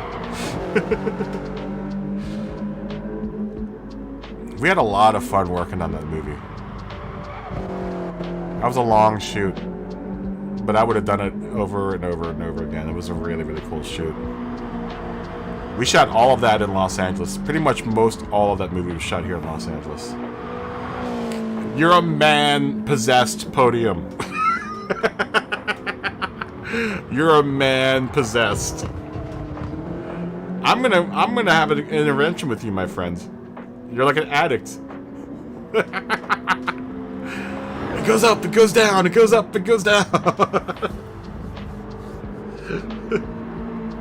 You say that, but you're not gonna get a clean race. You know you're not gonna get a clean race. You know someone's gonna ram you into the wall, man. I'm gonna wish you luck, but I'm gonna tell you right now, it's gonna be a tough race. We could have filmed it in Iran. They actually had, well, not Iran. They wanted to send us to like Mozambique or something to shoot it. But Ben, this was at the time when all the productions were leaving Los Angeles, and Ben refused. He was like, I am not leaving Los Angeles. He was like, we are shooting this in Los Angeles with Los Angeles crew. And it was dope. It was dope how he put it. He was like, I'm not gonna sell out my crew so I can go shoot it somewhere cheaper. We shot pretty much most all of that in Los Angeles. There was maybe 1 week in Turkey we shot, and then we shot like for 3 days. 2 days in DC. Stuff that we couldn't make in Los Angeles, like the CIA building, you can't recreate Langley. and Hagia Sophia, you can't recreate that in Los Angeles. Although you could probably do it now with CG.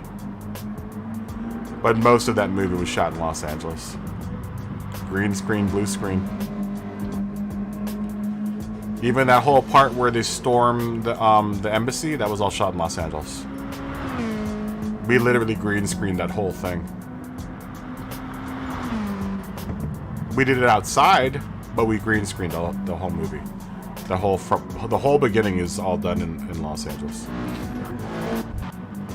That always blows people away when they find that out. They're like, what? That was in Los Angeles? I'm like, yeah. That was actually like 30 minutes from my house where we shot that whole scene. That usually blows everyone away when I tell them that. We had a really, really good art department. He has lots of pull. Because at that time he was coming off of a couple Academy nominations for that Boston gangster movie that he did before that. What is that one? God, I own that movie. What is that movie? Hold on, I'm looking at my MacBook right now. I own it on a MacBook. It's a good movie. Yeah, at the time, Ben had a lot of pull. Ben still has lots of pull. He's got a really good production company.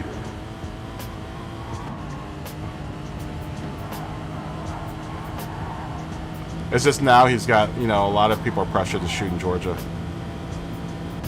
And I just refuse to move to Georgia. I already moved here. I moved here for the business. I'm not moving again. I'm established here. I can't remember what the name of that movie is. It's a really good movie, though.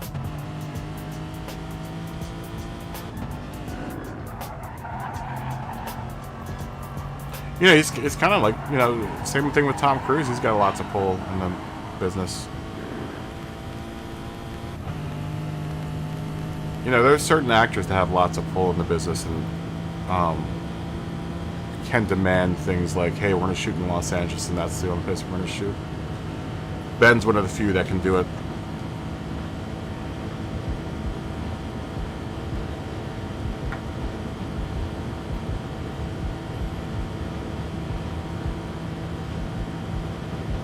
No, it's really interesting. Really interesting when you get to work with guys like Ben to see what type of power they have over the system. I'll tell you when I met Ben though, when I was doing the voiceover work at his house, it was hilarious because, you know, he got so used to me coming over. Like Jen Garner would greet me every time I'd come over, and Ben got so used to having me come over. He would literally be waking up, hairs all over the place. He'd have like egg on his shirt from eating. My man eats like a monster, dude. You put a plate of food in front of Ben Affleck, it's gone within like 2 minutes, 3 minutes. He eats like a vacuum. And it's funny, the way that he eats, I bet you him and Casey got into lots of fights growing up as kids. Wow. Air Groove just says 702. Wow. I bet you him and Casey Affleck got in a lot of fights growing up as kids eating. Because Ben eats his food like a prisoner eats his food. He wraps his arms around the plate so no one can touch it, and he literally just inhales the food. Not literally, but he sucks down food like a Hoover vacuum. It's so funny. Like Ben, I've watched Ben knock back a full large pizza by himself within like 3 minutes. And I'm talking like a large pizza. We had pizza one time. He's like, "You want a pizza?" And I was like, "Yeah." He ordered 2 large pizzas. I'm like, "I'm not that hungry, dude."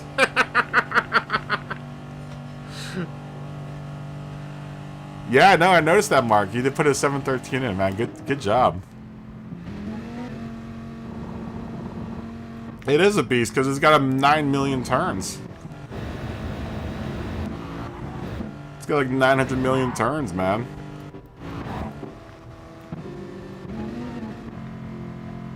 What did Go Ready do? Go Ready did a 710. You did a 713.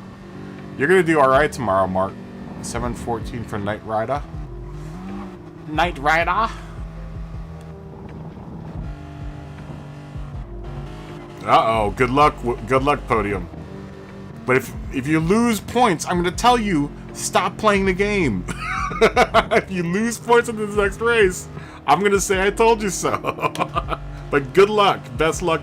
I hope you gain the points that you're seeking, my friend. But if you lose more, you need to step off. I'm gonna have a intervention with you. We're gonna get you off the game. You got more to live for, man. You got much more to live for. Josh Benelli put a 709 in. TMKR put a 710 in. Scott's not gonna put anything in because he's gonna start from the back.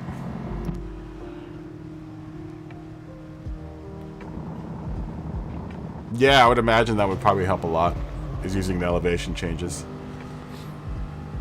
There's lots of hills and stuff on this race.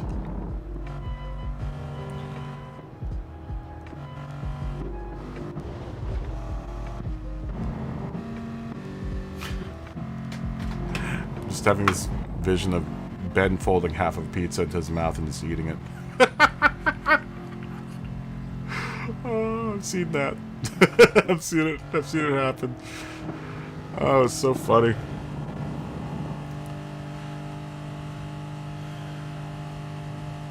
Good luck to everyone running the race right now. You got a lot of very fast people in the room right now.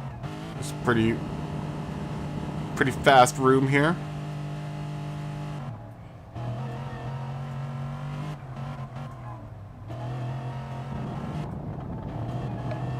Air Groove's the man to beat, or the person to beat.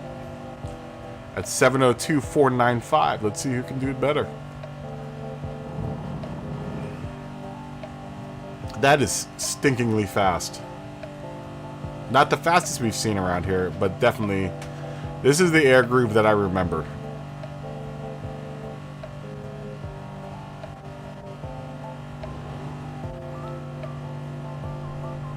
They must have not known this track before when they started racing it, because now they're starting to put in consistent faster times.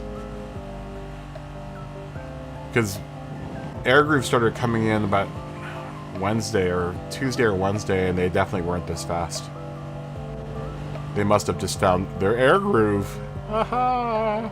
See what I did there?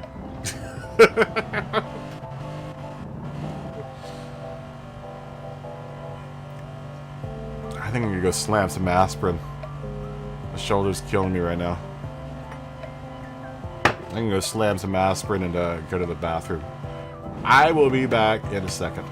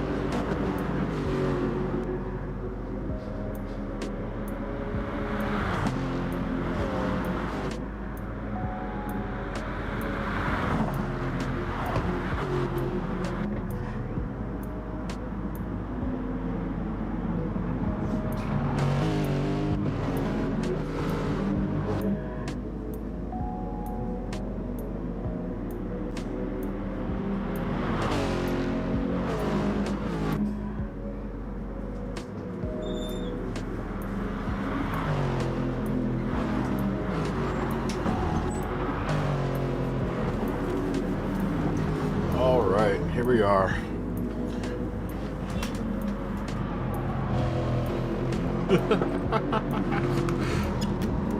Yeah, you gotta learn how to pass in the grass, Mark.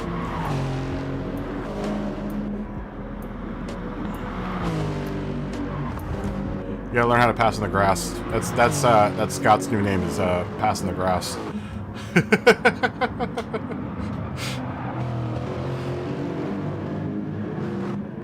Pass in the grass, tree fitty.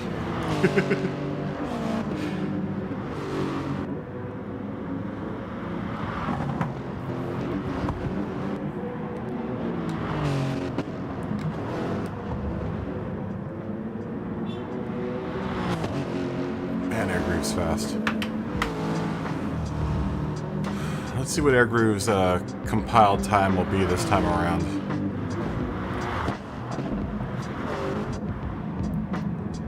Ooh, Night Ride has got a nice car, man. Look at that livery. Look at them stripes, man.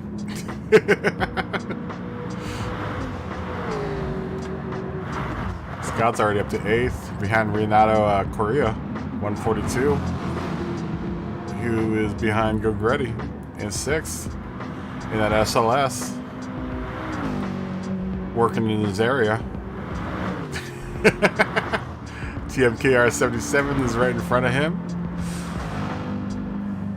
PCK Attack, that Dr. Pepper Corvette is in front of that. Andre Sav is in front of that.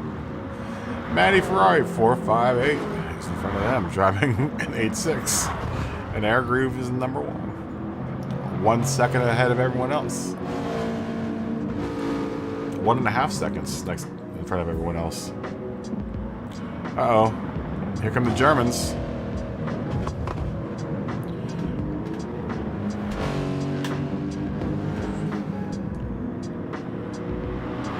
All we're missing is Zorro, and that'll be the last brick in the wall. The German trifecta. Although Zorro, I think, is just collecting data, apparently, this week. I'm not sure if Zorro even runs the races. I know just Zorro comes in, but I don't know. I never ask Zorro if he's running the race. I just assume that he's running the race. Or they are running the race.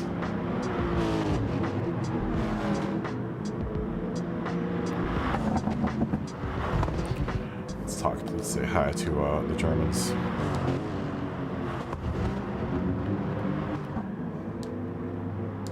Just so that I know. Let them know that I see them.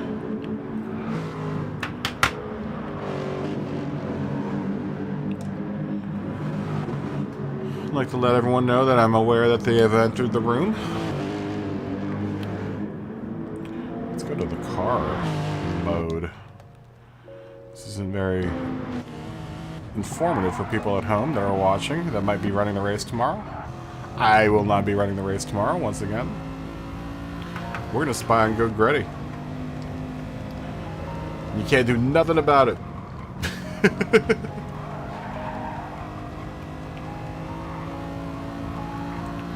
TMKR77 starting to get fast.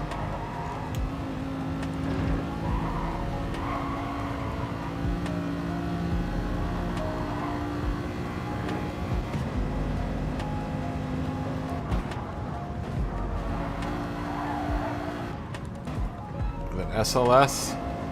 Will the SLS have enough power to catch up to the Atenza?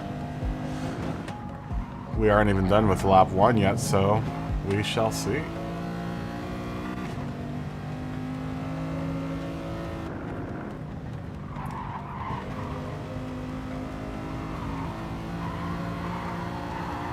It's wheel versus motion control here in this race here. Watching Scott gain on Go Gretty.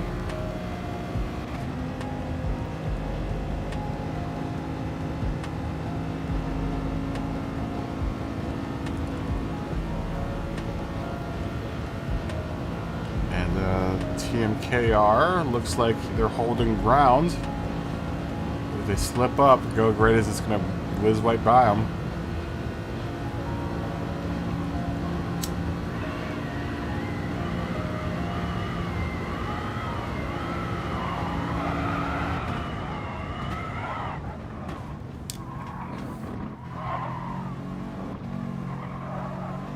Uh-oh. This might be your time to shine, my friend.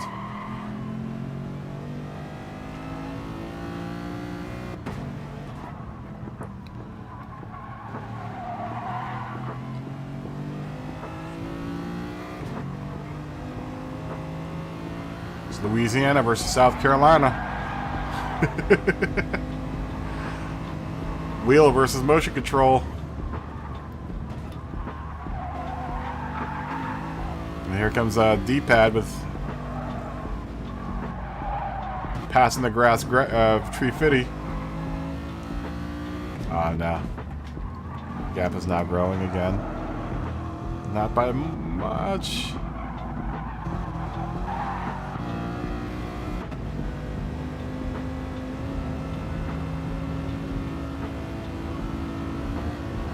Let's catch back up with Air Groove here and see what Air Groove's doing.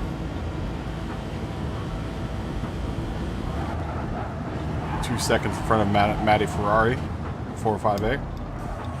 Air Groove is putting some damn fast times in. 7:29 first lap. Let's see what the second lap is. Matty Ferrari's got 7:31 for the first lap. Andre Saab got 7:34. PCK Attacks got 7:36. TMKR's got the 7:39, and Go Goretti's got a 7:42. Scott's got a 7:47. Knight Rider 8:02. Mark's got an 8:03. Carper 300 8:04. That's my favorite area code, personally. And 815 from Renato Correa 142.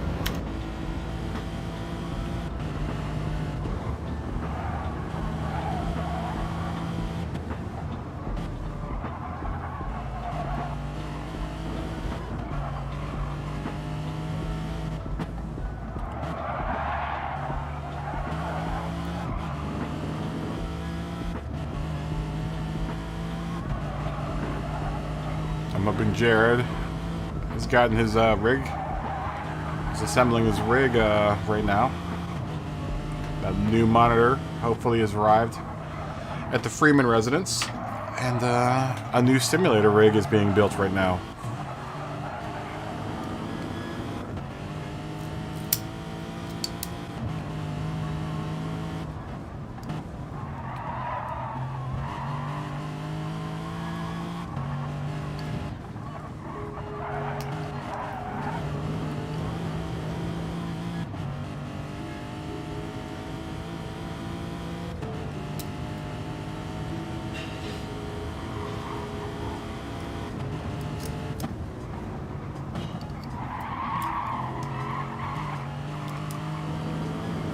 My man is really pouring on some heat right now.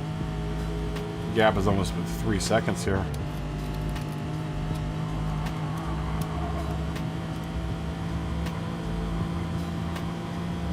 Now it's 3 seconds.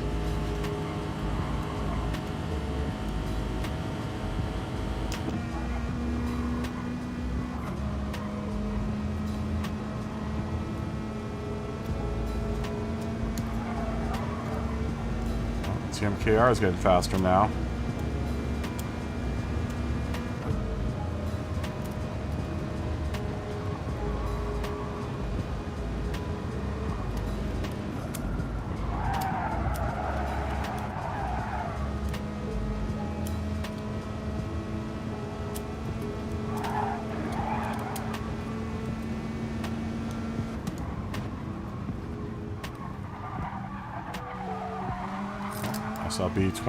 SBL21 apparently did not want to wait.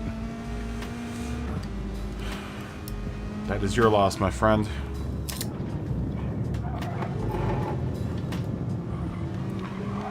Hopefully Podium is doing well in his race. I would hate for him to do badly. He's got to make movie night tonight.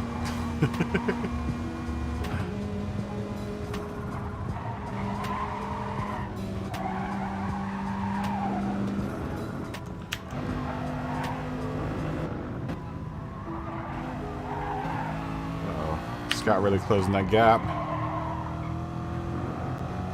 Will we see a pass in the grass again?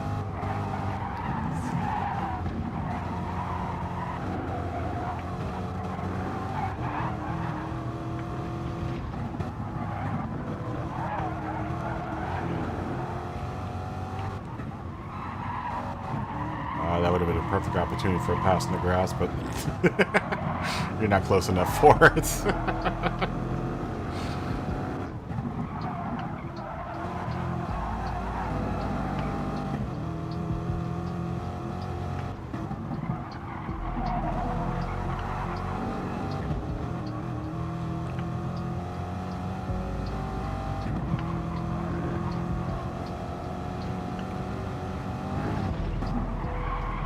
I saw to Purify come in here. They must have bounced back out.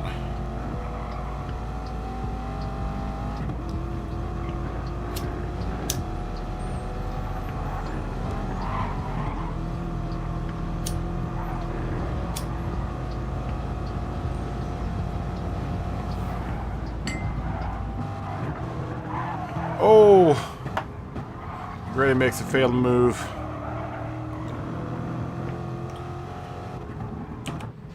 I might have to call the track paramedics after that after that wreck.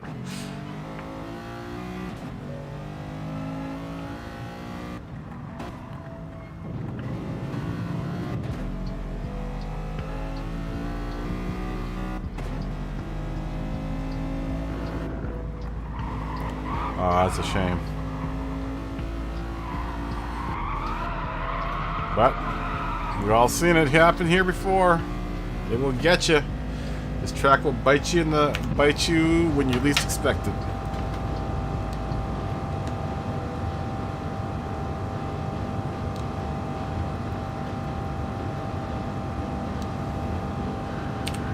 Good evening, Captain.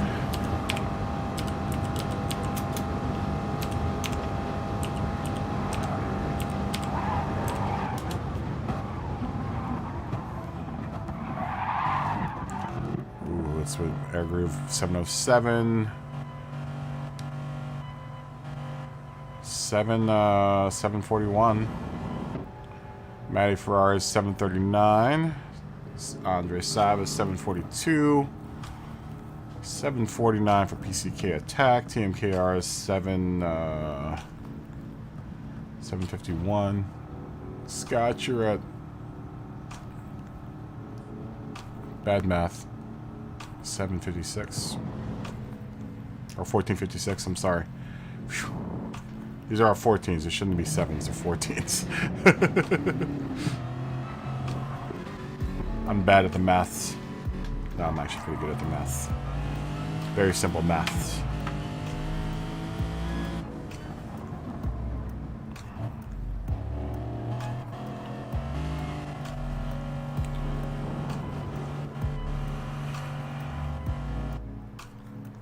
And congratulations to Air Groove. Very fast.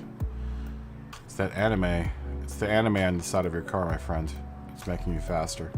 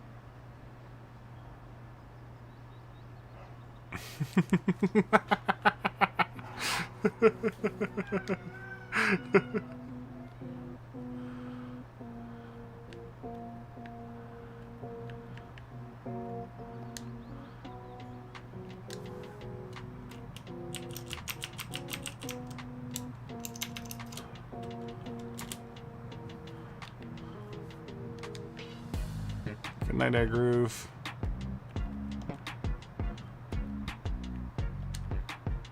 Mark, where'd you go?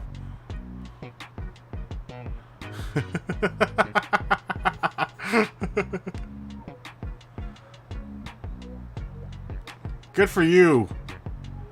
How you doing, liveries, Mark? Good for you, Podium.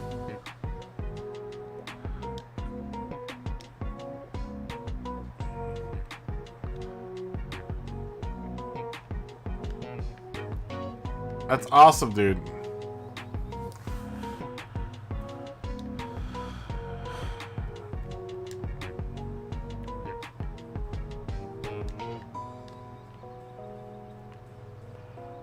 Let's see. Zatel's back. Harper's back. Wanted to say TMKR is getting faster.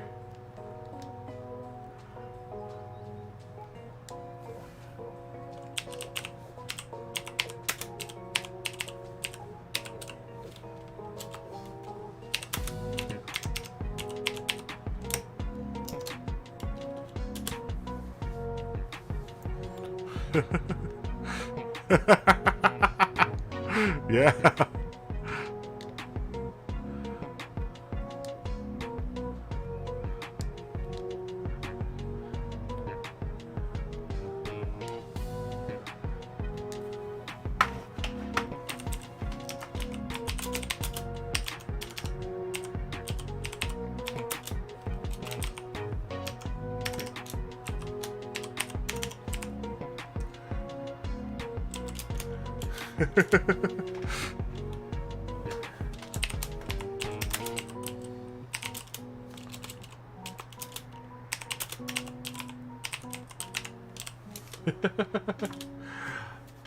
Hopefully you gained all your SR back, Podium. Sorry, I'm doing 3 different chats here.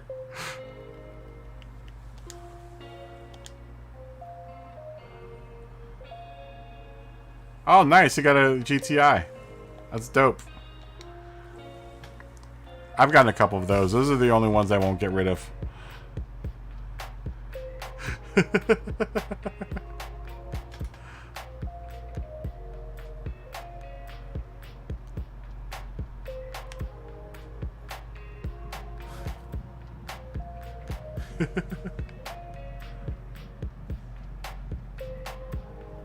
Yeah, I guess it's 414 seconds to start. Yeah.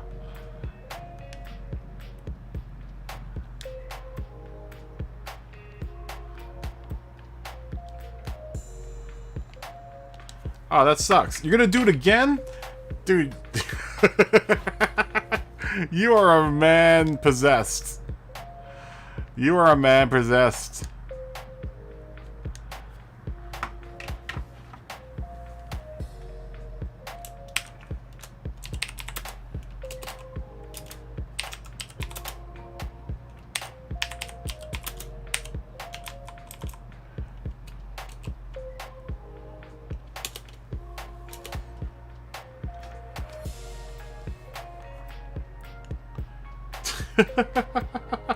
You are a man possessed.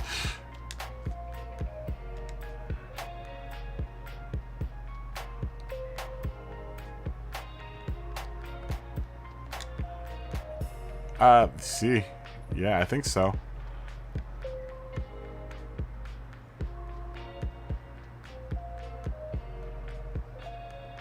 Let's see, when are we doing the next race? I'm looking it up. 40. 11 minutes.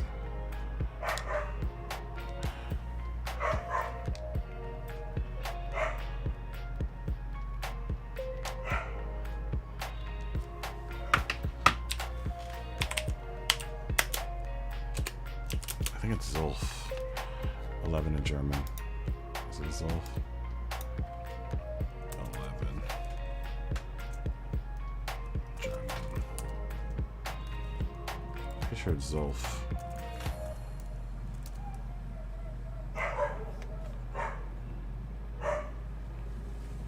Elf. It's Elf.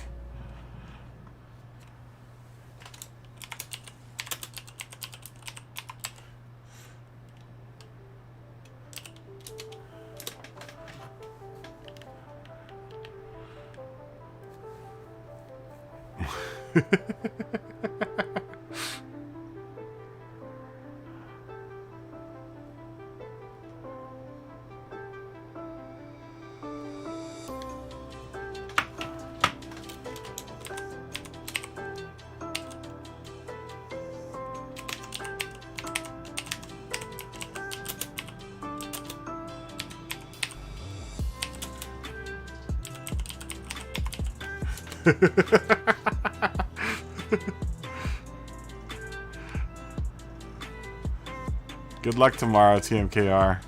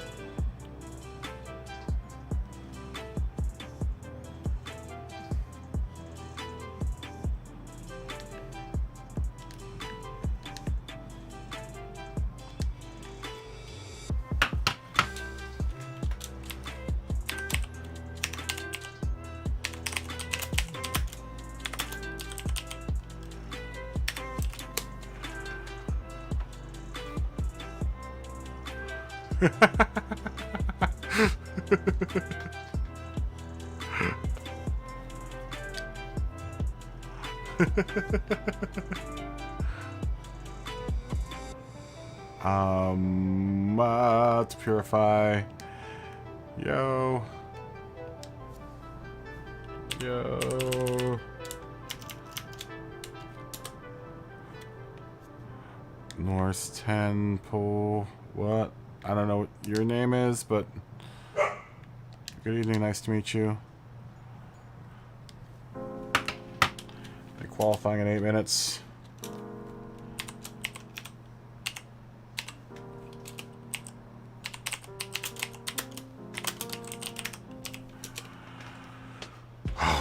I understood what half of what Zotel said.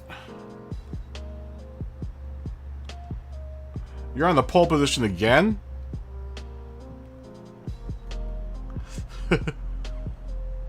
You keep on saying that will be at podium, but you keep on racing. and then you lose points, and then you're like, oh, I gotta do the next race.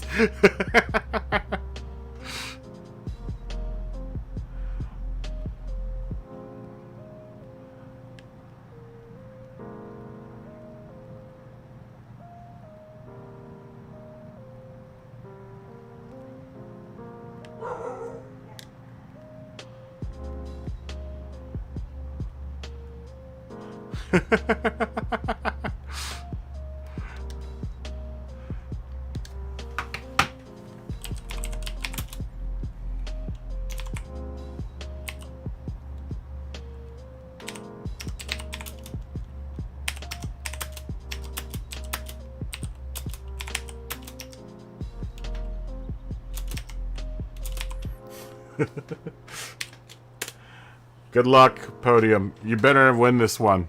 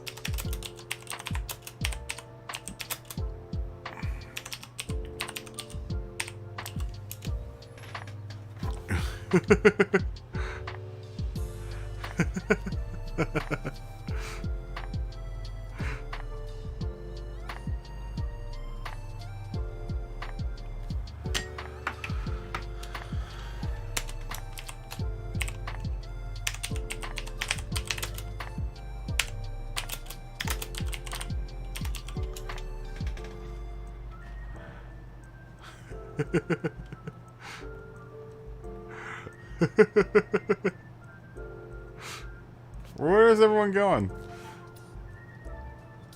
Why is everyone leaving? Why are you guys leaving? I guess they're afraid. They don't want to run with Go Gretty and Tree Fitty and the Germans and Carper 300 and to Purify. Everyone's afraid of you guys.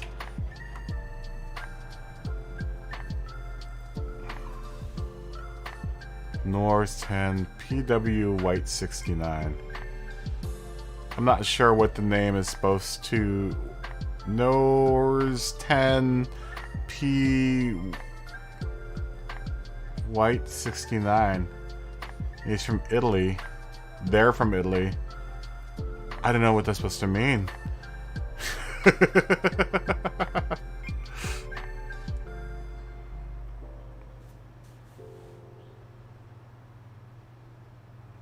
Oh, here comes Mark. Mark's back.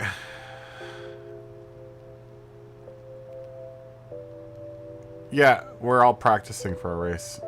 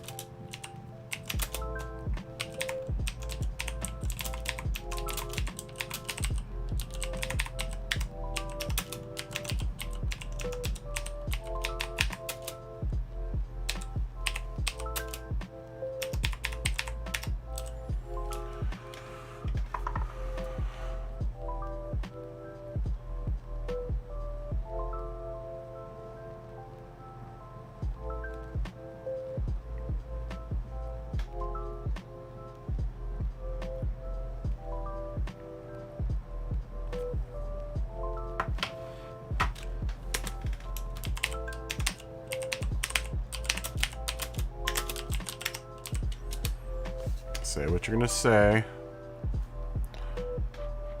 Oh, okay. I thought he was gonna complain. I hate people that complain. I'm just like, did you not read? Did you not read the title of the of the room before you came in? It's a long enough title. You should be able to figure it out. Nothing against you. It's just I get that question all the time. Why did you change the track?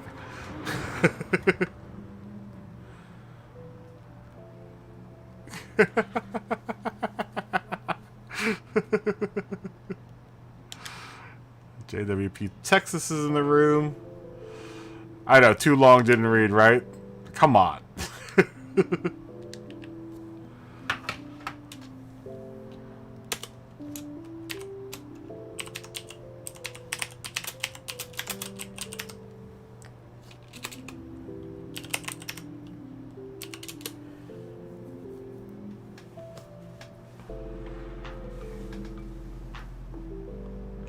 It's like I'm only giving you 1, 2, 3, 4, 5 words to read.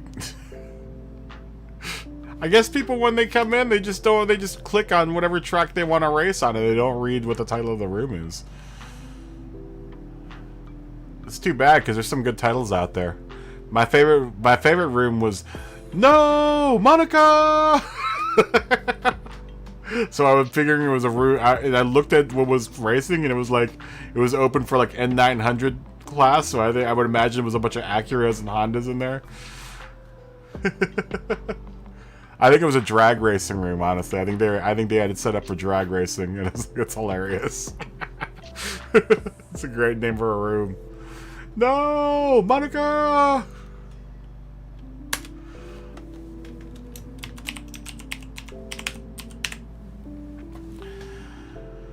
Oh. R.I.P. Brian. R.I.P. Paul, what's his name? I can't remember what Paul's last name was. Paul Walker. I was actually shooting, I was working on a movie that in the same complex where he died the day before. We came back from the weekend and it was really weird. That was a weird, like coming back and knowing that Paul Walker had just died that week and there were flowers all over the place. It was really spooky. Super sad. Really sad. I don't think it definitely wasn't his fault. It was the guy who was driving's fault. They were just going too fast. Didn't know the power of the car that they were driving, or he was driving. Real tragic, though. Super tragic death. Especially if you saw where he actually wrecked. It was really sad. I could tell what they were doing. Because that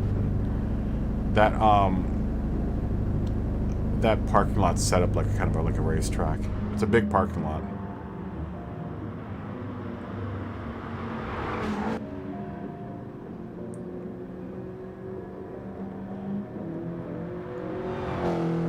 Oh, the monitor's ready.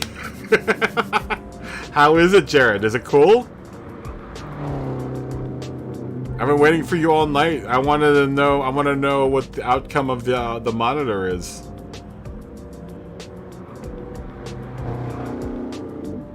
No, the tires were probably old on that car, but where they crashed, there's a weird elevation change. And I think because they slammed into this one part of the parking lot, because that's where all the flowers and stuff were. And I was like looking at it and I was just like, wow, they must have just come around, hit the elevation change, and the car, came out from underneath of them. It was a pretty decent elevation change. It was really sad. It wasn't, Paul wasn't driving. It was his buddy that was driving. And apparently, I think they had the car on loan. Like, they just got the car. And, the tires... Yeah, they just didn't know the territory. It's a warehouse complex that's up in north of Los Angeles, where a lot of movies go to shoot because it's outside of, quote unquote, outside of the Los Angeles zone. so they don't have, like, you know, it isn't as expensive to shoot up there. And it's if you don't know your way around there, then you could easily mess up. I used to take my R32 on little speed runs through that complex, so I kind of knew the area, but I can't think that they knew the area. And then whenever I do the speed, you know, I would do the runs, it would be late at night. I wouldn't go that fast, but it was fun to drive around, and I know exactly where they probably messed up.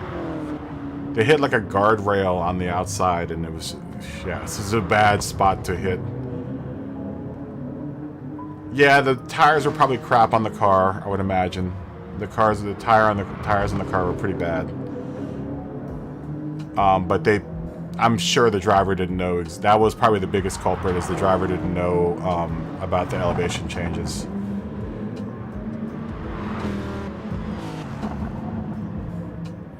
Because that whole complex is built on this, like, really weird grade. So it kind of, you know, goes downhill.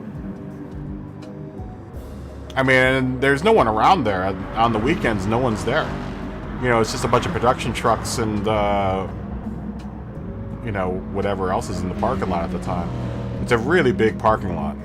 It's just, it's really sad. It's really sad that they died where they did die. It must have been really traumatic. It must have been a traumatic.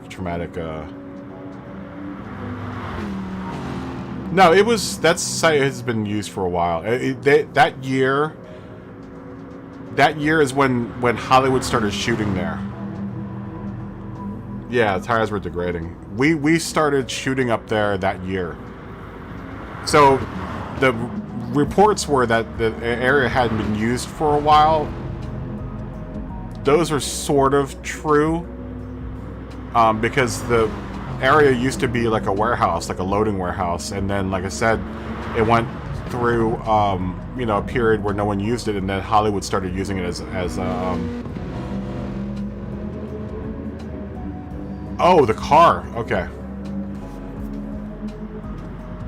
Well, the same with the area too. The area hadn't been used for a bit. I remember when I saw it on the call sheet, it was just like, why are we going all the way up there to shoot this scene? I was working on a movie called Water for Elephants at the time. The only reason why we were shooting up there is because we had Rob Pattinson. Yeah, it's whatever you read in the papers was garbage. You know, none of those people knew what they were talking about. Most of us that worked up there knew exactly what they were talking about. When I saw the spot, I was like, dude, that's right next to the stage. It was literally right there. You know, if you walked outside of the stage doors and you looked left, it was right there. So most of us that had, you know, fast cars, like on the weekends, like especially after security and everything would leave, we would tear up that parking lot. You know, because they always have set security there, and every now and then you could slip them a 20 or 30, like $50 or whatever, and be like, hey, just shh. We just want to drive really fast around the parking lot. Yeah, what are they going to say? Those guys are just sitting there all night guarding nothing.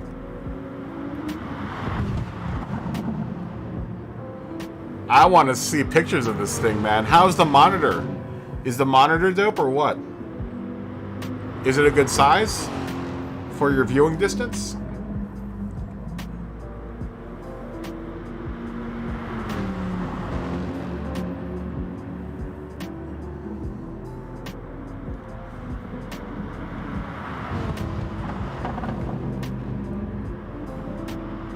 I'm hoping your monitor turns out really good, man. I mean, 38 inches at the, or what was it, 34 or 38? I can't remember what we ended up ordering for you. I guess I could go look at my description.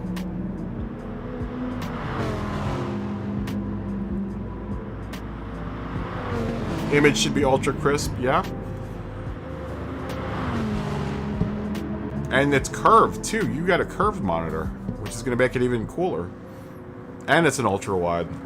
Dude, I'm so jealous. Living vicariously through your purchases.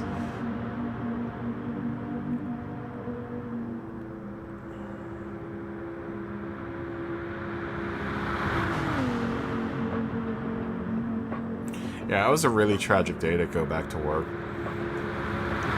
It was really, really odd. Like, when we got back to work the Monday, I believe it happened on a Sunday. That's exactly what happened. It's a downhill. It goes into a downhill and then flattens out where they crashed. They just came in too hot. They came in too hot. The car probably lost traction in the rear as they were coming down and leveling out, and they just spun out into the guardrail.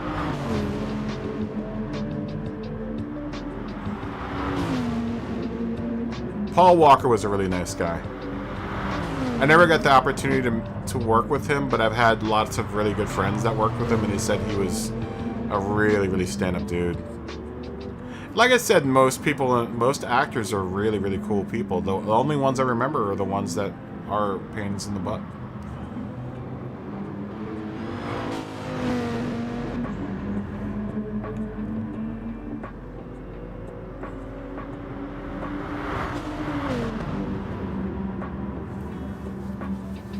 You know, most of them are cool. Every single person I've worked with has been really cool. No attitude, super down to earth. I love reading the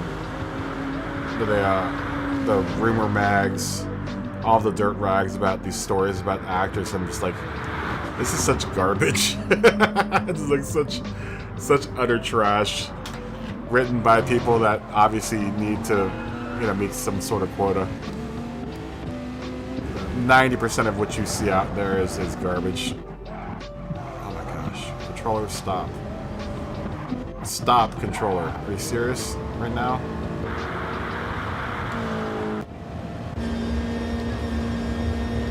Purifier's putting down some... Ooh! I like the interior view on the 8.6. It's got like 3 dials. Look at all this dialage.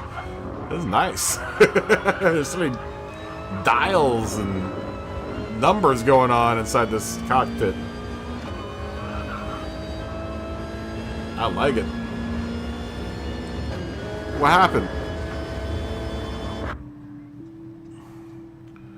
What happened, Mark?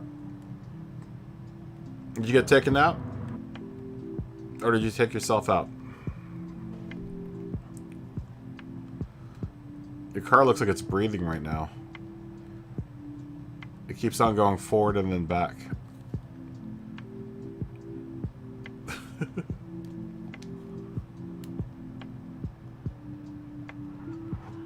I don't know why either. It's qualifying, man. And it's practice.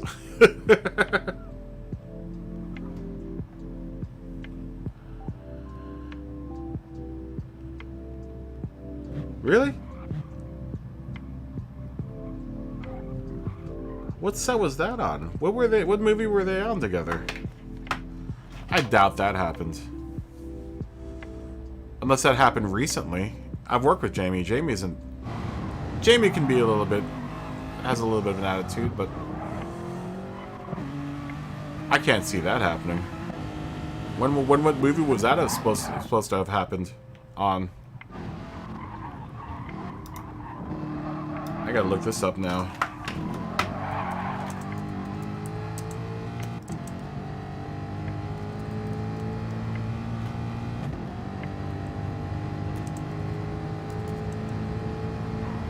Oh, Any Given Sunday?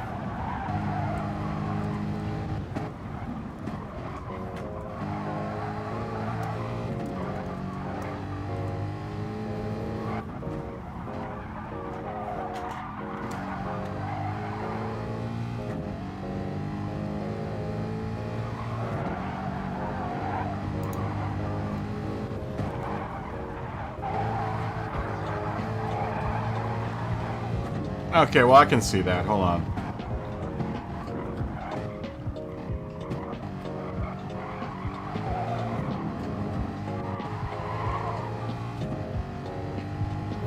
I can see. Okay, I can see why that happened. Because the scene. Yeah, I could. Yeah, I could see why it probably happened. They probably just got way into the scene and attitudes probably just flew. That happens. That happens from time to time. I've never personally seen it, but I can understand why that happens. Did someone run into you, Go Ready? Looks like everyone's pitted. Everyone boxed.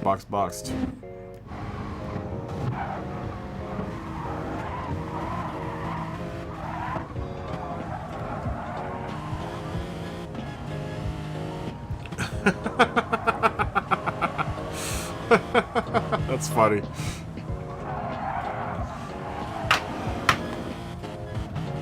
They probably just got heated. And the way that was that a I'm pretty sure that was a was that a what's it called movie? Was that Oliver Stone? They probably did the scene a million times, and I'm sure people got you know, attitudes got heated. Yeah, if you're gonna film a movie like that, then you're gonna have to expect that some of the actors are gonna get hot-headed.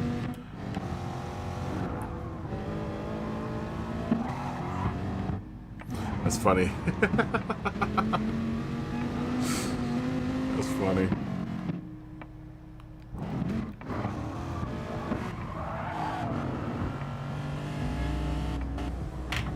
Did you win, Podium? Congratulations. A woohoo usually means that you won. Now you can rest for the evening.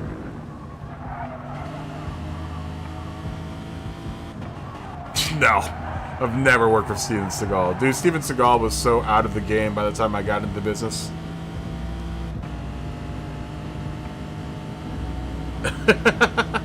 It could have been. Check your what's it called? Podium. Check your Kudos Prime, see what your DR is.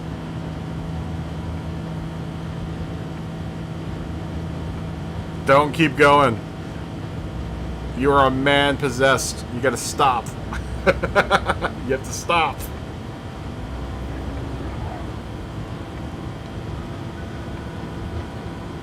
The way who runs? LL Cool J or Jamie Foxx?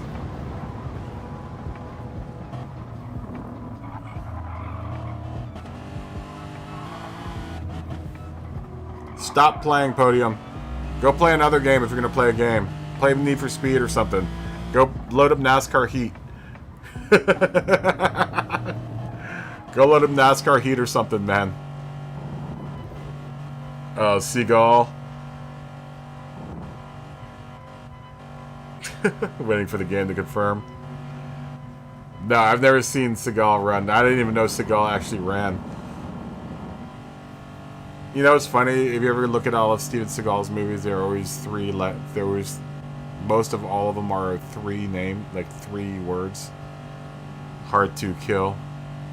What was the other? All of them are like three words.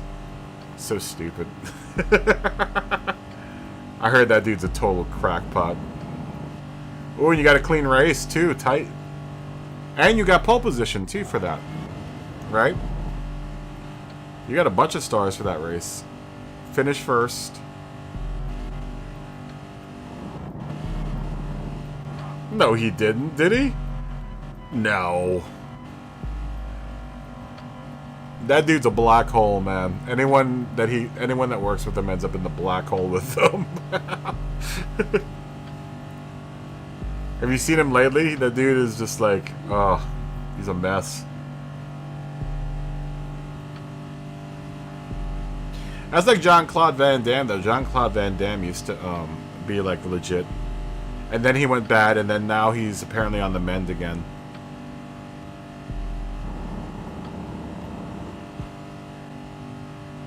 You know what I didn't know? And I always find this very interesting whenever I think about it. Bruce Lee and Chuck Norris used to train together for a split second. Everyone makes fun of Chuck Norris, but he went through some legit like kung fu training, or you know, martial arts training. I find the connections to Bruce Lee for a lot of people they're very interesting.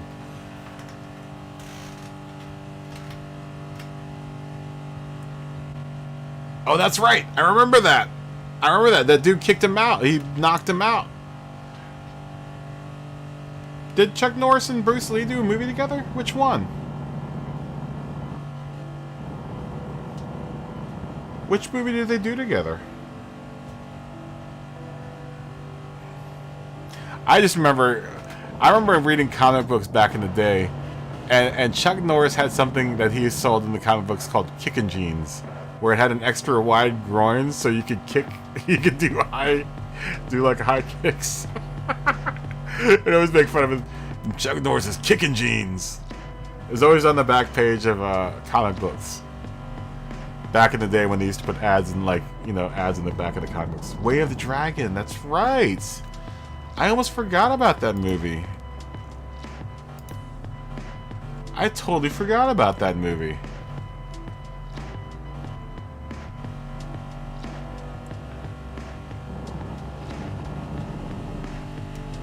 My favorite dude is from the Bruce Lee movies is Black Belt Jones. What's his name?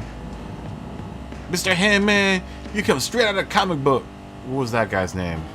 Really good kung fu artist. Really amazing martial artist. Let me look at Black Belt Jones. There's actually a really interesting documentary on how kung fu movies and the black community in the early 70s really like melded together.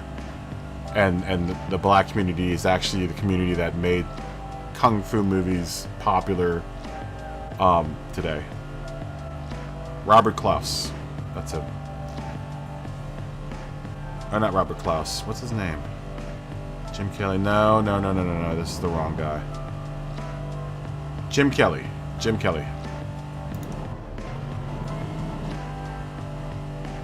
Auto drive is qualifying you.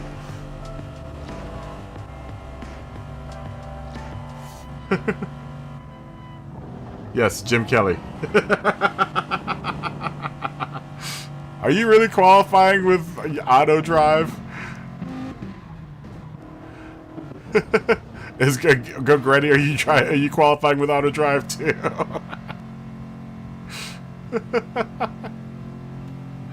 Oh, that's funny. Yes, Jim Kelly. Mr. Handman, you come straight out of the comic book. My man was fast though, dude. My man was fast.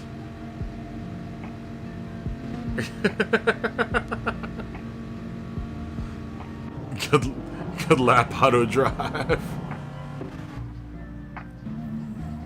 I'll be too busy looking good.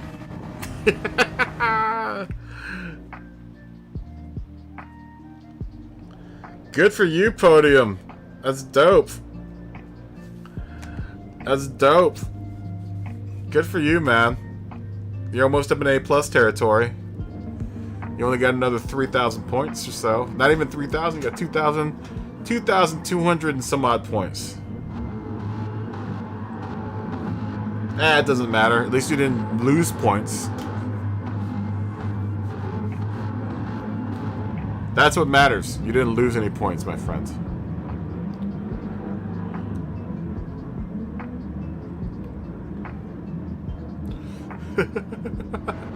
Movie time. Go watch yourself some Enter the Dragon. We've been talking about Bruce Lee and Jeet Kune Do. My man Bruce Lee had some fast hands, man. You don't want to mess with no Bruce Lee. My man would Jeet Kune Do you in like 2.5 seconds. Focus power chi. 1-inch punch right through your chest. What are you watching tonight, dude? What movie are you watching?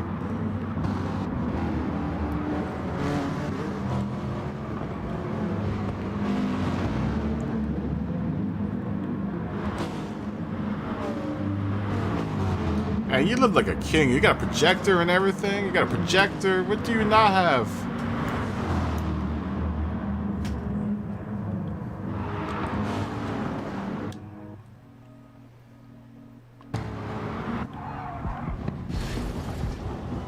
Uh-oh.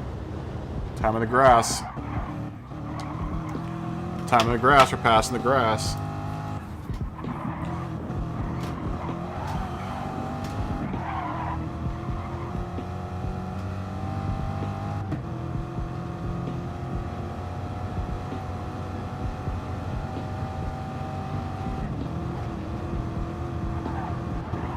My favorite scene in Enter the Dragon is when Bruce Lee goes up against the dude that kills his sister.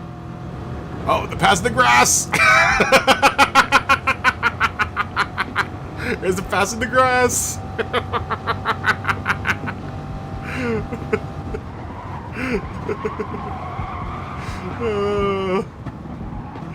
Oh, the pass in the grass! Let's see that again. Can we catch it on a replay?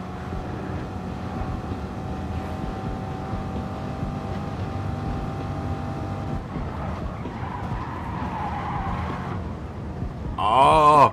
No. Did we totally miss it? Oh, no. Oh, yeah, we missed it. That sucks. That sucks. I wasn't fast enough on the replay button.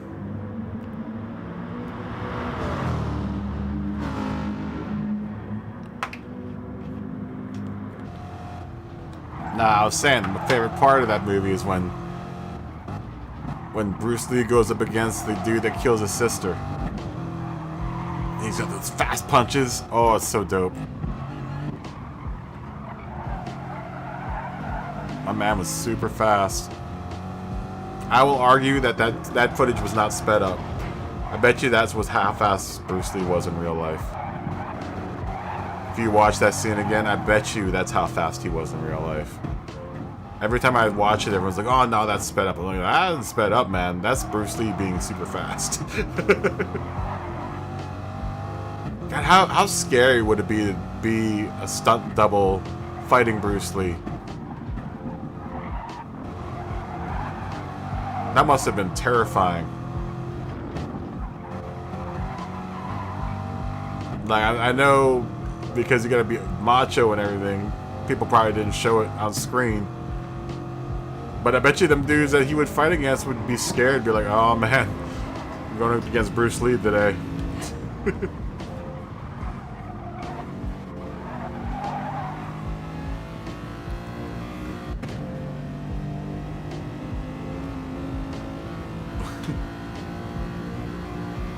Uh-oh, another pass in the grass.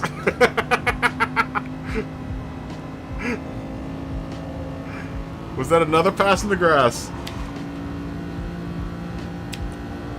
Let's see.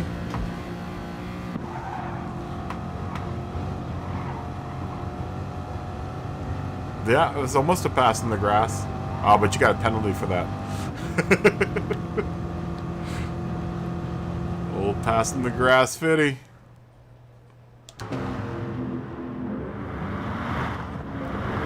We're just gonna watch you pass in the grass. I think you picked up a penalty for that, though, the last time you did it.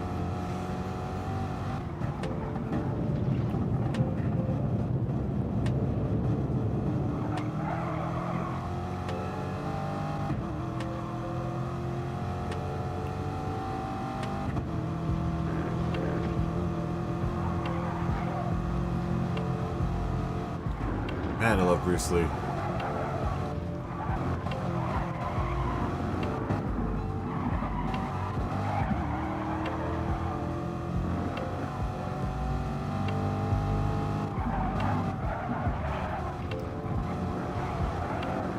Don't think. Then you miss all this beauty. That's in the very beginning when he's teaching the young kid about Jeet Kune Do or Kung Fu.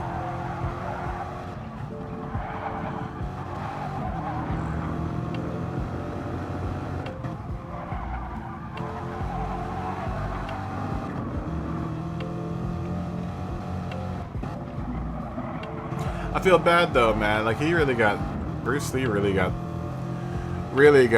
robbed on his career as far as like the Kung Fu TV show.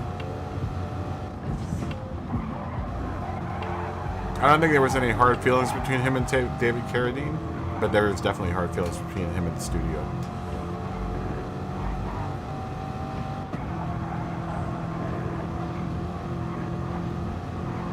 And that was Universal, I think.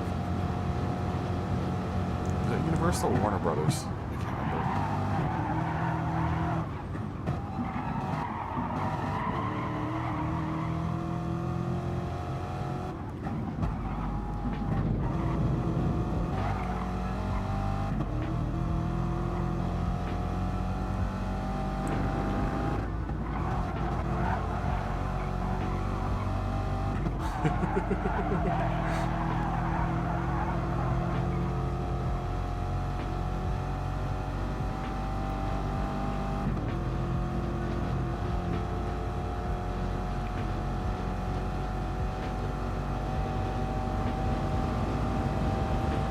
Dang, that's fast, man.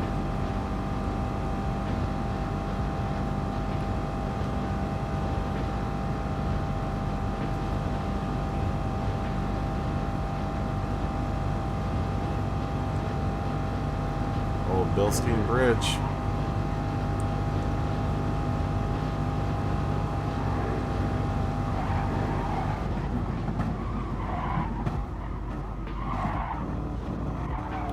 Then you miss all this beauty.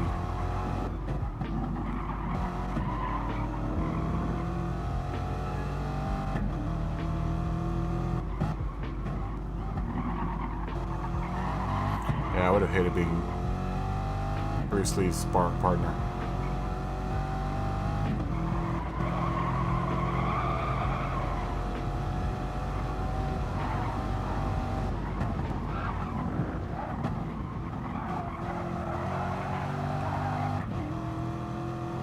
That must have been a real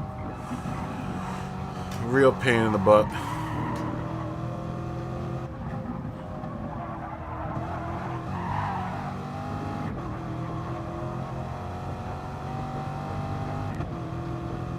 That movie launched a couple of careers though.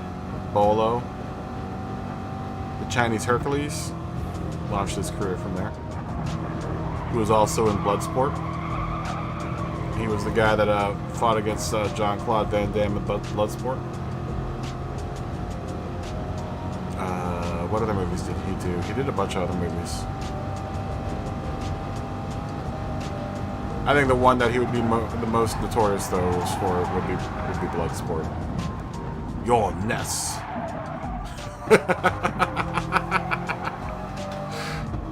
That's after he beats up Hacksaw Jim Duggan, and then he points at Jean-Claude Van Damme and goes, "Your Ness."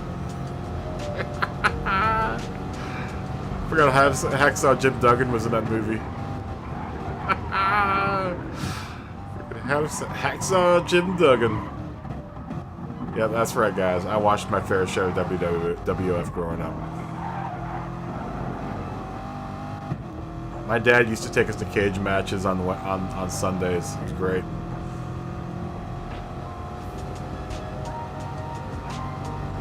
I went to so many cage matches as a kid. We did cage matches is what they would do in DC. Every now and then we would get like a regular WWF show. But they like to do the cage match in DC. I don't know why.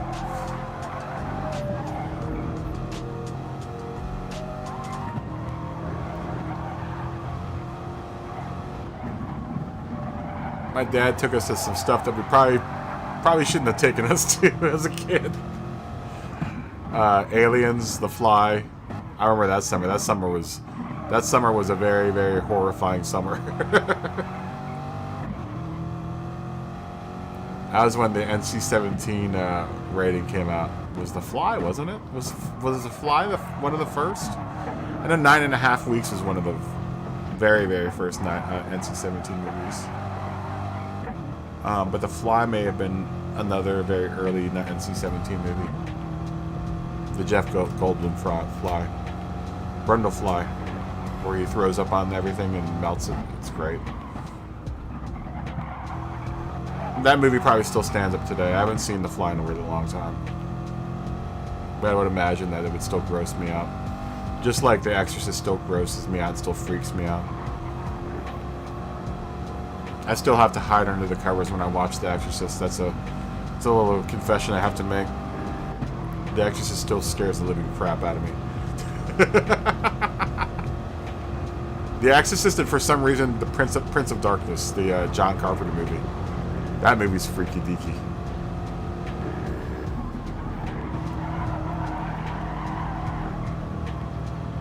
That movie, after watching that movie, I couldn't look in a mirror for like a month. Because that was the passage to hell was through a mirror. Ooh, freaks me out even thinking about it. Every time I look in a mirror now, I always expect it to do something weird. Oh, freaks me out. That and that Poltergeist movie, I think it was Poltergeist 3, was another movie that had to deal with mirrors and mirrors being the other side.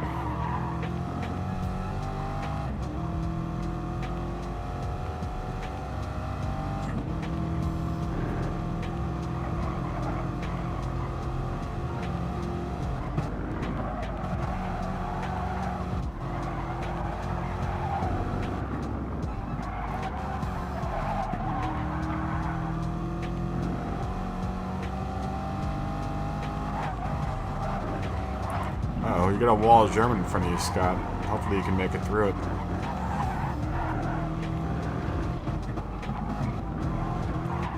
You got part of the wall of German.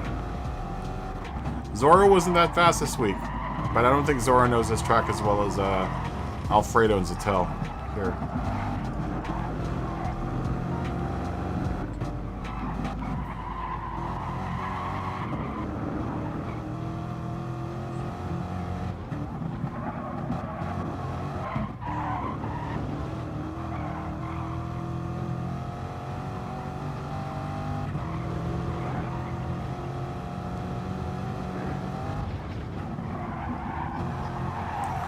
I'm gonna have to figure out how to make a dang thumbnail out of Assetto Corsa. I guess I could just take a screenshot. That's what we're gonna do tomorrow. Probably most all the day tomorrow. Assetto Corsa, just wait for people to come in and tell me how they did on the race. So we can all chit chat about our races. I'm thinking I'm gonna split it up into 2 chunks. I'm gonna try doing the noon chunk. I'll do like 12 to like 3, and then I'll do 3 to 7. We're just gonna do a whole block of streaming tomorrow and see what happens. I'm interested to see whether or not the analytic on when my audience is online is true. But I'm going to say that it's probably pretty dangerous to stream around noon, because Tijni and Key will be going on around noon.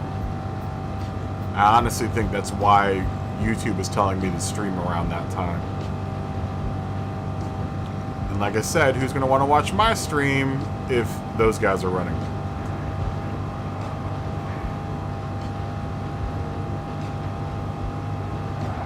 But we'll see.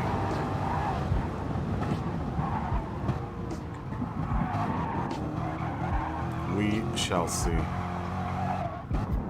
Maybe I'll do an endurance race tomorrow in Assetto Corsa. We'll see what happens. Wow, 7:08.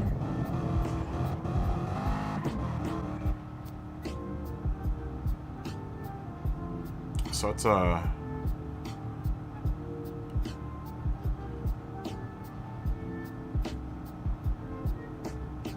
that's not a bad time, Scott.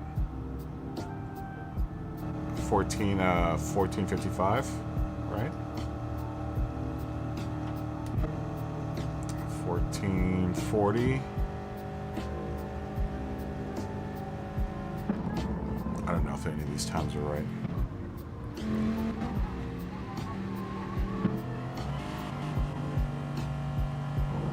Whoa, I should have never thought of The Exorcist. Now I'm spooked out.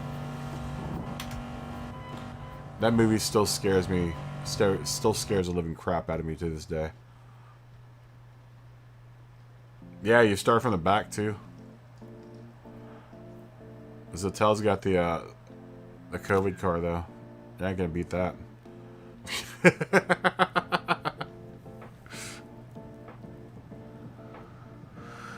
Oh man, Mr. Handman, you're straight out of a comic book.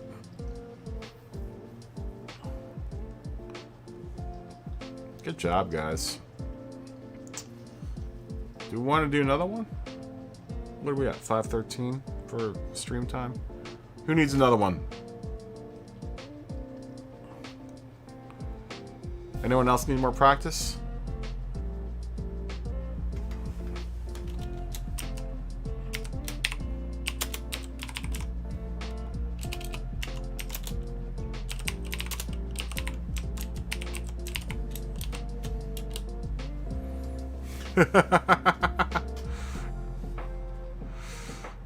uh.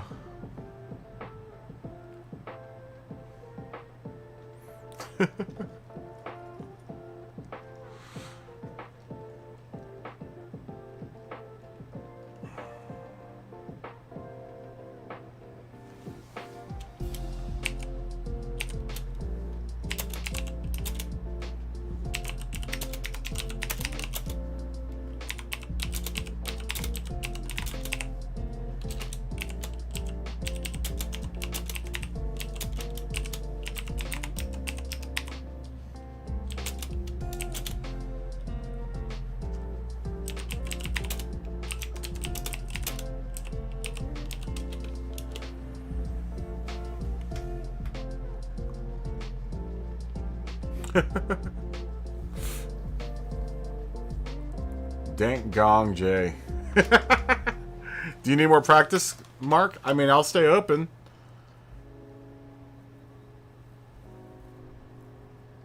I'll stay open.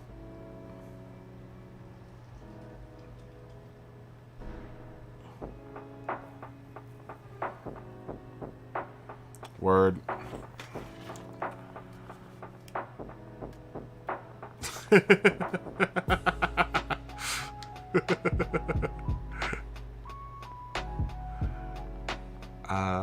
Word. Where is it to purify?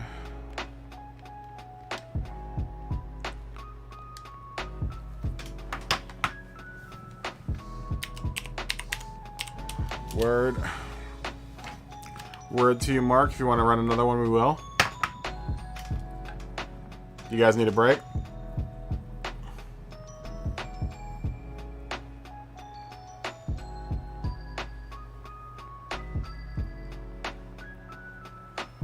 No break?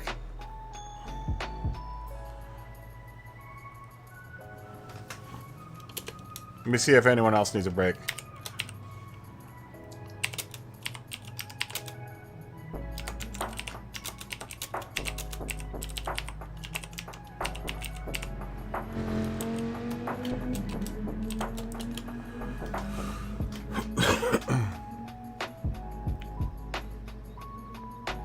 Let me see if anyone else needs a break. Mark.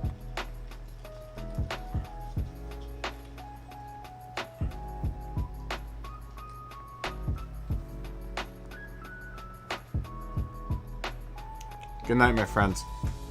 Good luck tomorrow.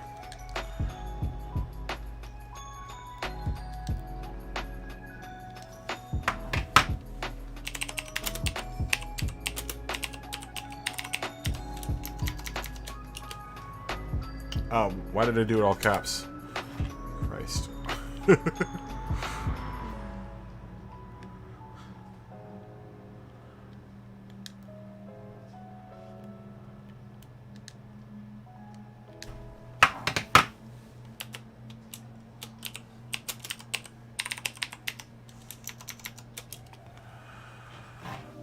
I ain't running.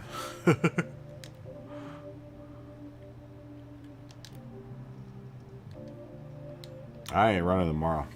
Tomorrow is gonna be a day off for me. Who else needs a break? When do you guys want to run?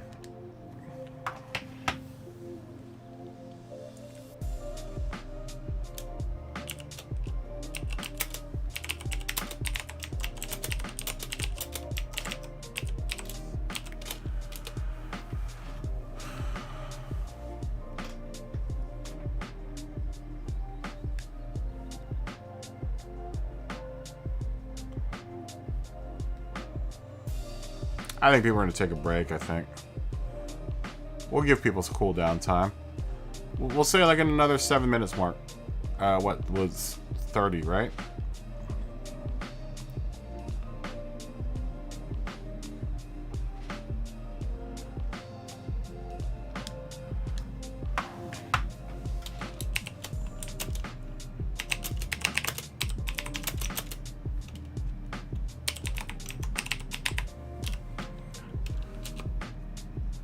Okay, yeah, sure. Sure. Yeah. How about we'll go at 30.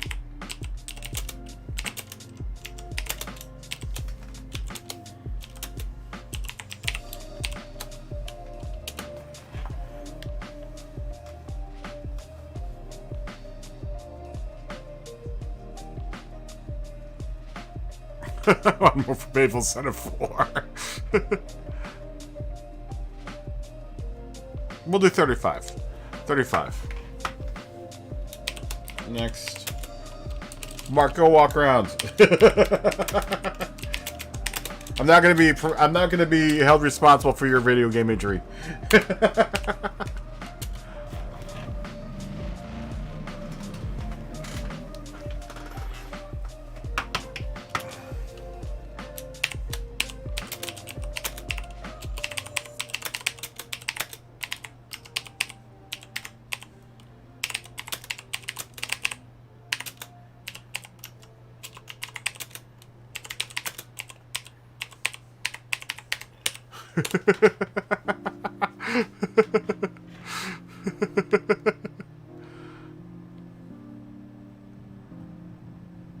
Oh, fast.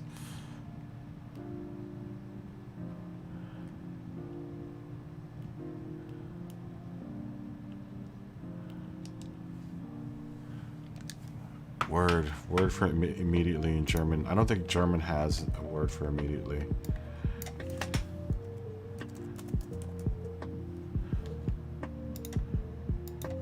I want to say schnell though in German.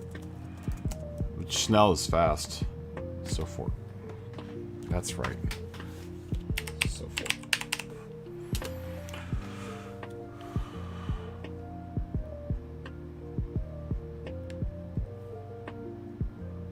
Oh, we got another German. Uh-oh. Wall of Germans building up here.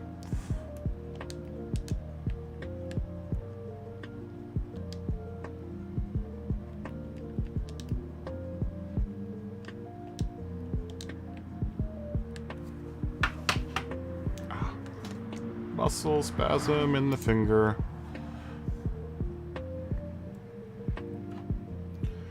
Yeah, that's not good. Go ready here. you gotta be on point here, especially in your lobby, dude. You gotta be super on point.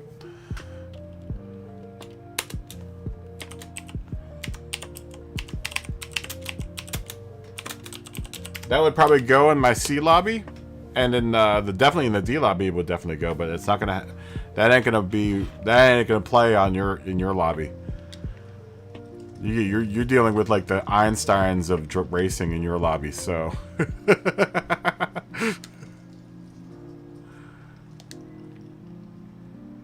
Joe Bar Team, do we remember them?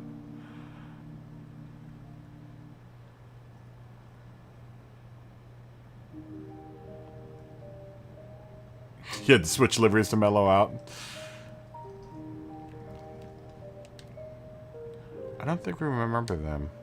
I'm just gonna say good to see you again.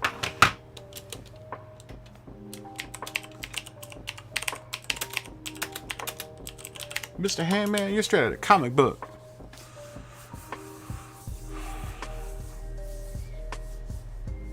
You know, the other guy, to go back to Bruce Lee, there's a kick that he does when he kicks Mr. Hand.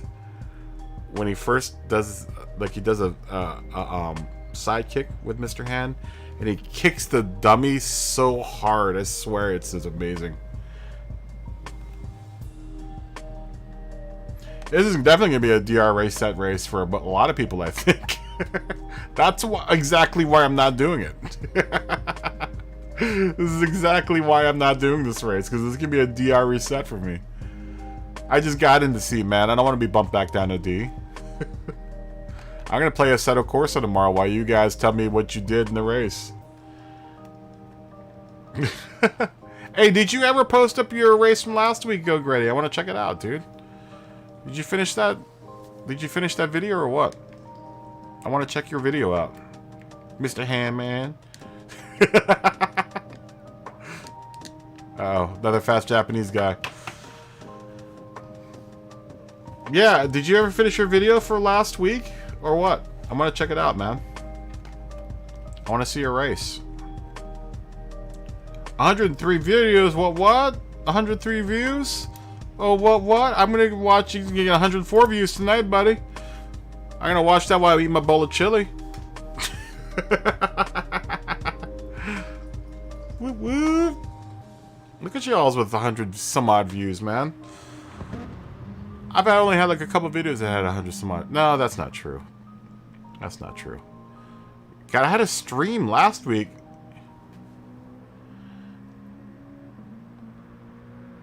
Alright, that's what I'm gonna do, dude. It's gonna be 109 later on tonight, dude. You just wait. You just wait till I warm up that bowl of stag chili. Put some melty cheese on top of it. A little bit of whipped cream, sour cream. And crumble up some tortilla chips on it. Ooh, baby, that's gonna be good. Especially my tortilla chips. KB19. Ooh, we got a Wi-Fi passcode in here, guys. KB194008. I wonder if that's his bank account number. Their bank account number. Ah, looks like we're having more people than we usually do.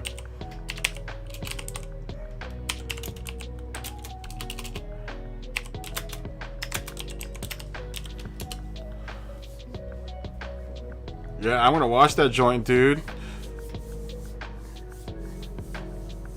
I'm gonna watch that joint.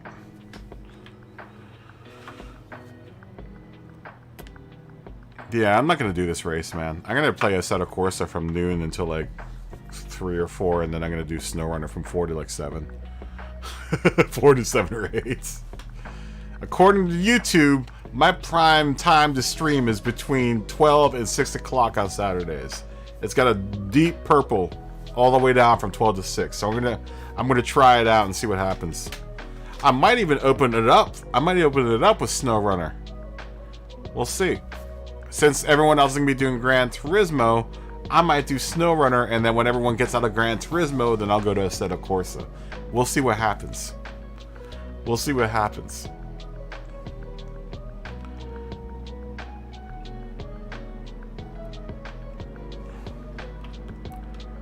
We'll see how this is gonna work out.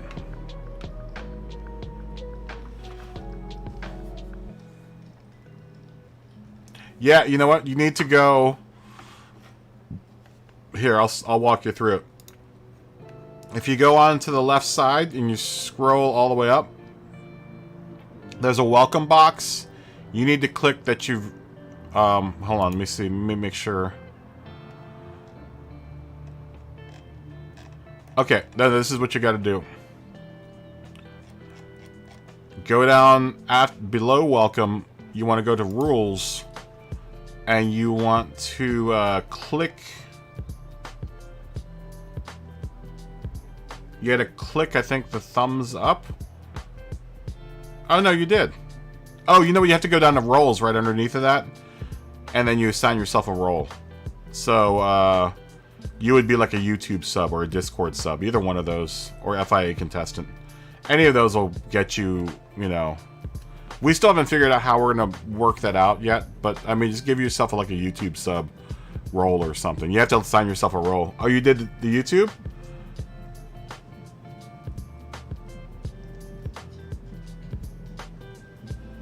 Huh. And you can't post in anything? Just try posting something in Gran Turismo General right now. Can you see stuff in there? You can even jump into my chat, man. I need to give you permission. Give me a second. Are you in right now?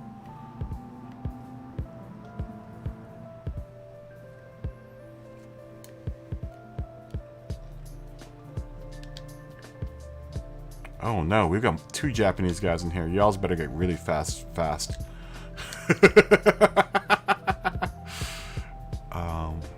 And we got another German in here. Did we get another German in here?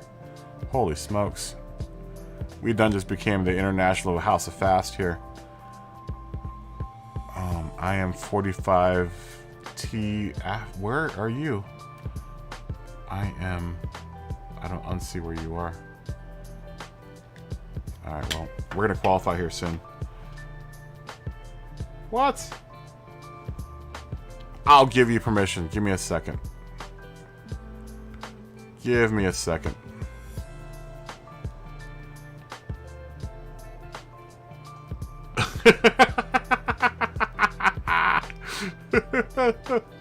Don't be sending no lewd pics in here. You know my mod's like 16 years old. my mod is 16 years old, trying to get inside the Air Force. Don't spoil my teenager.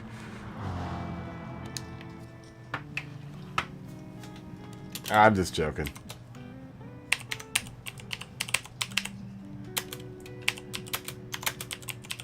That's cool. I know you're just joking. Let me see though. I don't even see you. Oh, there you are. There you are. Okay, I see you. So you're verified, and you're an FIA contestant. Let me give you permissions. Give me a second.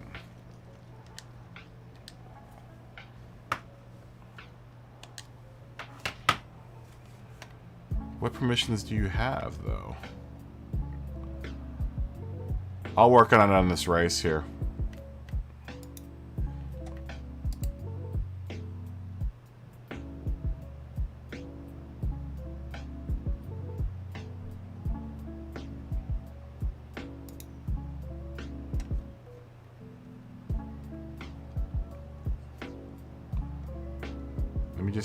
Let me see what permissions everyone has here.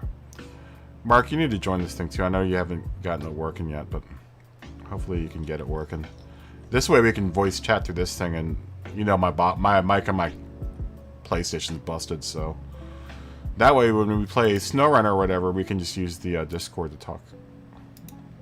I don't know if that's easier and harder. I don't know.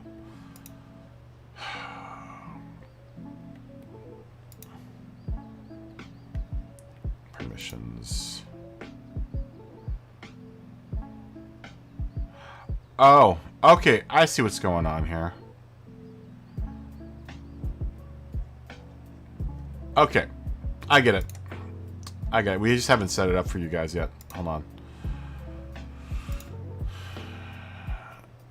Let me just set general permissions for this whole channel. I don't understand why it doesn't work for you, Mark.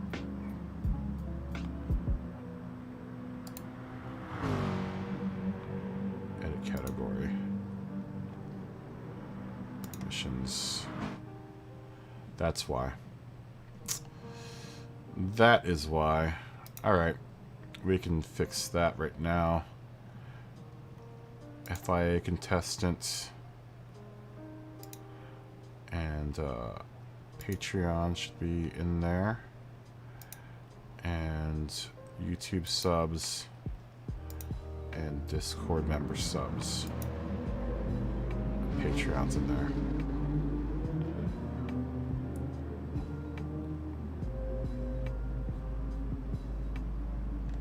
Okay, now you should be able to get in there.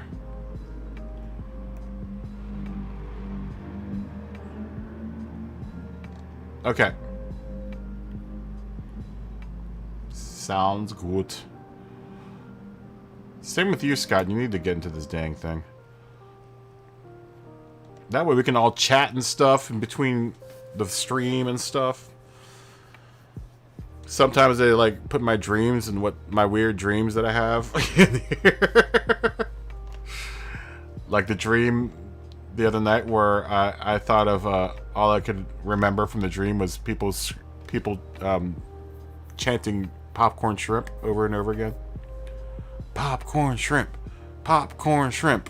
That's what I remember. That's what I remember. And somehow, some way, my uncle, R.I.P., who used to be a Secret Service agent, was in the dream as well. So apparently he was probably guarding popcorn shrimp from something. I don't know. I'm not sure exactly what Uncle Art was protecting popcorn shrimp against. Old Uncle Arthur used to be what, Ford? I think, was you under Ford? Ford was like his favorite president, I think, to protect at least.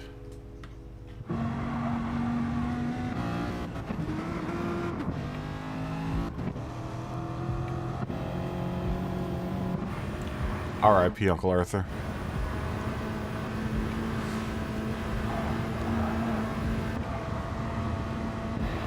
I remember one time someone had tried to rob his house, which was like the wrong house on the corner to rob. Because within, and I want to say within 35 minutes, they had captured the guys that robbed him. That was the wrong house to mess with. And it wasn't by the police. The Secret Service went out and hunted this dude down. So he must have got locked up, thrown into Siberia somewhere.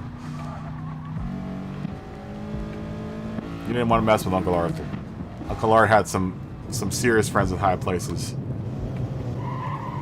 I remember when he was with Reagan, he had a heart attack. And when we went to go visit him, Reagan had sent him a whole bowl of like presidential M&M. I thought it was the coolest thing. I was like, these are M&Ms but packaged with a presidential seal on it. This is dope. And there were like a signed picture of Ronald Reagan right next to his bed. I was like, this is the dopest thing ever, dude. My uncle just got sent M&Ms from Ronald Reagan. That's crazy. That's some crazy, crazy stuff, man.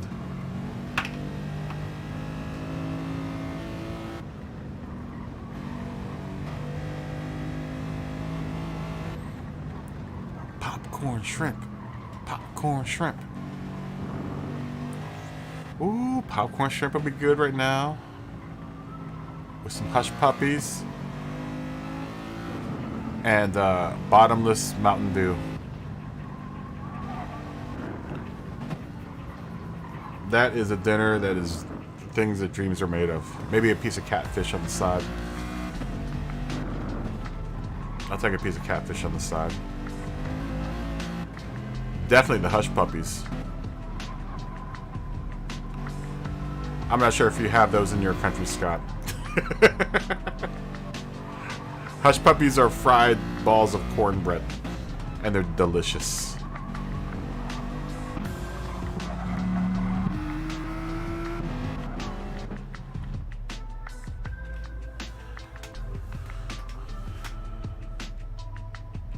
Absolutely delicious.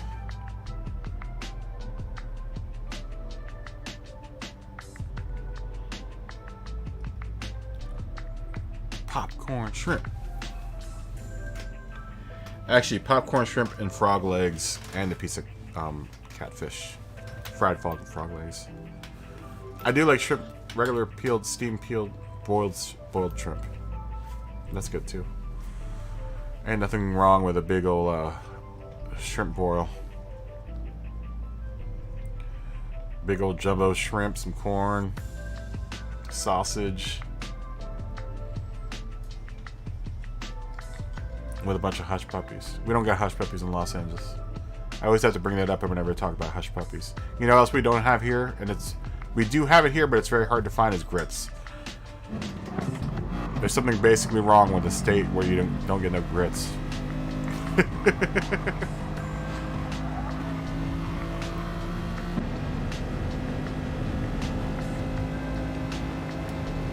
Tractor Boy. What's Tractor Boy? Is that on the YouTube?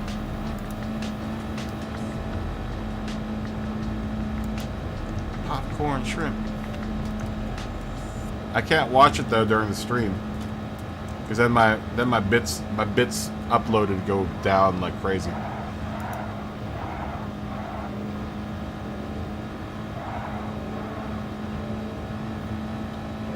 Are you talking about Small Boy versus New Holland 3600 tractor stuff with Rotovator?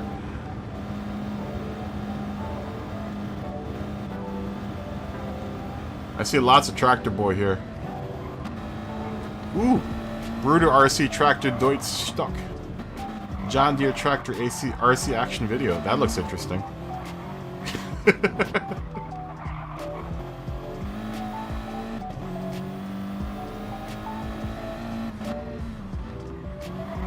It's funny because there's a video called Gingers Do Have Souls, which I would imagine is from your neck of the woods.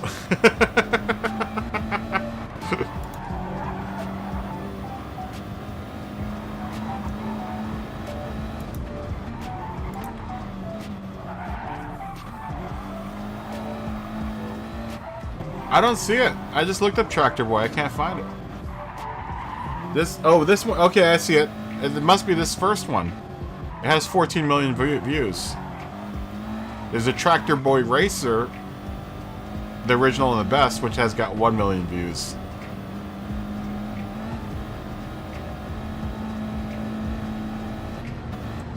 It must be this first one. I'll watch it later. I'll have to watch it later.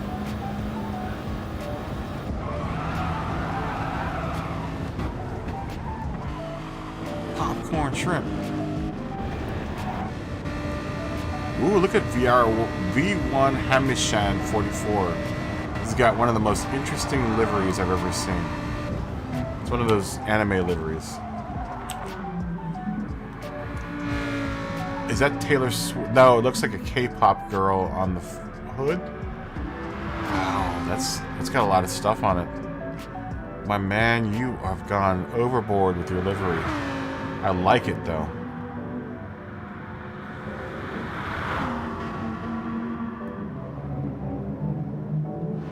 There's some nice liveries in here. Don Alfredo's got a nice one for Havelmutter. Go Grady always looking good.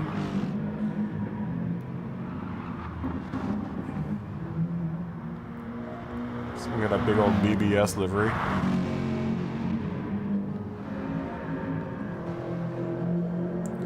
Ooh, KB19194008. The guy's bank account number's got a nice HKS livery.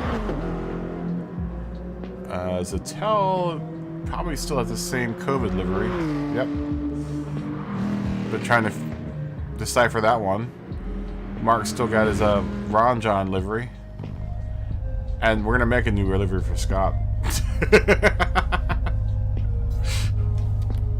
Ideal Boilers C7.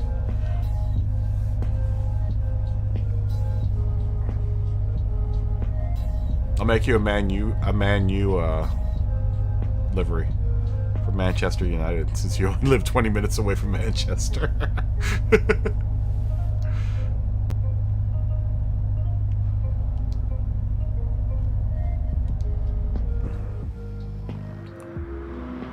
I'm sure there's a Manchester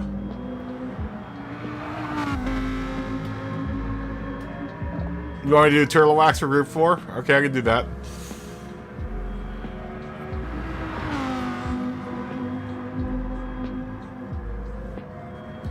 For this car, I could do that. I'm pretty sure I have a Group 4 of one of these cars in my my garage of millions of cars.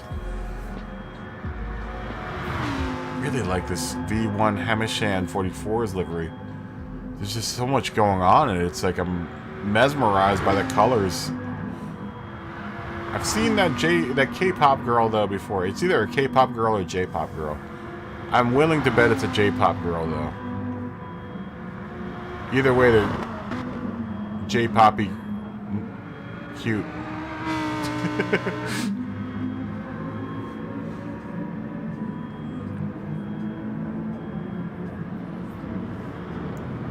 Where's our other Japanese driver?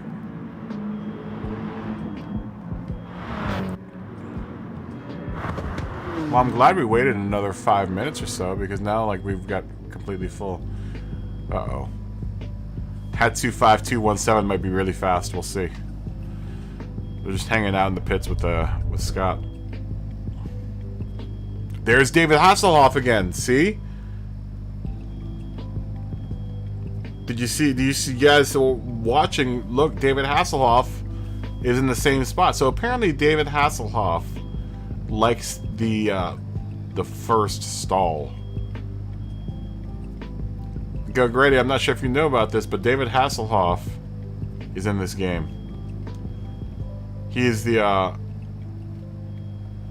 he's now with another pit crew, Mark. I'm not sure if you know this.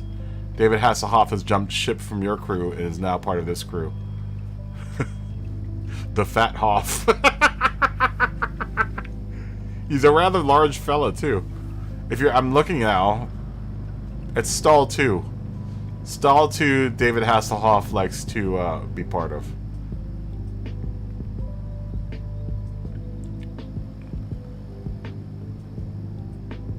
I'm gonna have to take a picture of this.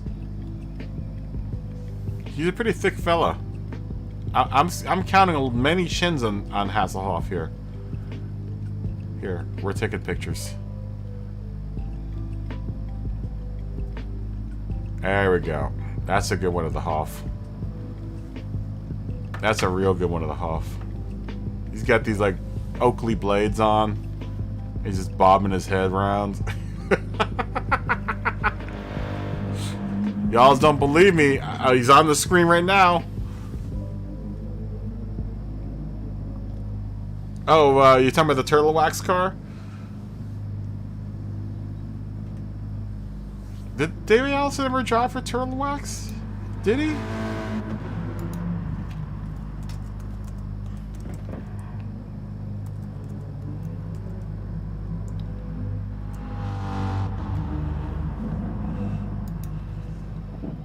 I want to say he only drove to Texaco, but I don't know. Did he? Did he drive for Turtle Wax at one point in time?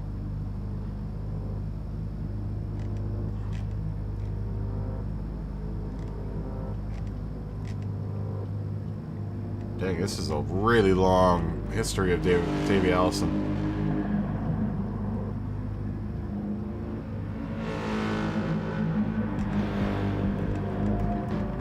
I was going to have to look up Davey Allison. Turtle Wax.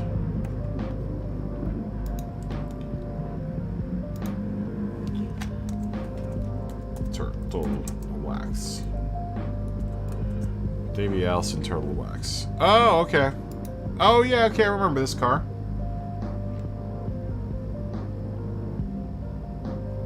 Ah, that's too easy. I remember this car. That's when the Intimidator used to drive for Wrangler. Back in the Monte Carlo days. Oh, I could do that instead, okay.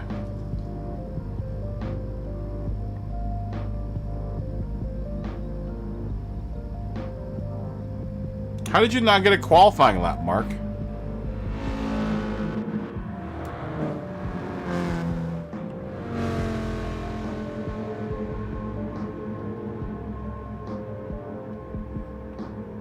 He has a Turtle Wax one, yeah. Apparently he drove for Turtle Wax. No, he didn't. I want to say... I think it just came up because I put Turtle Wax in Davey Allison.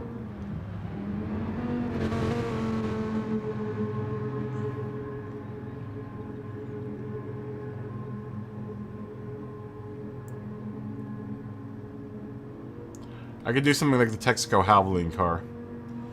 I did like that car back in the day. The Havoline car. That was a cool car.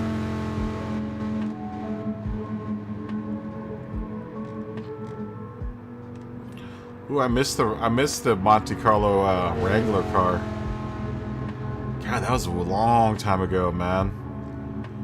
That was a super long time ago. Man, I'm old.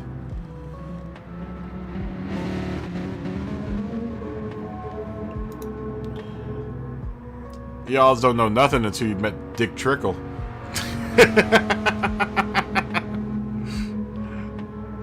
My boy Dick Trickle, he used to drive for Heilig Myers.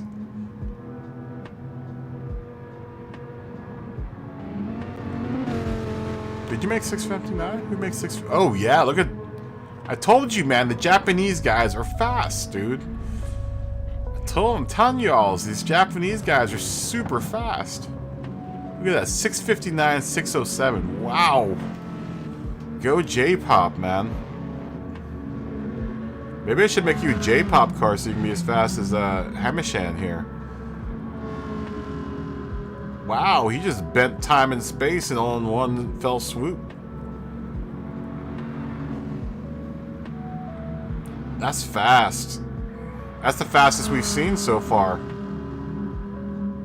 Not only is it 659, it's like 659 and a half. Cartman. No way, man. Dick Trickle. Dick Trickle, the Heilig Myers car. They were an awful team.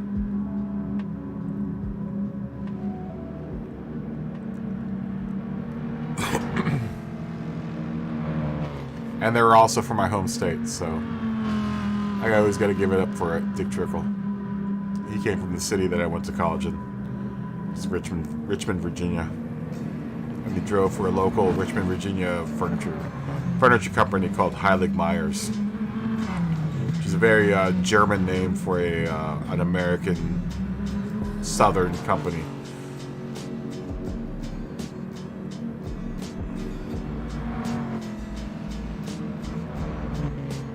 Maybe we'll watch V1 Hemichan 44 on this one, huh?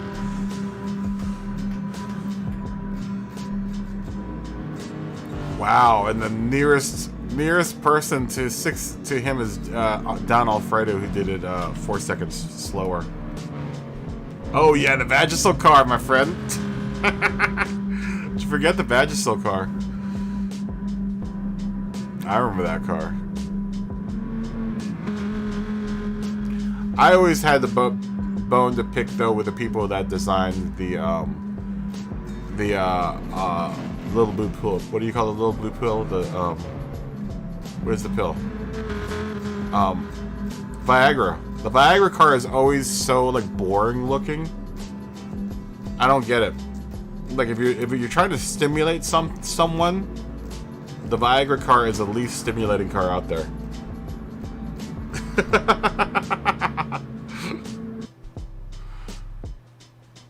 The Viagra car was the least stimulating car out there. That definitely would not get me hard if I ever saw it. It was really boring looking. There are plenty of ways you can make the Viagra car look exciting. But they always pick the worst, most boring designs.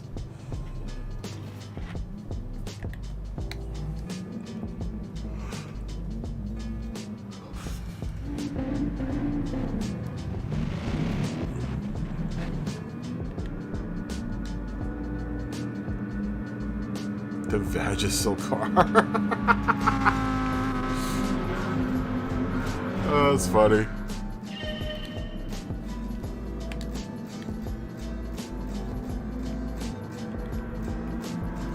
Dang it. I'm gonna have to come back to it.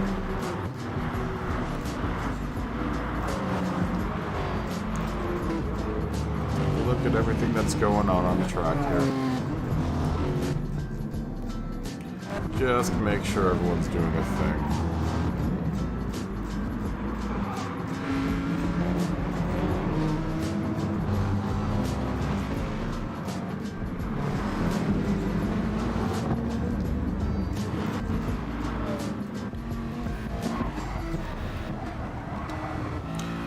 Alright, I need a banana. I am going to go get a banana and maybe a little bit of drink. I will be back. Let's see, we'll leave you with Hammond Shan 44, who is breaking all laws of physics right now. I will be back.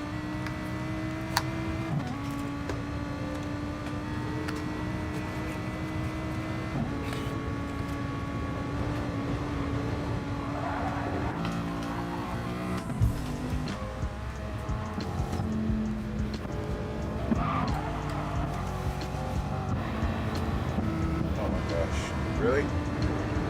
Gran Turismo controller? Really? Dang, controller? Stay on one person. For Lord's sakes. Come on. There we go. Okay. Oh, come on. No, stop. I'll be back.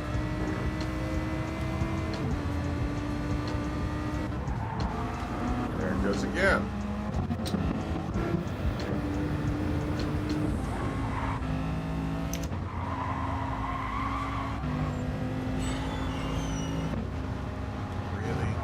Make me have to babysit you, damn controller.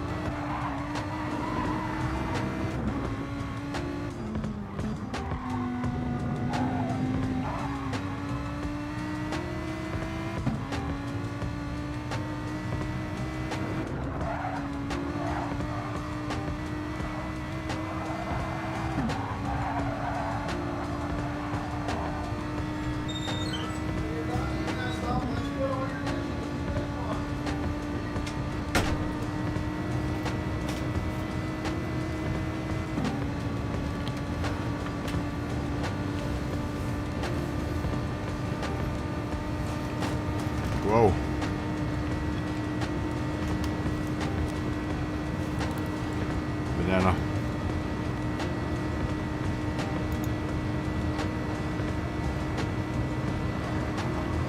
Bananas.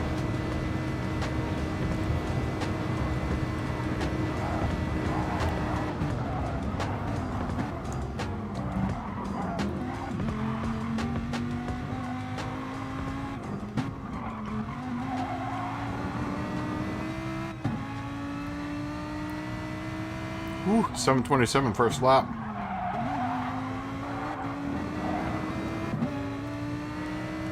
My man is putting on a clinic right now.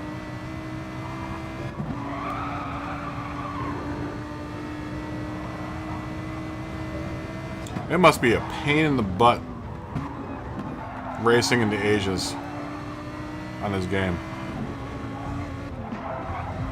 Almost all of the Asian drivers are super fast.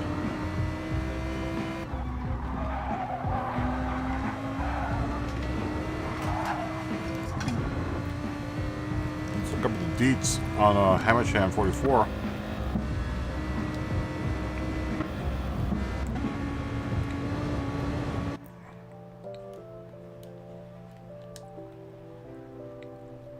Yep, Hamilton 44 is an A+.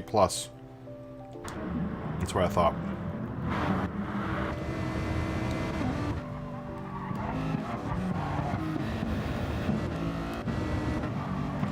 Come on, stop, you stupid controller.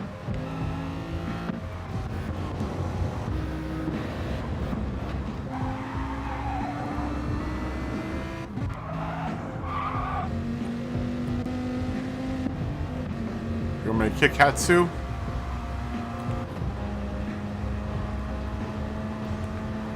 I'll kick Hatsu. Sorry, I was away. I was AFK. Yeah, look at that dude. He's gone. Hatsu's driving like a suicide bomber. Sorry, I was going to the bathroom, and he's an A+. What's going on with him? Gone. That's a shame, because Hatsu was an A+ too.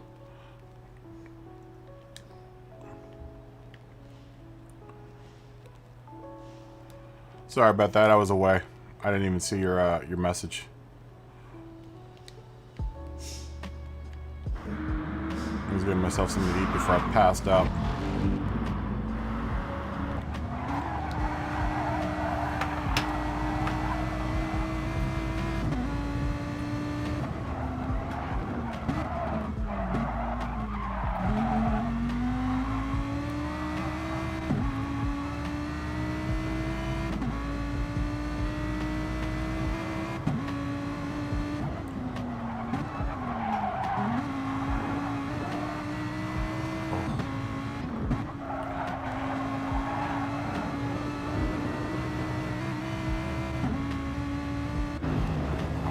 Stop.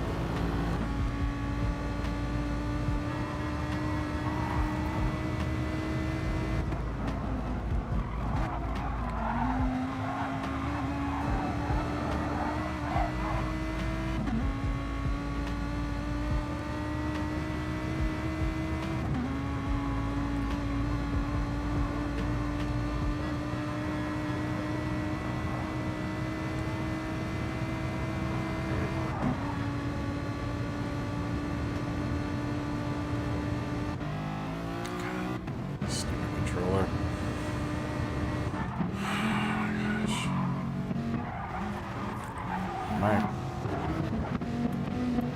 My left stick is really drifting really bad.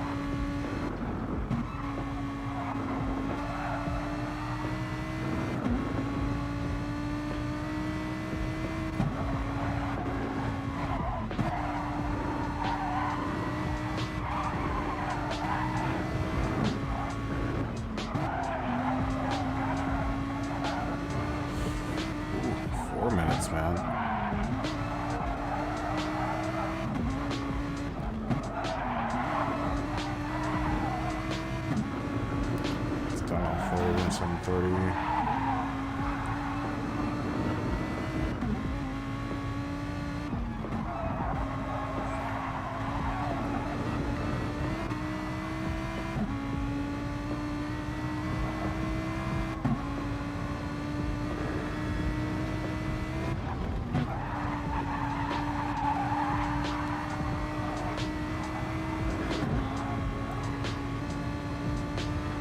Well, I can't wait until we're done. We're done with this track, so I don't have to boot anyone anymore. I swear, this week has been the week of the boot. I've had to boot so many people this week.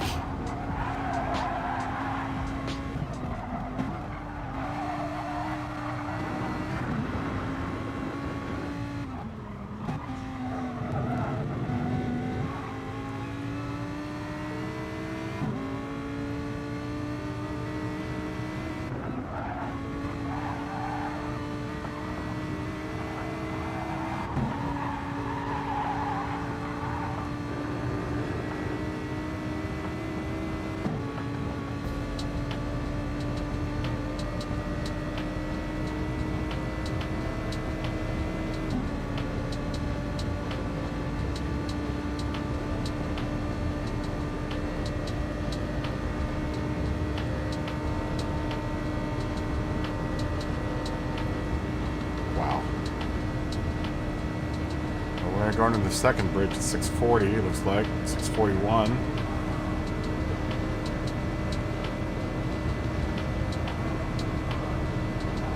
Bilstein Bridge at 641.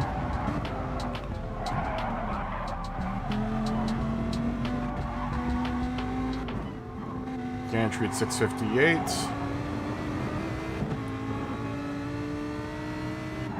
704 for the win.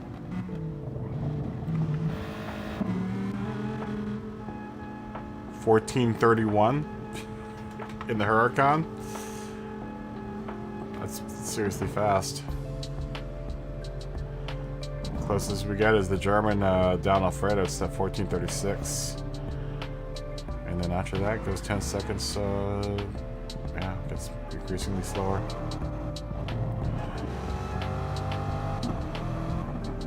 That's properly fast.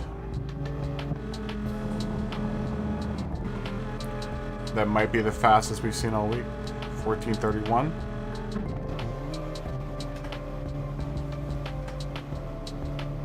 Some serious fast times right there.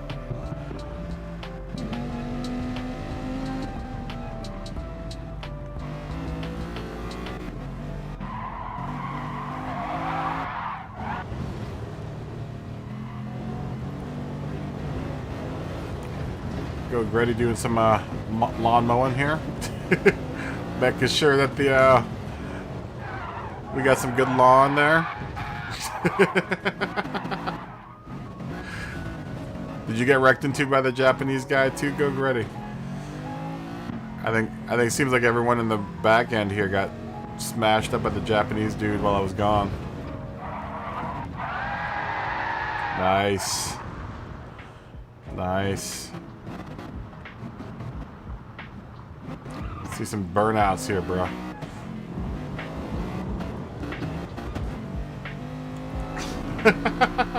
I'd imagine the go-karts are probably pretty fun around here.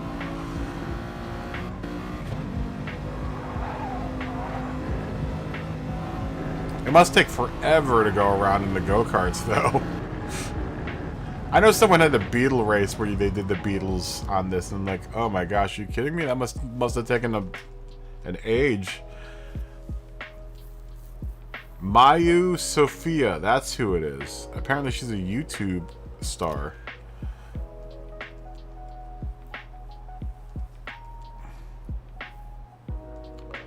Alright, guys.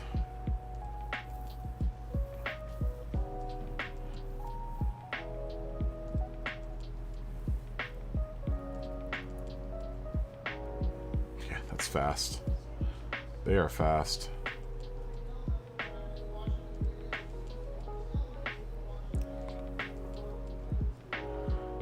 Do we want another one? Good night, Zatel. Good night, Don Alfredo. The Germans are gone. I think that was the last one for the night, guys.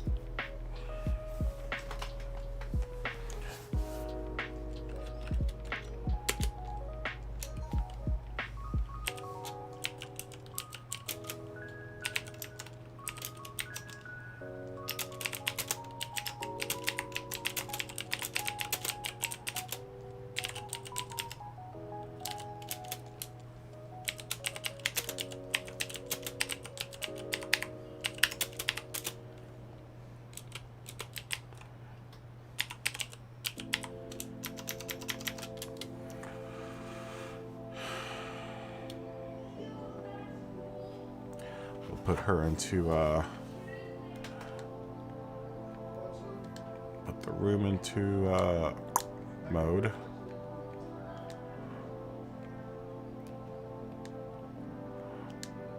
Put it into practice mode, and then I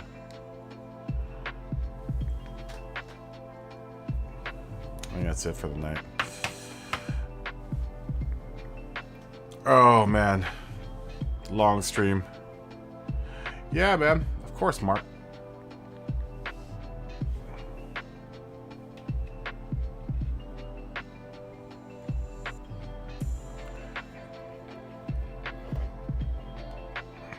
Go, Gretty. Good luck tomorrow. I'm looking forward to the video. I'm going to watch your video tonight for last week. Give yourself a likey. I would never get that many views on a race video because I'm a crap racer.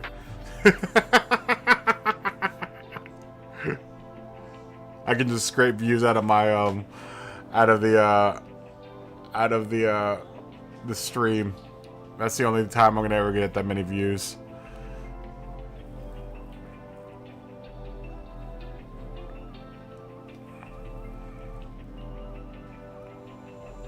You should be able to go into Discord now. Go, Grady. If you, I've been typing in the general section. That's where I've been. That's where I'm in general Gran Turismo.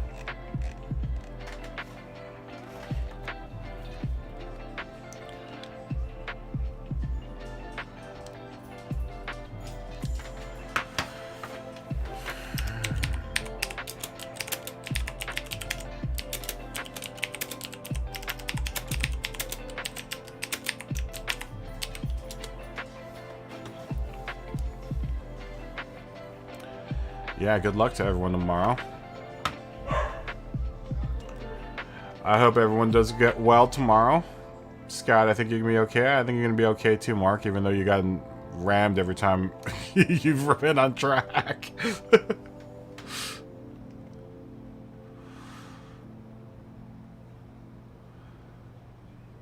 Yeah, see you tomorrow, Scott. Bye, guys. Good night, Scott. Or good day. I think it's morning for you now at this point. Did the Japanese guy mess you up too? Is he really destroyed Mark? He was destroying all kinds of stuff. Good night, man. Good luck tomorrow. And I hope everything turns out good for you tomorrow. 5:20 in the morning, so good morning to you.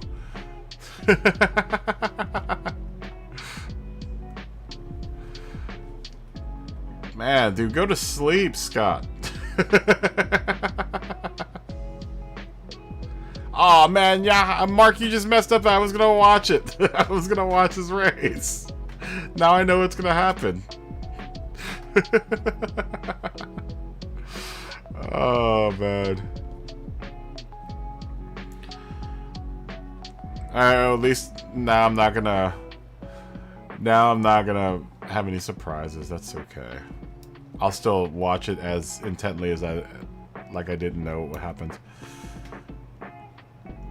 Scott, sleep up. You got a race here in like another 10 hours. You're a day walker. I'm gonna watch the Tractor Boy vid.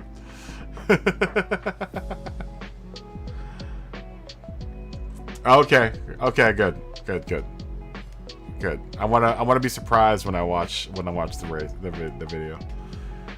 Give you a little likey too. I know that sounded bad, but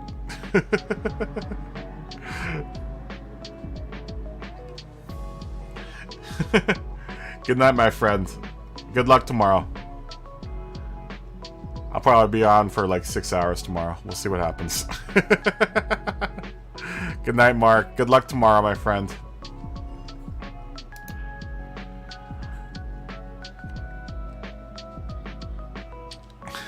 Yeah, of course, man. Of course. You know I'm the source where you go to learn how to get fast. I'm here as an installment in the community, my friend. I have no problems hosting. As long as the party stays amicable, it's all good. Y'alls are always welcome. Good night, guys. Good luck. Good night and good luck tomorrow.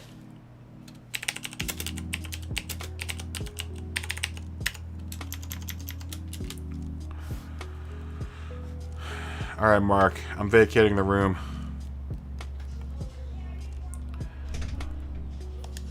Sorry, Smog Baxter.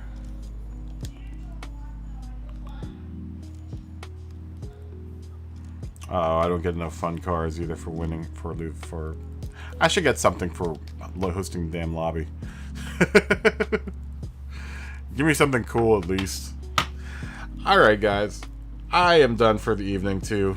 I'm gonna go eat some, go eat a bowl of chili again. And I'm gonna watch Go Gretty's race from last week, so I can be caught up for this week when he posts his race. But anyhow, you guys were an amazing part of my day. I'm hoping I was a good part of your day. With that being said, I'm gonna say stay healthy, stay happy, and be awesome to each other. I will see you guys tomorrow, and have a good evening. Bye.